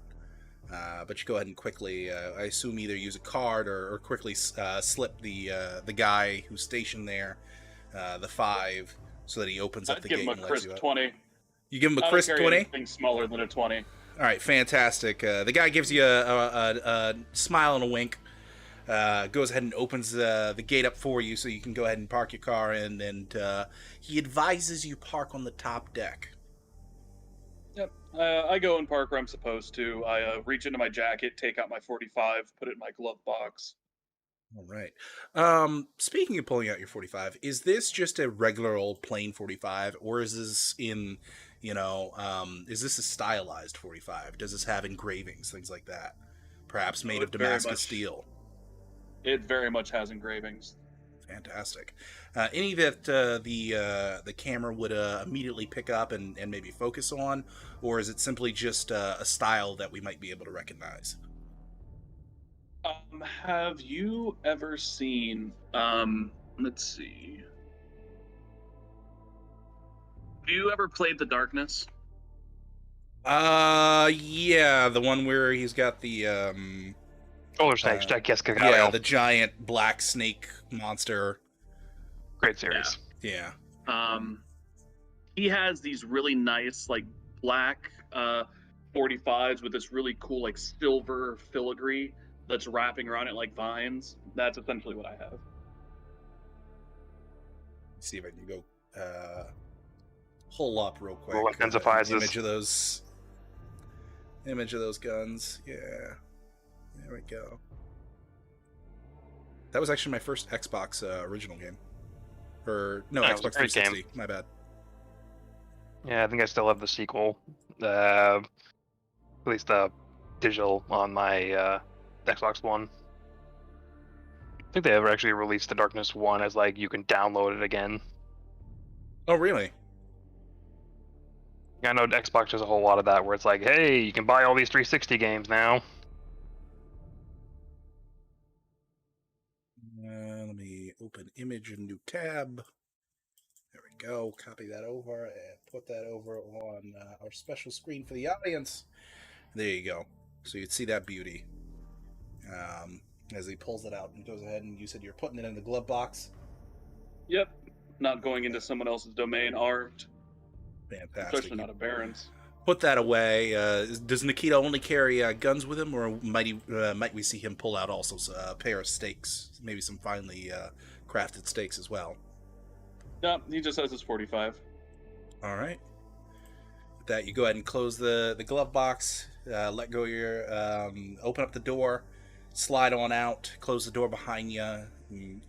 Press twice on the little button, and here's the car gives a resounding chirp that it's been locked. And start making your way quickly down the stairway back towards the street level, where you start walking over towards the dock itself of the yacht. You can see that several lights are on the yacht itself, and there's 2 security guards who are stationed on the dock that leads to it. And you can see that there's a gangplank that goes up towards the yacht itself, so that you could get on to it. And you do hear a bit of music coming from the back of the yacht. It sounds like a couple of Joyner Lucas's new tracks. Yeah, well, clearly anything other than Russian music is trash, but hey, whatever. To each their own. That means Nikita has just on a record, like a good vinyl record, they're just blasting Soviet national anthem. Oh, Katusha's like the first song.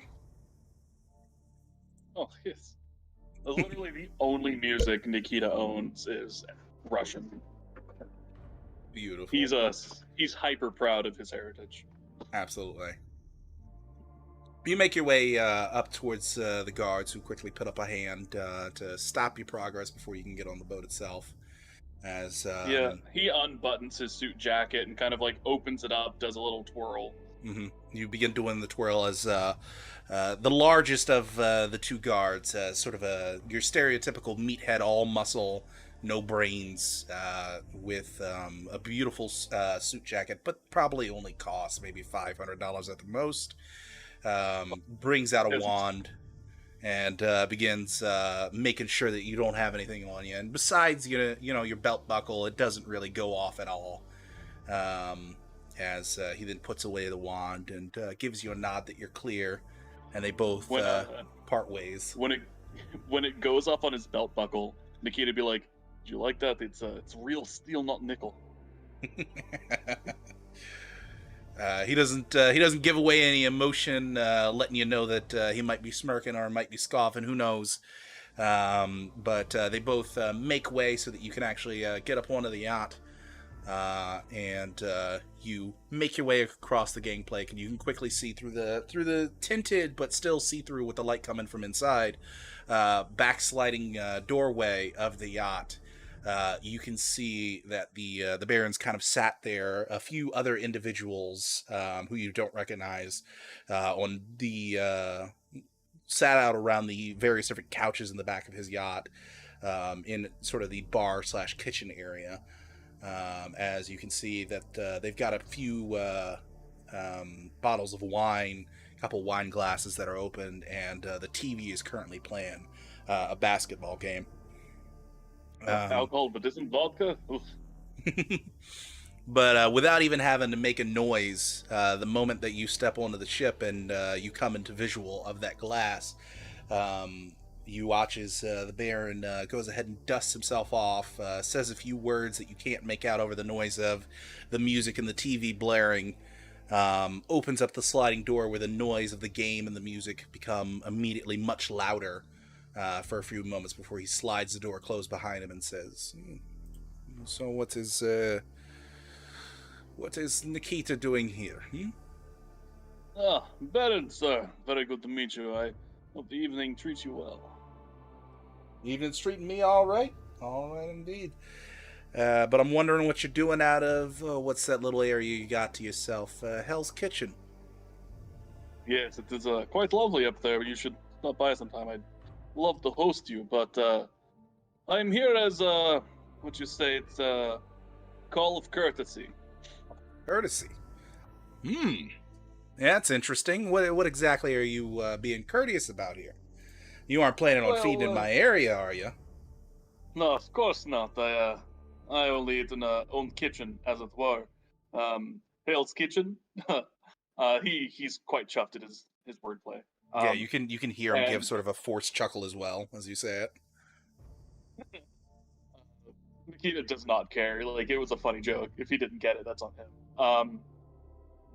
No, see, there was little problem, nothing serious, dealing with it, but I need to cross the border about a block into East Village, and as that is touching borders with you, I did not want to do anything without letting you know first, just in case there's problems or blowbacks or annoyance, and checking with you to see if I should declare myself to anybody in East Village for poking around, or if I can just go in, not going to cause problems or troubles, just talking to someone, 10 minutes tops, then leaving.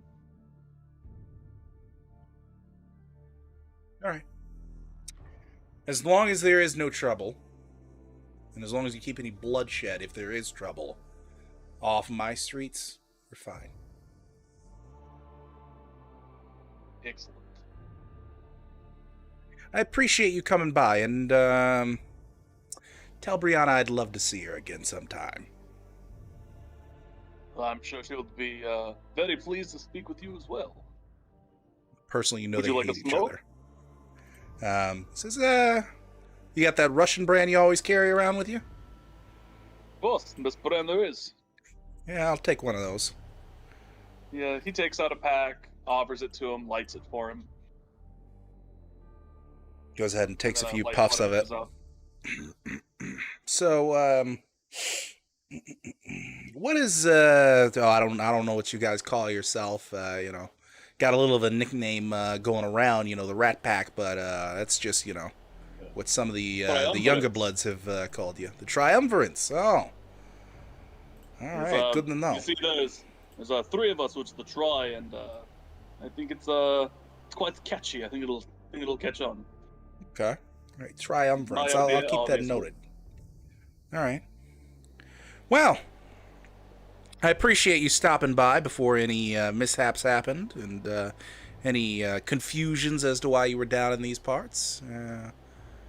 It shows Look, class, character. I do not like to stomp on toes, as they say. Yes, mine are particularly sensitive. After all, and he looks down at his immaculately kept dress shoes. You got to keep up appearances. All right, so this is purely for an ego boost thing, but comparatively, better kicks. how nice are my dress shoes in Oh comparison? boy, what's your resources? My resources is, I think, 3. Okay. Uh, He has resources 4, unfortunately.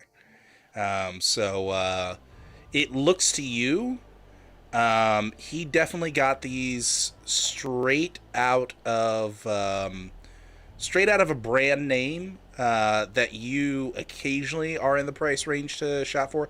In fact, it might be the same brand name as you. However, those are clearly those haven't come out yet. You've seen them as part of their next season's catalog. He currently has wearing. He's got the inside job. Those are very nice. It looks like next season ahead of the curve. Yeah, I you like got a your few sense of friends. style. Oh, thank you. Not too shabby yourself. I see similar tastes. Well, first impressions is very important, and how you look is how you impress. Couldn't have said it better myself. But either way, Nikita, I do Well, have a basketball game to get back to. After all, I got $150 on the Knicks, but you have a good time. so, just for a little bit of fun, Nikita's gonna open up his wallet and take out $100 and just pass it over and just 100 on whoever is competing against whatever the Knicks are. All right, very well. 100 on the Spurs. Gotcha. I'll mark you down. Oh, Spurs, Cowboys, very American. I like it. 100 on the Spurs. Okay, fantastic. Gotta be careful, Russian man. You say the wrong sports team in America, that's gonna get you shanked. It's clear Hey, his thing here. To is be just honest, trying I to don't even know if the make Knicks and the them Spurs are even in the same conference or not. Me So neither. Yeah, I don't know sports ball. I don't Like, fucking this know. Should be, at the very least, with his demeanor, the whole thing should just be like, "Hey, I'm just trying to have fun and partake. So, if nothing else, you can take my money, and that's worth me taking some of your time." Fantastic. And it also Okay. gives me an excuse to talk to him later if the Spurs win. Yeah, it does. It does indeed. All right. With that, he kind of gives you a nod, and he goes ahead and slides open the tinted glass door. It waves lightly the $100 that you handed him in between two fingers and says, "I got a bet here for 100 on the Spurs. Put him down." And he goes and puts it in the collection plate that they have on the center table of the room as he goes to close the door behind him as the music and the sound of the TV fade to a lower audible decibel. As he goes to sit down, picks up a wine glass, and begins drinking once more. Confident that he's at the very least made a positive impression on a Baron. He's going to return to his car, texting like in a group chat as he does of like, "Hey, met with Jason. He was referring to us as the Rat Pack. We're now the Triumvirate. Says he'll remember us. Good taste in fashion."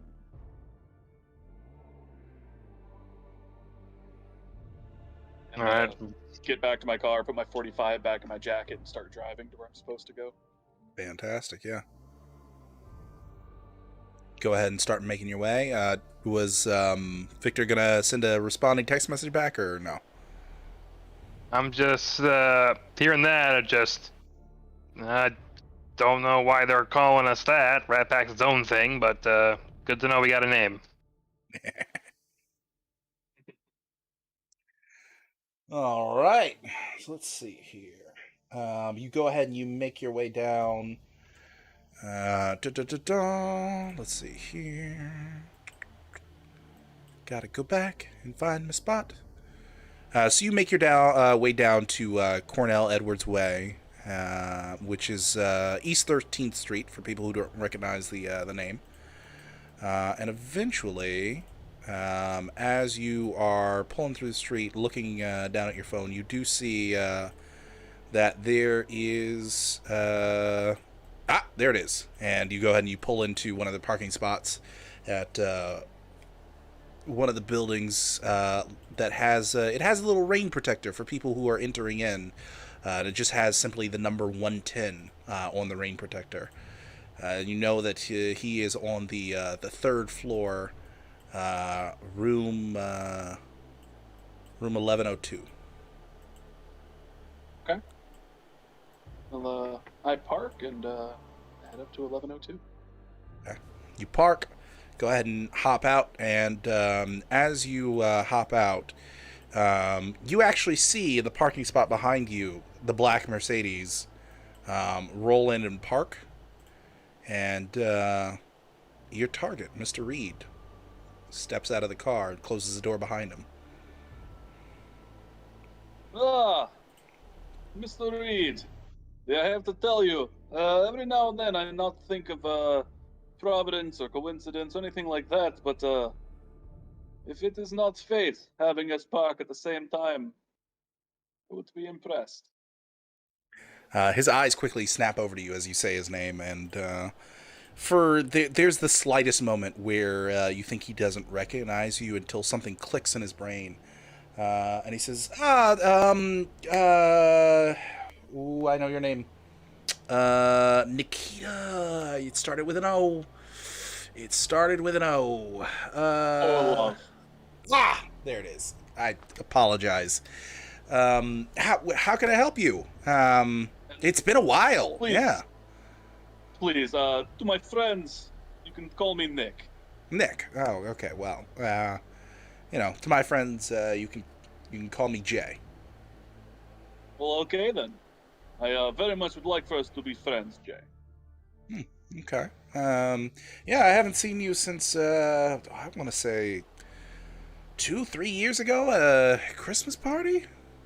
Yes, it's Christmas party. McMaster's introduced me to you. Yeah. Good friend of mine. Ah, yeah. We sat there, we talked a little bit, and you told me that you had an extremely interesting program that you wanted me to check out. I apologize, I never got around to it. I was a little on the sauce, and I do remember there was a great receptionist that I hooked up with that evening. I apologize. What are we doing speaking out here? Why don't you come up to my place? We can have a few drinks, talk some things over. If you've got the time. If you don't, I always have the time for my friends, Jay. Please, after you. Fantastic. And with that, he holds a hand out, motioning for you to follow along, and he opens the door for you to let you in. And as the two of you walk in, I'm going to get you to roll for me a probably charisma. Let's see here. Running over to the sheets and running over to character sheet. Here we go. Give me a charisma, persuasion, or manipulation subterfuge. Manipulation subterfuge. All right.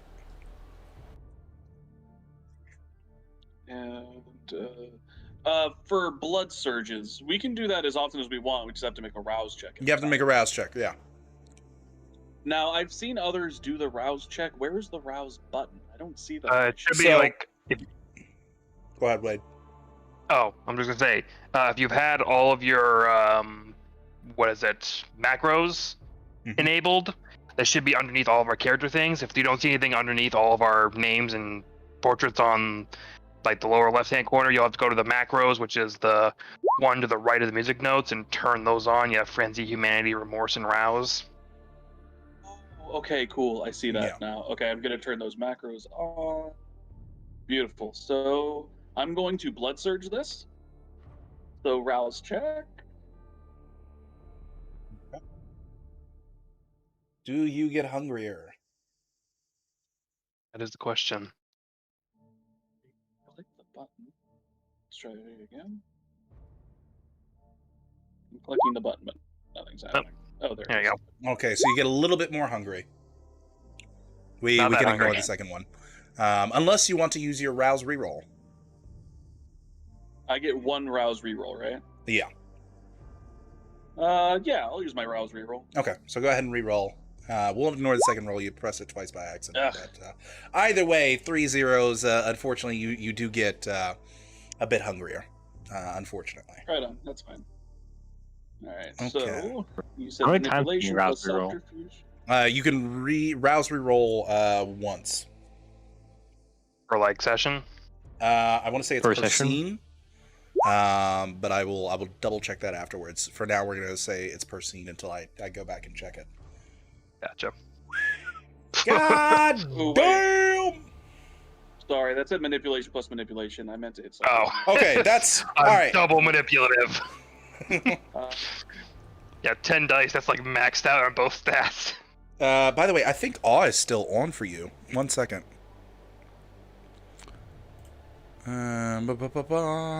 Disciplines, presence, awe. Looking for awe. Where is the awe? Yeah. Yeah, awe is free if you want to just keep it on. yeah, I'll keep it on. Okay, so roll me one more die. So roll a d10 Target of 6 or higher.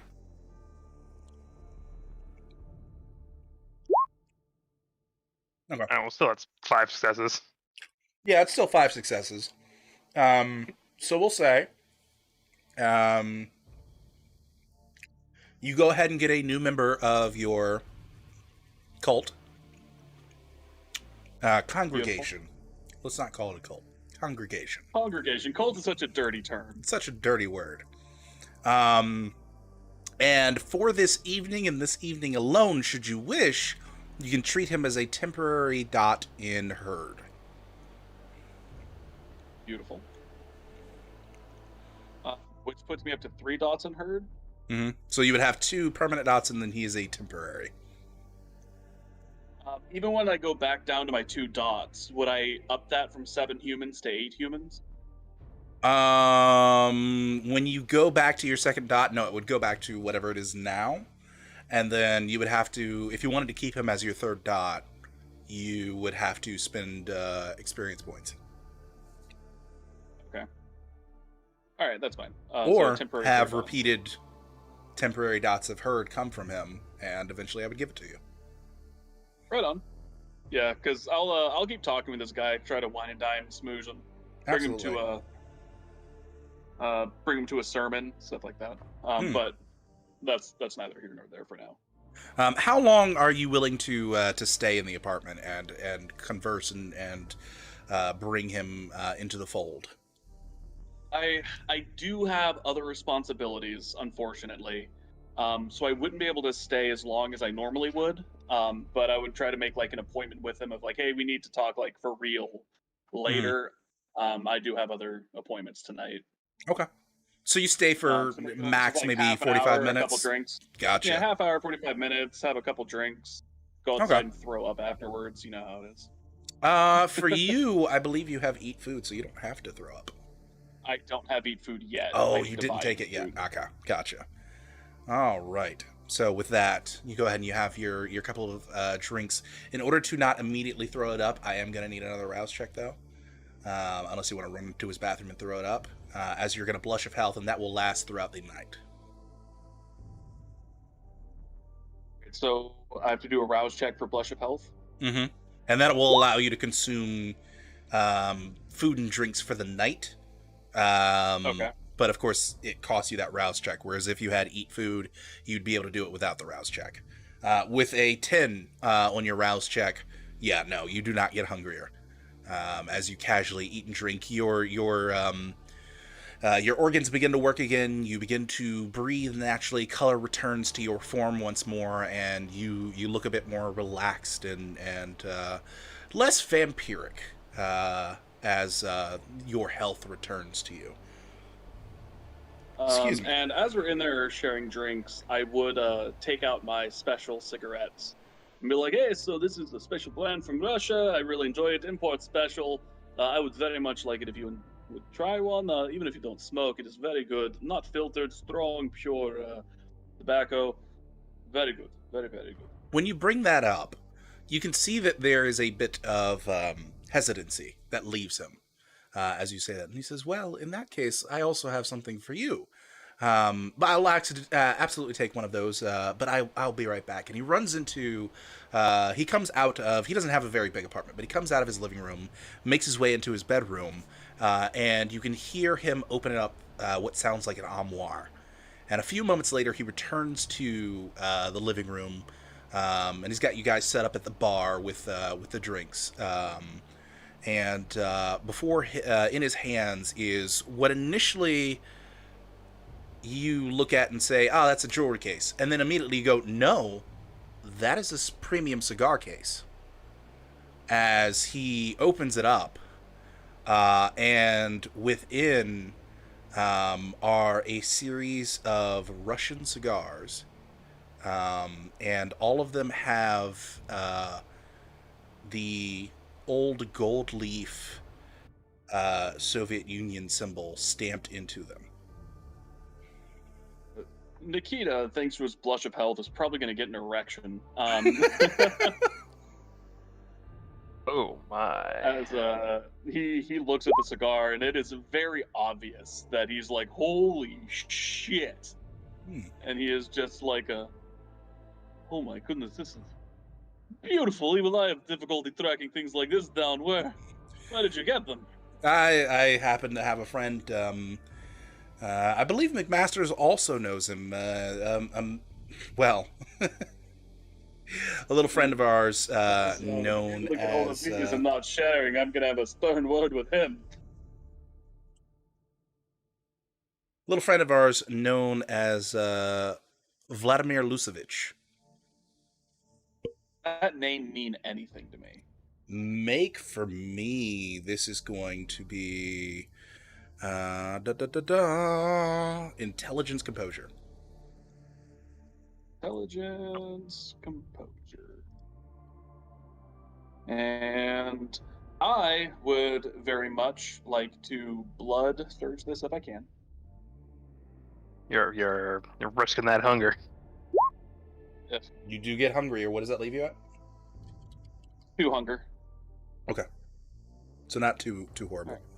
Alright. Alright, so intelligence plus composure plus an extra 2. Okay. Wow. 7.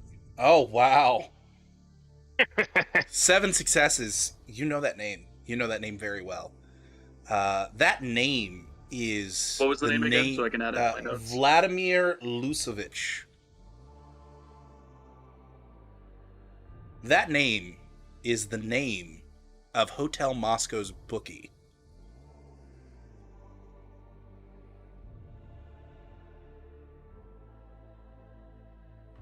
Sounds intense. Now, out of character, what is Hotel Moscow? Hotel Moscow and who his is bookie? Hotel Moscow is the prevalent, well,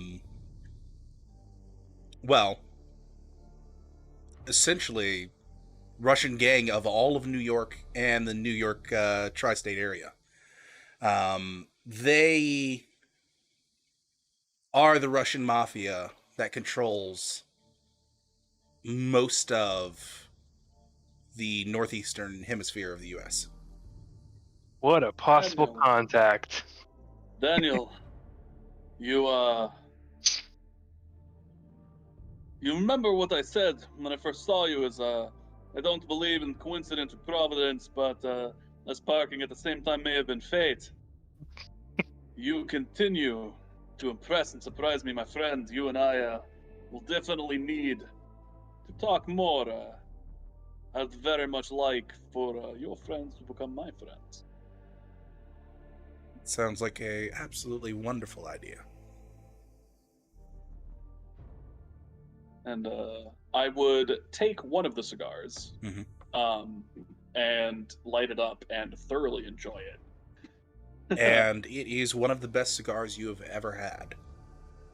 Oh, beautiful. He does not smoke the entire thing now. He's like, Mhm. something like this, it needs to be savored, it needs to Mhm. take time. Mhm. So I've had the taste, I know what to expect. I'm going to be taking this home, and I'm going to enjoy it very much Absolutely. in the privacy of my own home.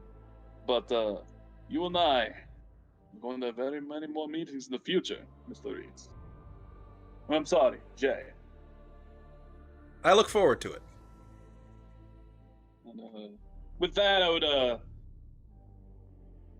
give him a due, and I'd head out. Very pleased with that turn of events, and keeping all of that information to myself. All right.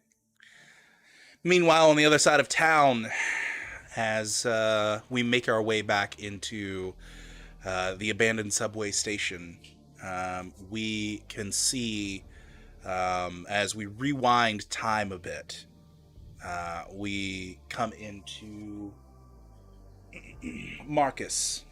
I believe there was talk of being the sneakies. BC is effectively patrolling.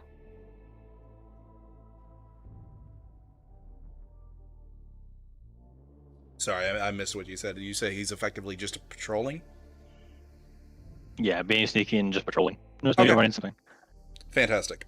So I assume you're just going to head out to that area that roughly was told to you where the parking lot was, and start patrolling around for any clues while Victor is back at home searching for any additional details. Mm-hmm. Okay. Sounds like a plan. All right. So in that case, Victor, you've got boots on the ground. You also get back messages from your rats at this point, telling you most of the information that Marcus had already gathered about. She used the sewer systems. She had gotten to the station at Central Park. They had found some blood, not kind blood though, or not kindred blood though. It was clearly kind blood. That was in her tracks. And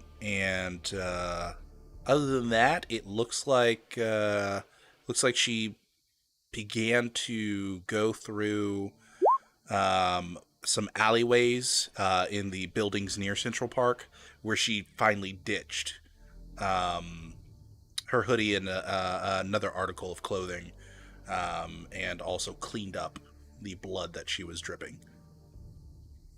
Okay, so she did change her clothes before.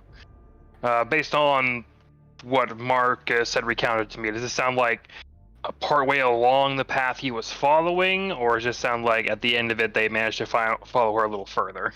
They managed to follow her a little bit further, and they got. They didn't get a full block into Central Park, but they got about half a block into the buildings that run alongside Central Park before they lost the trail in a back alleyway with a double stack dumpster.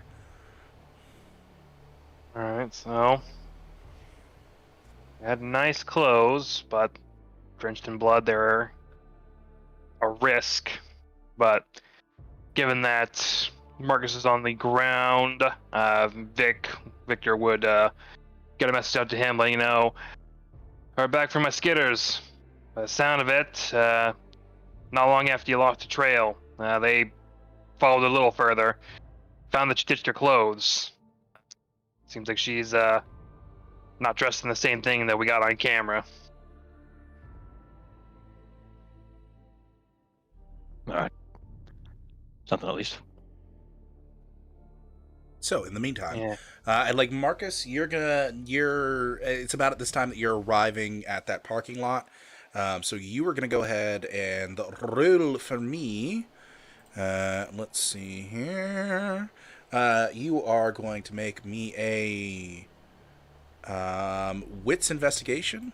I'm looking for 2 successes, and Victor, you're going to make for me a wits technology. I'm looking for 2 successes. As the two of you begin to search around and look for clues as to where she came from beyond just she snuck into that parking lot and stood up. Where'd you come from? Where'd you Can I go? blood surge Where'd with you come from, Cotton Eye Joe? I believe what's his blood surge? Yeah, we're saying that you Can I even have can wits? blood surge. That's fine until I look in the rules later on after session.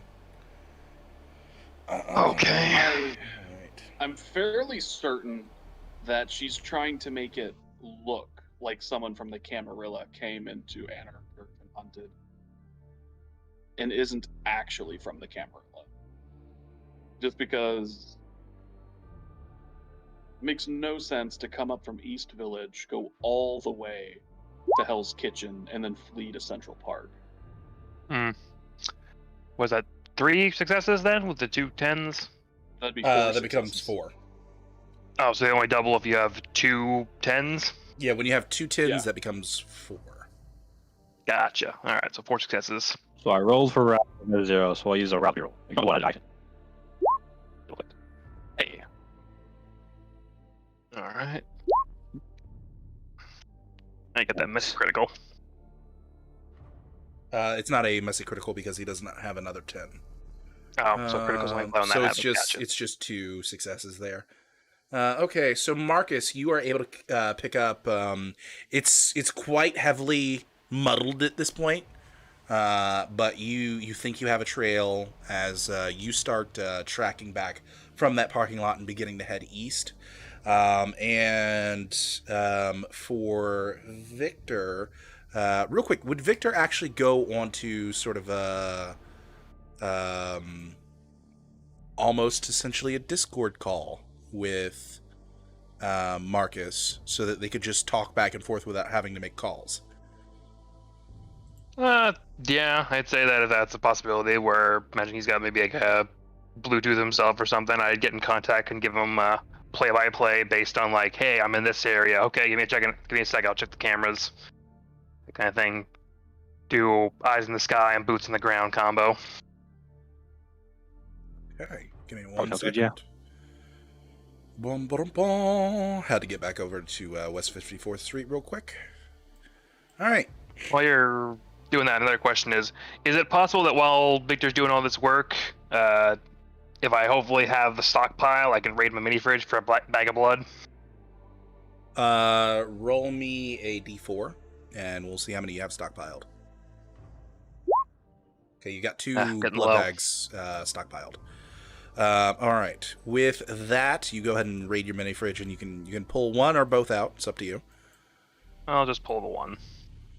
So Marcus, you're able to tell that she definitely went east. Victor, you're able to tell that she actually, looking through these new sets of cameras that you have, she was dropped off at the corner of 9th Avenue and 54th Street by an individual, similar build male. Can't get any visuals on his face as he is wearing a full cover helmet, and it's a hair dryer, not a actual motorcycle. So you can see that he's riding in on motorcycle and parks at that corner of 9th and West 54th. She gets off the back and she starts making her way up the street to the Mercedes Club. Go ahead and make for me That was my next thought. a wits technology. See if you can try and get the license plate.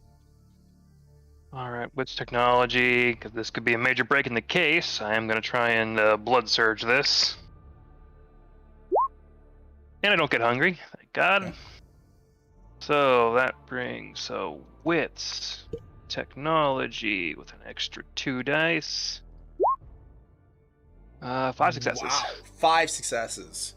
You do, in fact, you get a license plate. Ironically, the license plate is as follows: NYC SUC. Ah, it's the rival New Jersey vampires. All right. Well, I definitely on the call with Marcus. All right, so you're heading that way, and okay, she looks like she got dropped off, and well, not a terribly original, but it's something. I mean, can't have a widget like that without being too many copies of it, I imagine. But I got the model, got the plate. Might give us a lead on who decided to drop her off. And from this camera, does it look like the bike itself was coming from further east, north, south? It looked like it was coming from further east. Okay, so basically, someone from the way it's currently looking anyway, from basically the opposite side of Anarch territory is suddenly driving over here to drop someone off on our side. Alright then.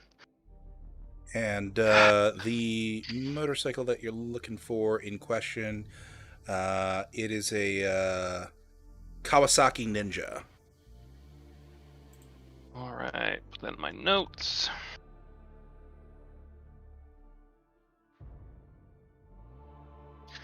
Now, you're going to need some sort of database if you want to track that license plate back to an address. But for now, you do at least have one. Alright, so that would, Probably stick to the DOV. yeah, because I think outside the DMV, we're not going to get, like, a remote access without some serious hacking power, and I think I pushed my luck quite a bit tonight already, so, we know there's a DMV in our neck of the woods?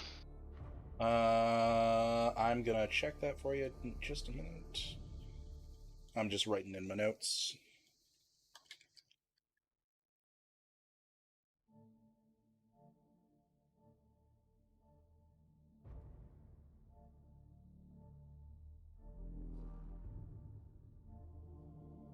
Okay, so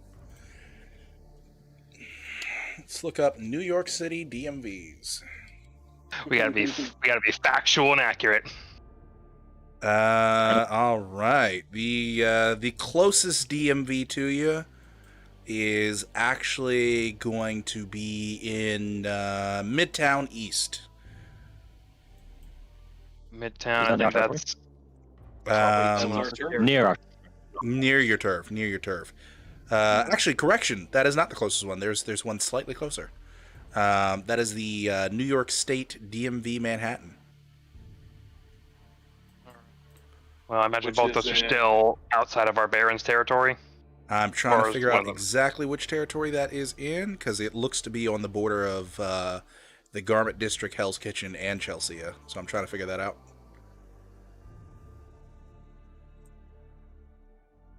It is within Chelsea. All right. Well, I can go talk to another Baron if we need to. All right. Well, I'd keep Marcus Bridge of that. So, all right. Based on my map magic here, closest place we're gonna get a DMV registration is gonna be over in Chelsea. It's not necessarily our turf, but it's up to you whether or not we want to go to his. Assuming Nikita's done with his little social call for his clubhouse.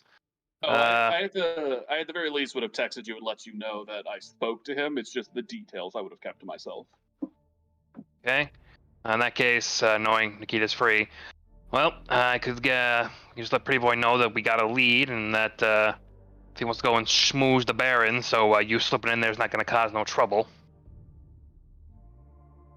Could be a thing. If we want to start heading that way, I can send Nikita the word, see if he can't schmooze the Baron, and make sure no one's gonna flip their shit if you're in there sneaking into buildings.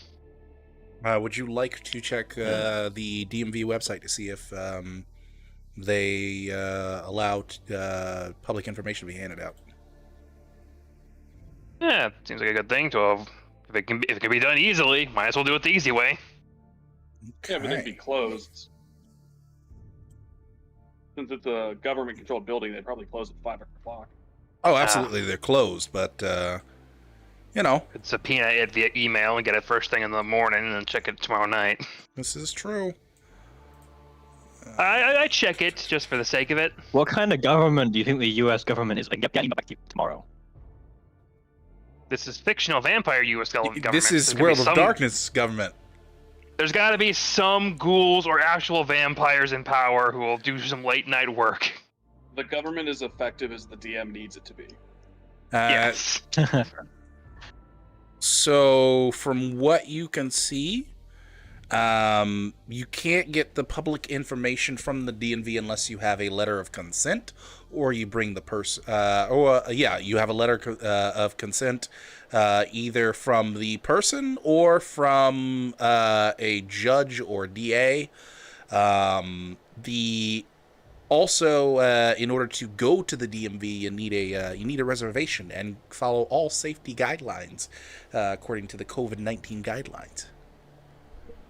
We Great. can't even go there in the day, so yeah, that's not happening. All right. Well, I'd let them know that. Yeah, I mean, there's a lot of rules for the kind. Daylight. Yeah, we're not gonna get this easy. So I can put the word out to Nikita, see if he's fine with the Baron poking around because we need some leads, and if he gets the okay, we got something to work. Otherwise, there's gonna be other DMVs, or we're gonna have to do this on our own. But You could also try breaking into their database, the online way. yeah, that too. It's But I probably think easier than the hardware way. I mean, there's Although that. it is but a also this is a government government- website. Government website. If I fuck it up, I don't want another StrikeNet thing happening where they trace me back. So I think hacking from inside the building might be best. So we have to come back to get some kind of hardware that you can use to plug in. That or I do some weird field work. A rarity for me, but it's an option. Weird field work. Uses a mask of 1,000 faces, goes to Starbucks, brings up an old laptop he just bought off of eBay. Sadly, I don't think any of us have 1,000 faces. Yeah, no, I didn't take. I don't have that high of obfuscate. I'm more of an animal kind of guy. But for now, would indeed put it out there where it's. All right. At the very least, maybe you can go scope the place out while I put the word in Nikita. See if he can't get something to work out. Alright, while you do that, I get something to eat. Or drink, I suppose. Okay. All right. Go hail the Cravens and get back to me when you're on site. Make sure you eat on our turf. That's why I'm doing it now, because after Best to eat now before you're over there. So then I will head towards the Baron of Chelsea. And what was their name again? I had that written down because I wrote it down. While That you would look that up, I'm be going to find the feeding types. Michael Sampson. He's a Okay. possible. I believe Torian mine or is Deathstroke. stealth plus dex, because I'm breaking in some of them. Okay, I was going to ask here's you a- which one you wanted to do. Yeah, sad man.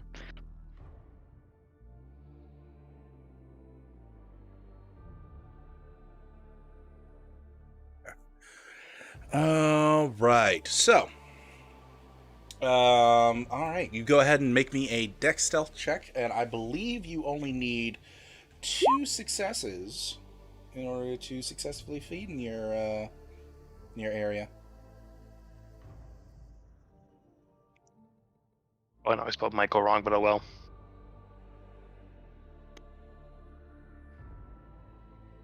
Michael, yeah, you're good there. Oh boy, that's 1, 2, 3, 4. Ooh. Interesting.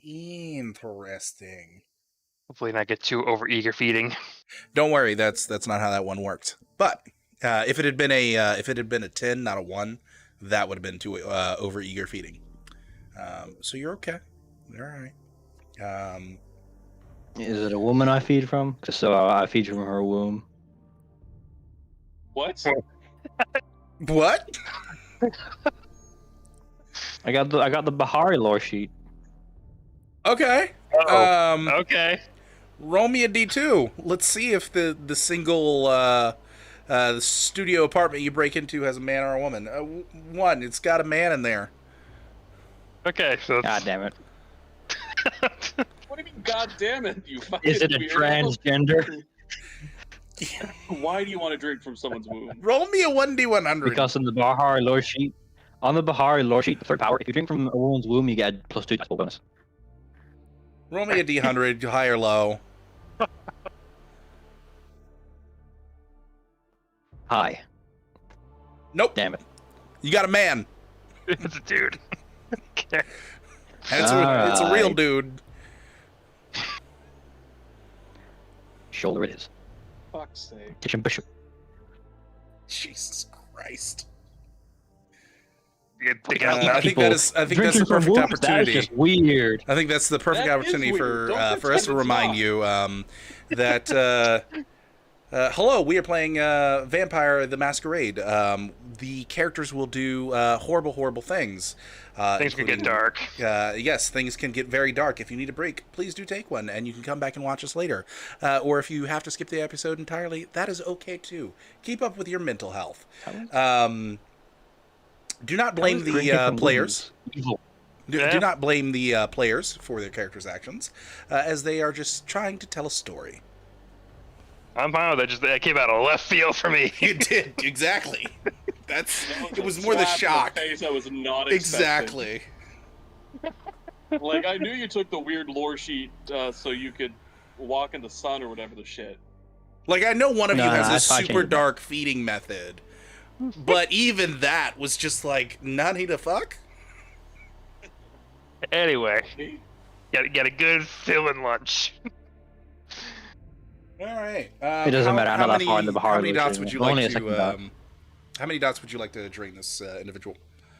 You can drain 2 safely. 3, they're going to be in bed for a long time, but they'll still technically live. 4, they're going to have to go to a hospital. I only need 1 to go to 1. I'm not going to kill him, so that one will clean it up. Okay, Yeah, because we have to fantastic. kill someone to get out of one hunger. Correct. Yeah. So I'll you just go pick out the ahead one, so I'll take one and from a him. single dot of blood from him. Is he any particular type of resonance? Roll me another D100 and call me high or low. We're going high. He's filled resonance. Yeah. All right, residence 61. All right, now I gotta go and run over and find the residence table so I can have you roll on that. Let's see here. Da-da-da-da-da. Actually, he's gonna be the residence where you're calm and at peace. Which I want to say is phlegmatic, but I'm gonna double check that. Da-da-da-da. Where is the blood? Here we go. Resonance and experience 231. All right. So.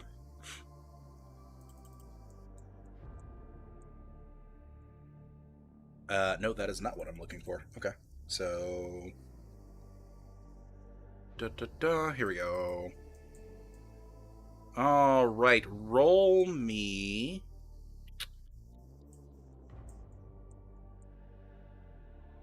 A D10.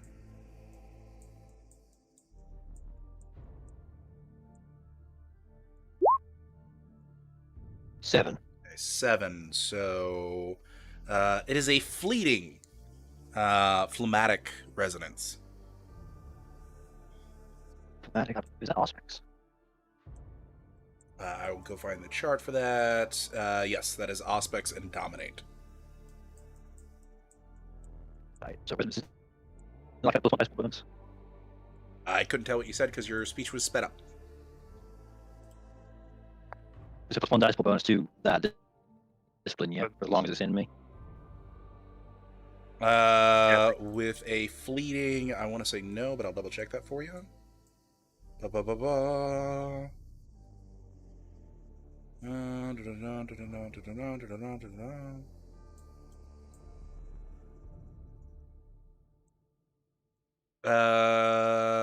don't want to sit here and read all day, so yeah, go ahead and take a +1 until you either reach Hunger 5 or you get to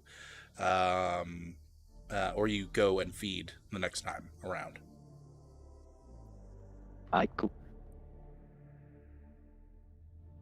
All right, bringing it back around. So while our dear Marcus breaks into a person's studio apartment and prays to God it's a woman and finds out that no, indeed it is not.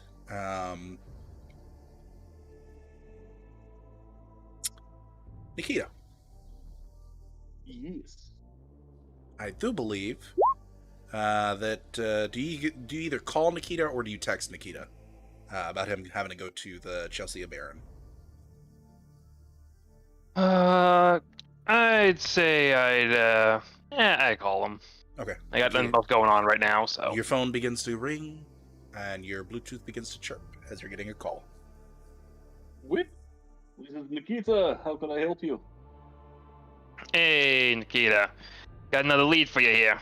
Thanks to those cameras I got, we got one fucking hell of a lead on our would-be little infiltrator by the look of it. See, backtrack those cameras a little further. Last got dropped off. Some guy on a motorcycle, helmeted up and all that stuff, dropped her off, and then she started making her way. They came from east, so other side of Anarch territory, but I got a plate. NYC SU, it was KS? No, it's just SUC. NYC SUC. Basically, got the model, got the plate, so I'm gonna have Marcus, after he's done getting his meal in him, maybe go poke around the DMV for a database to maybe try and track this guy down. Thing is, closest one is in Chelsea, so you're a people person. Maybe make sure the Baron won't flip their shit if Marcus goes poking around a building in their turf. What I'm trying to understand is license plate. The Dietsuk. What language is that? It's not Russian. Well, it ain't Russian, it ain't quite English, but, NYC, New York City, SUC sucks. So, either not a fan of the city, or maybe they're just saying they suck from New York City, I don't know.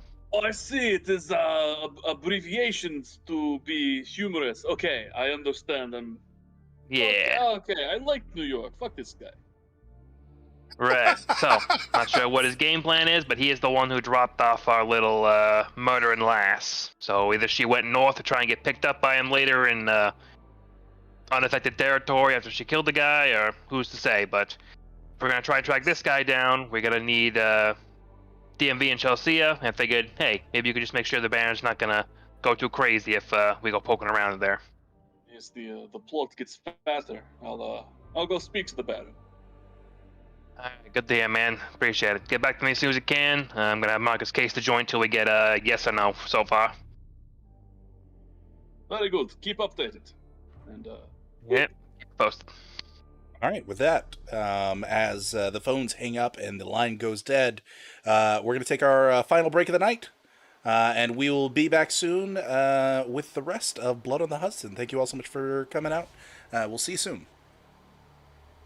Huzzah.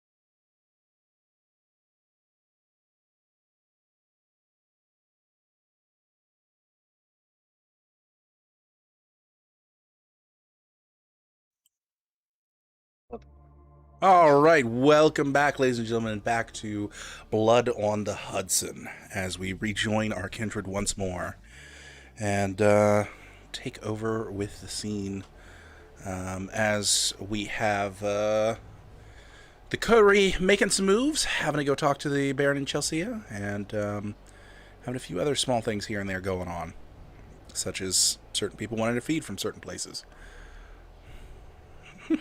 Don't judge me. No kink shaming here. Judged. No All kink right. shame, but no kink same. There we go. So, I leave the floor open as to who would like to grab the scene at the moment. Well, Nikita was on his way to talk with a better. Fantastic. Yeah, it's better he goes first, so I don't cause some shit on the first door. So we go ahead and pick up with Nikita as he is driving his car on down into the Chelsea region once more. And for the Chelsea region, specifically looking for the Baron of Chelsea. Excuse me.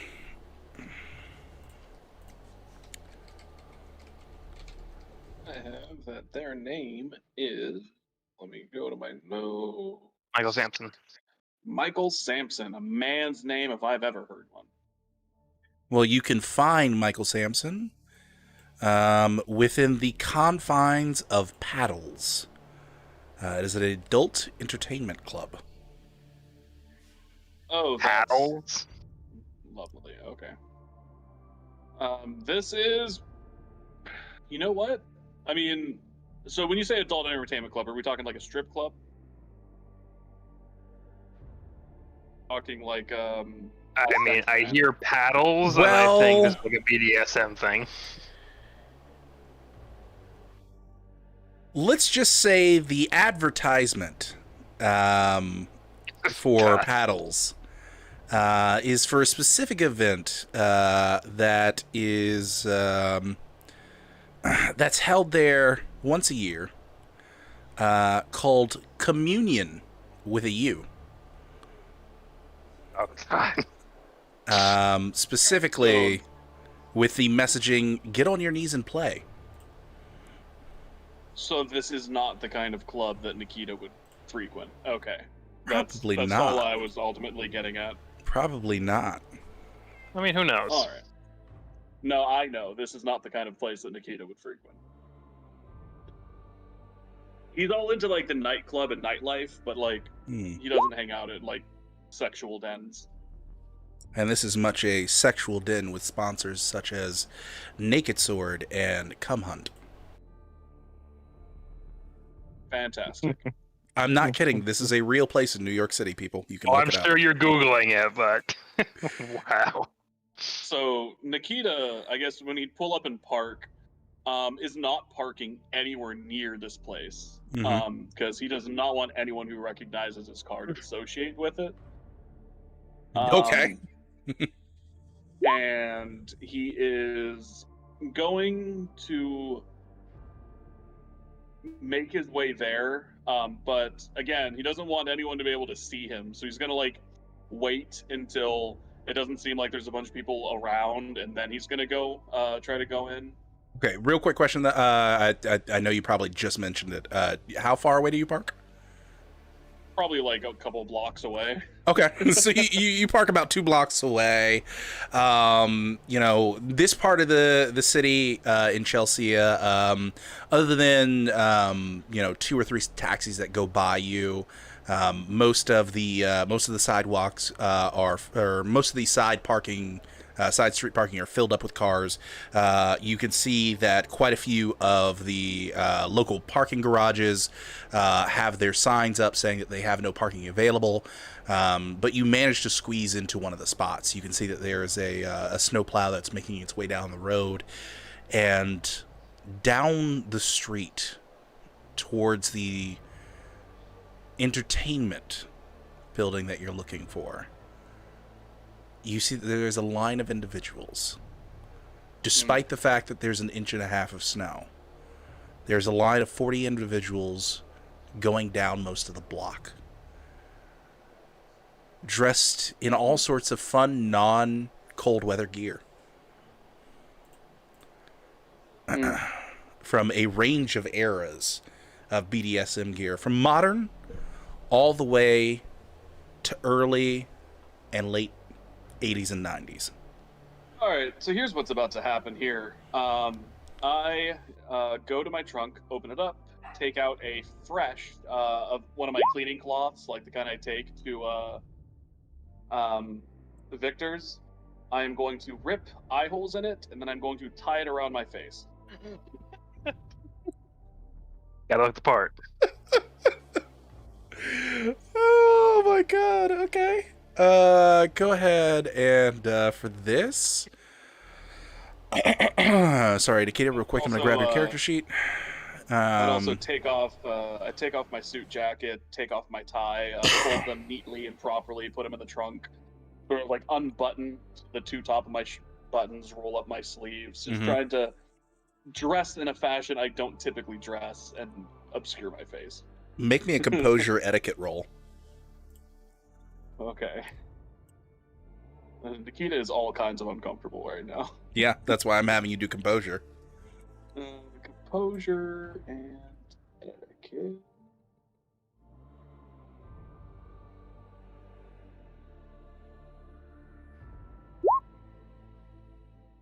Single success. Single success. Would you like to spend willpower and re-roll 2 dice? Assuming you're asking me because I need more than one success. Yeah. So, sure. Okay. Let's do it.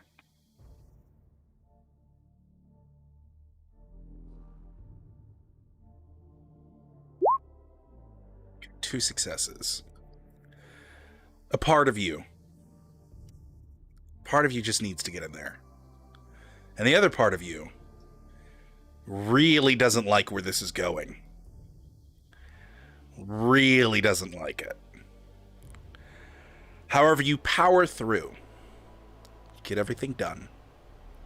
Or, in this case, undone. And you bring yourself to a new low in your life. The things I do for this coterie. As you are now prepared, as best you can be, to approach the paddle. So, I'm going to go straight for the doorman. Okay. Confident as I please, because I don't wait in line.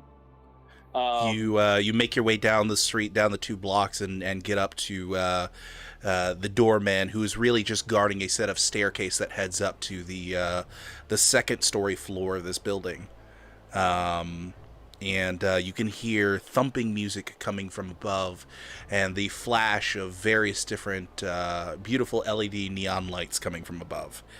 And it is god-awful music. I mean, even the worst tasting music that you've heard is better than this, just from the reverb that you can hear.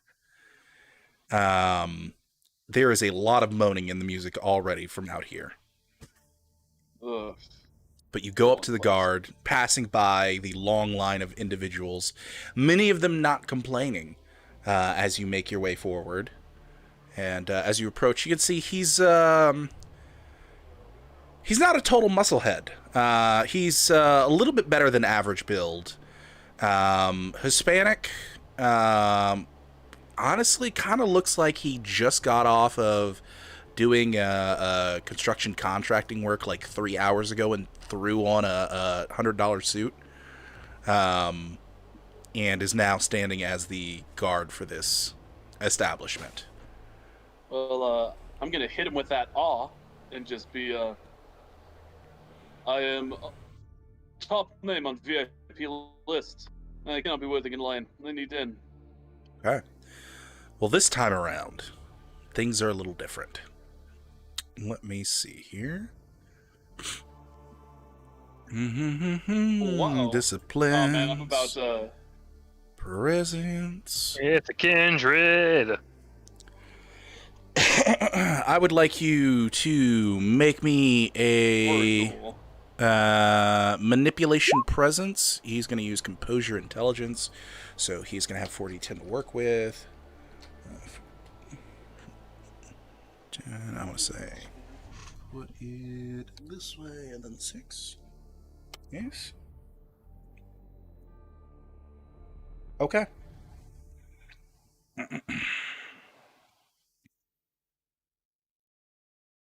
Yeah, so you're rolling manipulation presence.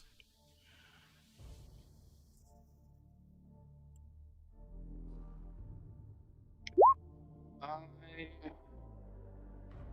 gonna take another willpower and re-roll this. Okay. So much willpower. Yep. Hopefully you don't get another 10. Okay. That brings How do you ties work? to a tie. I'm a very, very nice DM, as I allow ties to go in the player's favor. Beautiful. So, with that, there's a second where, seeing as you have the blush of health, your heart does skip for a beat. As you realize he's not dragged into you with your awe. And you realize for a second he may not succumb to your powers. But it just lasts for a second, as his eyes then flutter over towards yours, and you have his full attention. He gives you a few nods. Yeah, I can absolutely let you in. And he slowly, very slowly, raises up the worn velvet little gate piece that they have there for the stairs. Kita walks past, heading in. You begin heading up Resigned. the rusted staircase, the rusted metal staircase, up to the second floor of this building, where you see a horribly maintained door. That on the front of it says paddles, and it has a little Christian style cross. And underneath the Christian style cross, it says Encore. And taped onto the door is the message, Jacks of Color here tonight. I don't know who that is. So, he heads inside. All right, you open Really up the door, wishing he carried around pocket hand sanitizer. and you immediately can see a dingy hallway come before you, with horrible ceramic flooring that leads straight to a doorway where you can see several flashing lights and already the movement of bodies, as it has almost that meat locker style plastic entrance to this doorway that's at the end of this hall. And That's just the unsettling. constant flashing lights coming from within. I gotta wonder when we're gonna find the fucking Blade Club with the blood sprinklers. As you head in, and you can smell years of people just standing in this hallway and smoking pack after pack after pack of cigarettes, and it has completely stained the walls in here. There is this odd sticky feeling that you're getting as you're taking each step in on your shoes, and there's almost the odd smell of bleach and formaldehyde that tickles your nostrils as you make your way into this area, till eventually you reach that doorway, and you push past to see hundreds of people packed tightly in a full-on BDSM club. And people are dancing, and people are fucking. It's all going down, all in the same place. And the man, the myth, the legend himself, you can see up at a VIP booth on the 3rd floor, looking down from a clearly bulletproof tinted window. I am going to look for the stairs. Bulletproof BDSM club. Okay, you look for the stairs and are immediately greeted by another guard. This time, in a similar fashion to the ones that you saw at the yacht, much more expensive suits, actually carrying firearms, and the 2 guards there, easily, both of them are 6'3". One might be 6'4". A little taller than I am. Okay. They need to speak to Mr. Sampson. Okay, and once again, same roll against both of them.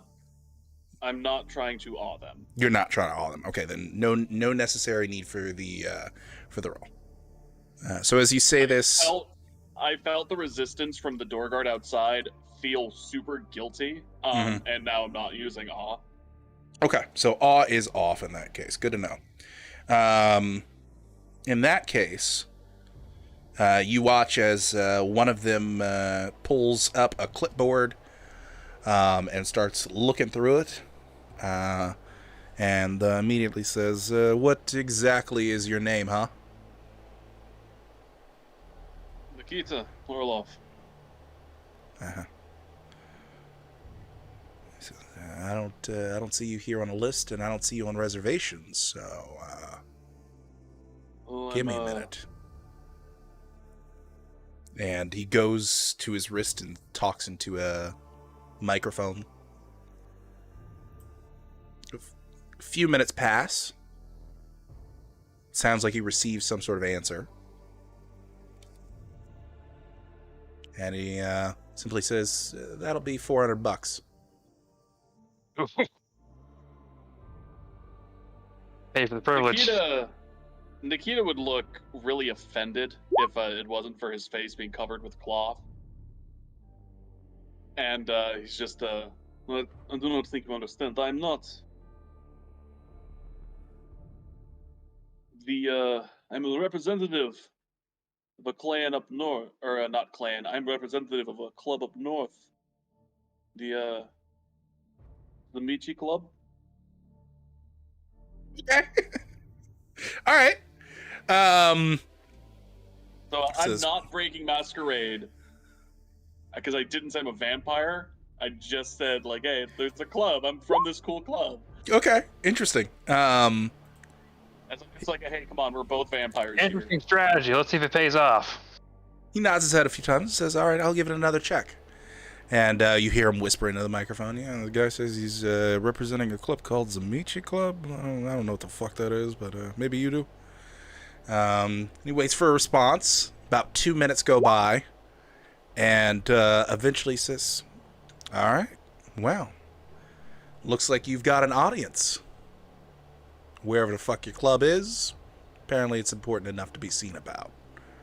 It's very exclusive. Maybe one day you can join us. And they part from the stairwell to let you up. And Nikita walks forward boldly, still just... He does not want to be here, but god damn it, he needs to look like he feels like he belongs. Mm-hmm. He's Absolutely. not going to shirk and hide. He has to carry himself like he's the most important person in the room at all times. All right.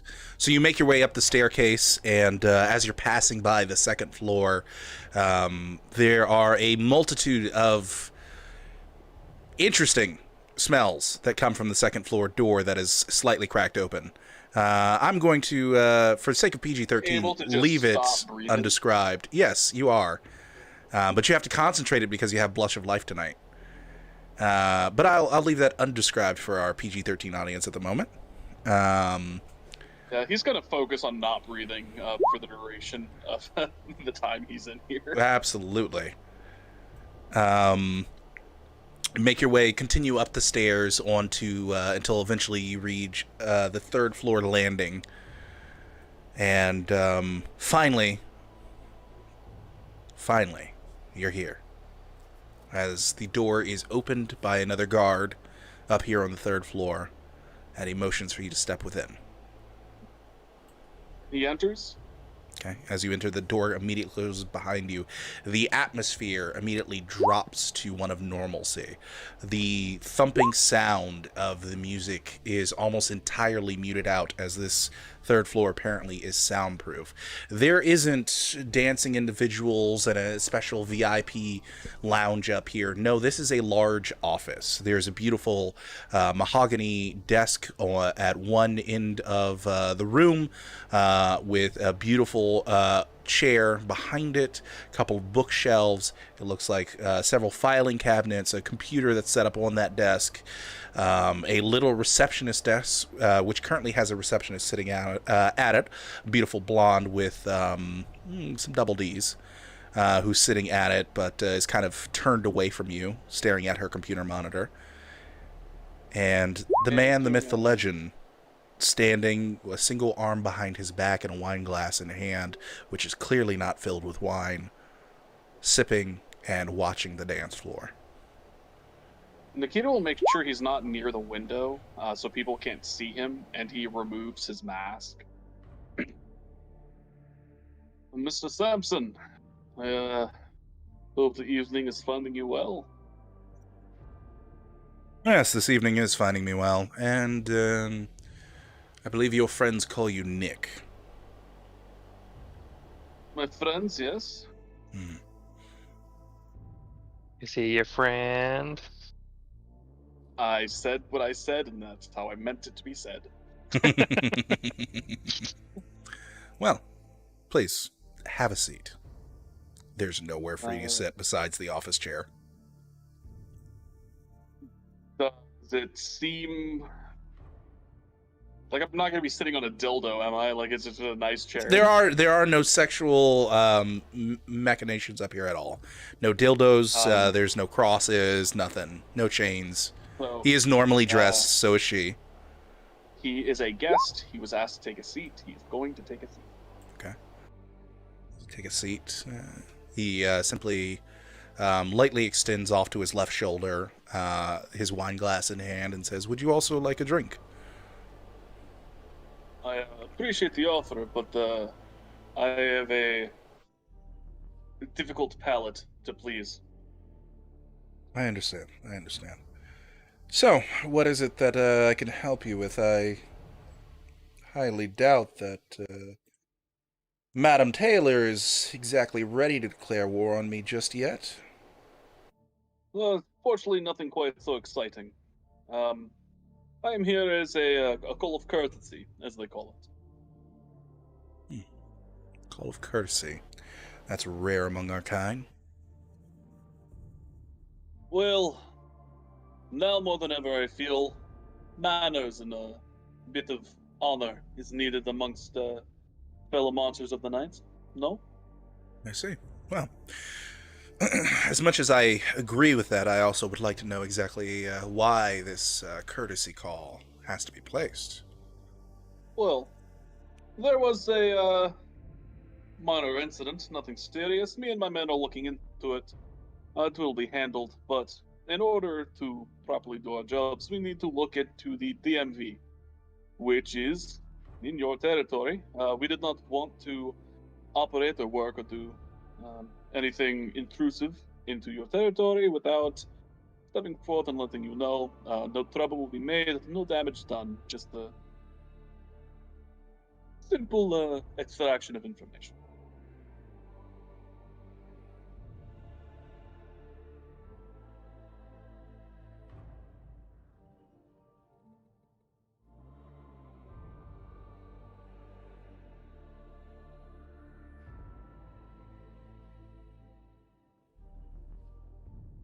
I can allow that. In exchange, well, just for something small. How do the Camarilla say it? A minor boon.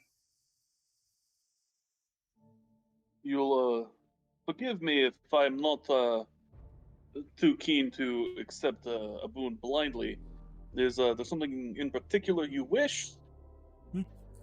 A job that I'm looking at having solved. Nothing too difficult, nothing too violent or life-threatening, but something minor. That is a bit of an inconvenience to me, to be discussed at a later date, of course.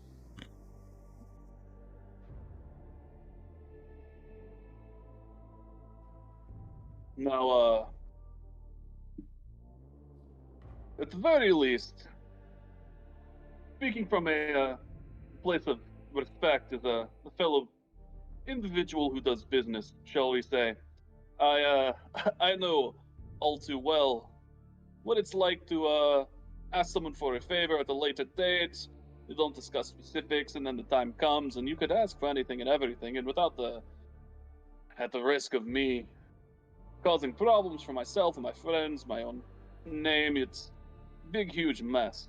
I would very much like if you could tell me what it is you need done, and then I could either agree to help you or promise I will not bring my investigation anywhere near your territory. Well, the issue involves, shall we say, the shipping of goods and the discretion that comes along with the shipping of those goods. Once those goods have left the city, completely out of your hands. Smuggling, I believe, is the word, yes? Transportation. Smuggling is such a dirty word. Of course. Now, forgive me for even asking, I feel it is rude, but I must ask. It is nothing that would perhaps paint either of us in a bad light with our fellows within the Anarchs if this item being transported were found. I care little about the renegades up north or stepping on the toes of the Camarilla, but I'm not so keen to act against my allies. Well, as you know, the Anarchs are very, how do you say, diverse. So I'm sure that there will be members within the Anarchs who are sympathetic to certain members of the Camarilla that this may step on the toes of, but those who are truly Anarch, you should be fine. Very well. I'm willing to do this favor for you.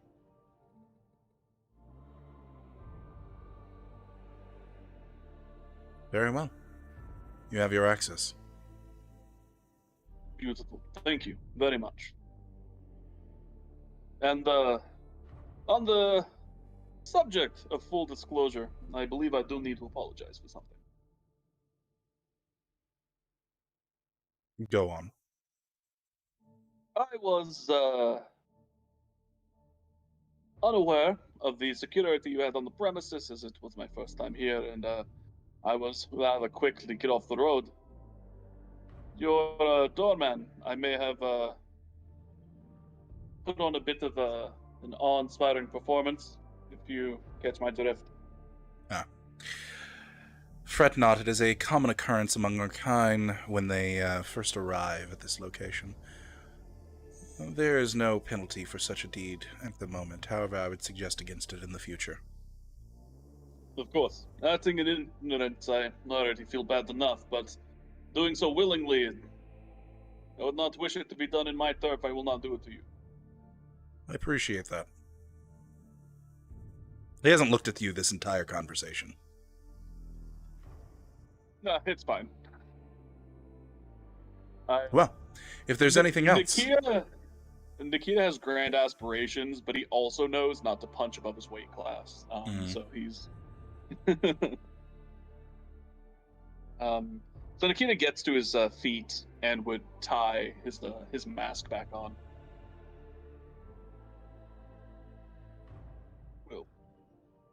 Lucy, see the man out. And with that, you watch as the woman who turns around, gets up out of her chair,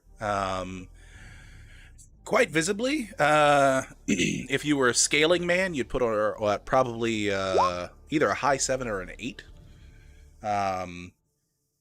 She stands, gives you a nod, and walks over to the door before opening it, and with a light bow, she holds it open for you. I hope the rest of the night treats you well. Until next time, Samson. Mr. Samson. Until next time. And he goes and he bows his head towards the woman and makes his way out. With that, the door shuts behind you as once again you are overtaken by the various different sounds and smells of the outside world. Of course, you can always turn off your senses for the smell, so you don't have to smell those things. Yeah, he's focusing hard on not smelling anything as he's like power walking to get out of here. Okay.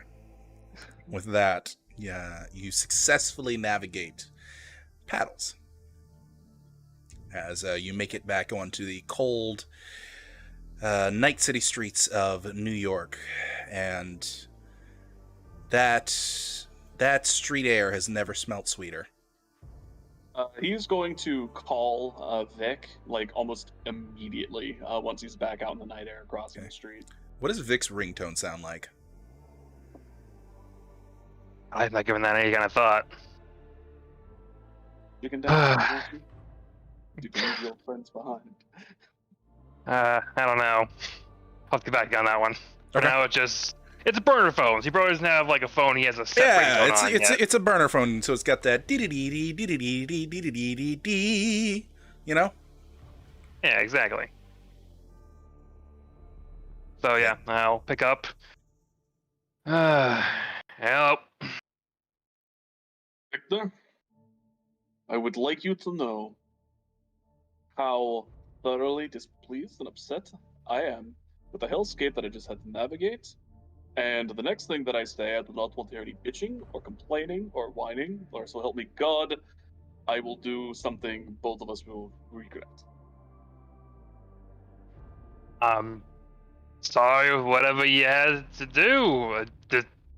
Just the Baron that bad? I don't want to talk about it. We owe the Baron a favor. We need to take an item that could be harming to the Camarilla, to the docks, and make sure that it is safely and securely escorted into a ship and taken away from the city. I don't know what the item is. I do not know why it could be bad, but all that I know is that we're taking it and doing it, and we have permission to use the DMV, and I never want to discuss this evening ever again. And he hangs up. Okay, then with that, having the good to go, he'll then go for the follow-up call to Marcus, as calling through to him. What Let does him know Marcus's things are a go. ringtone sound like? Fortunate son. Okay. What song? Fortunate son. Right. I was about to say it's Dragula.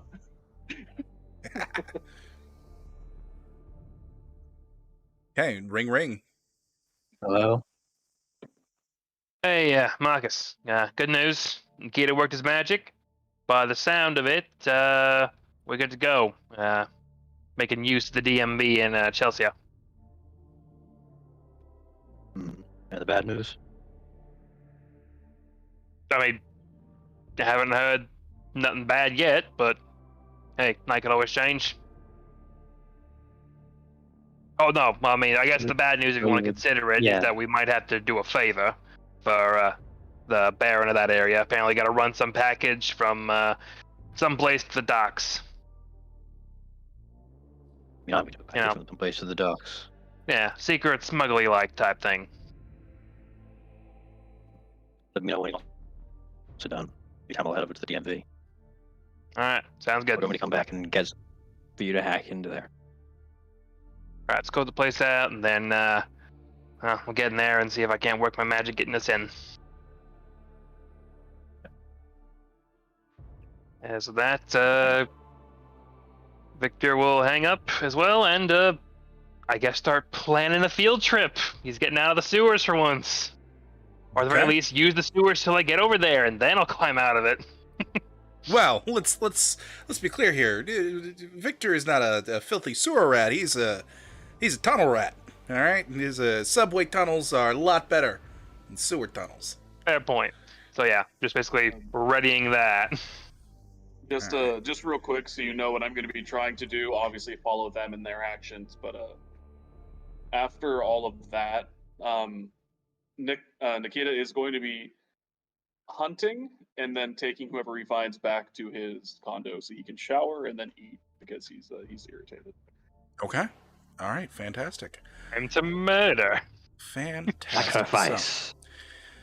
As all that is going on, we're going to end this session the tiniest bit earlier, as we have been Alright. going for 5 hours 11 minutes. Thank you all so much for coming out. We greatly appreciate you, each and every one of you, and I think this is a great leave-off point for next time on Blood on the Hudson. I've been your GM storyteller of Forgotten Dreams, and I've been joined by this lovely cast of people. You'll see Wade soon again, and we'll be back. We'll be back. Always. Bye! I like to drink the blood of the pregnant.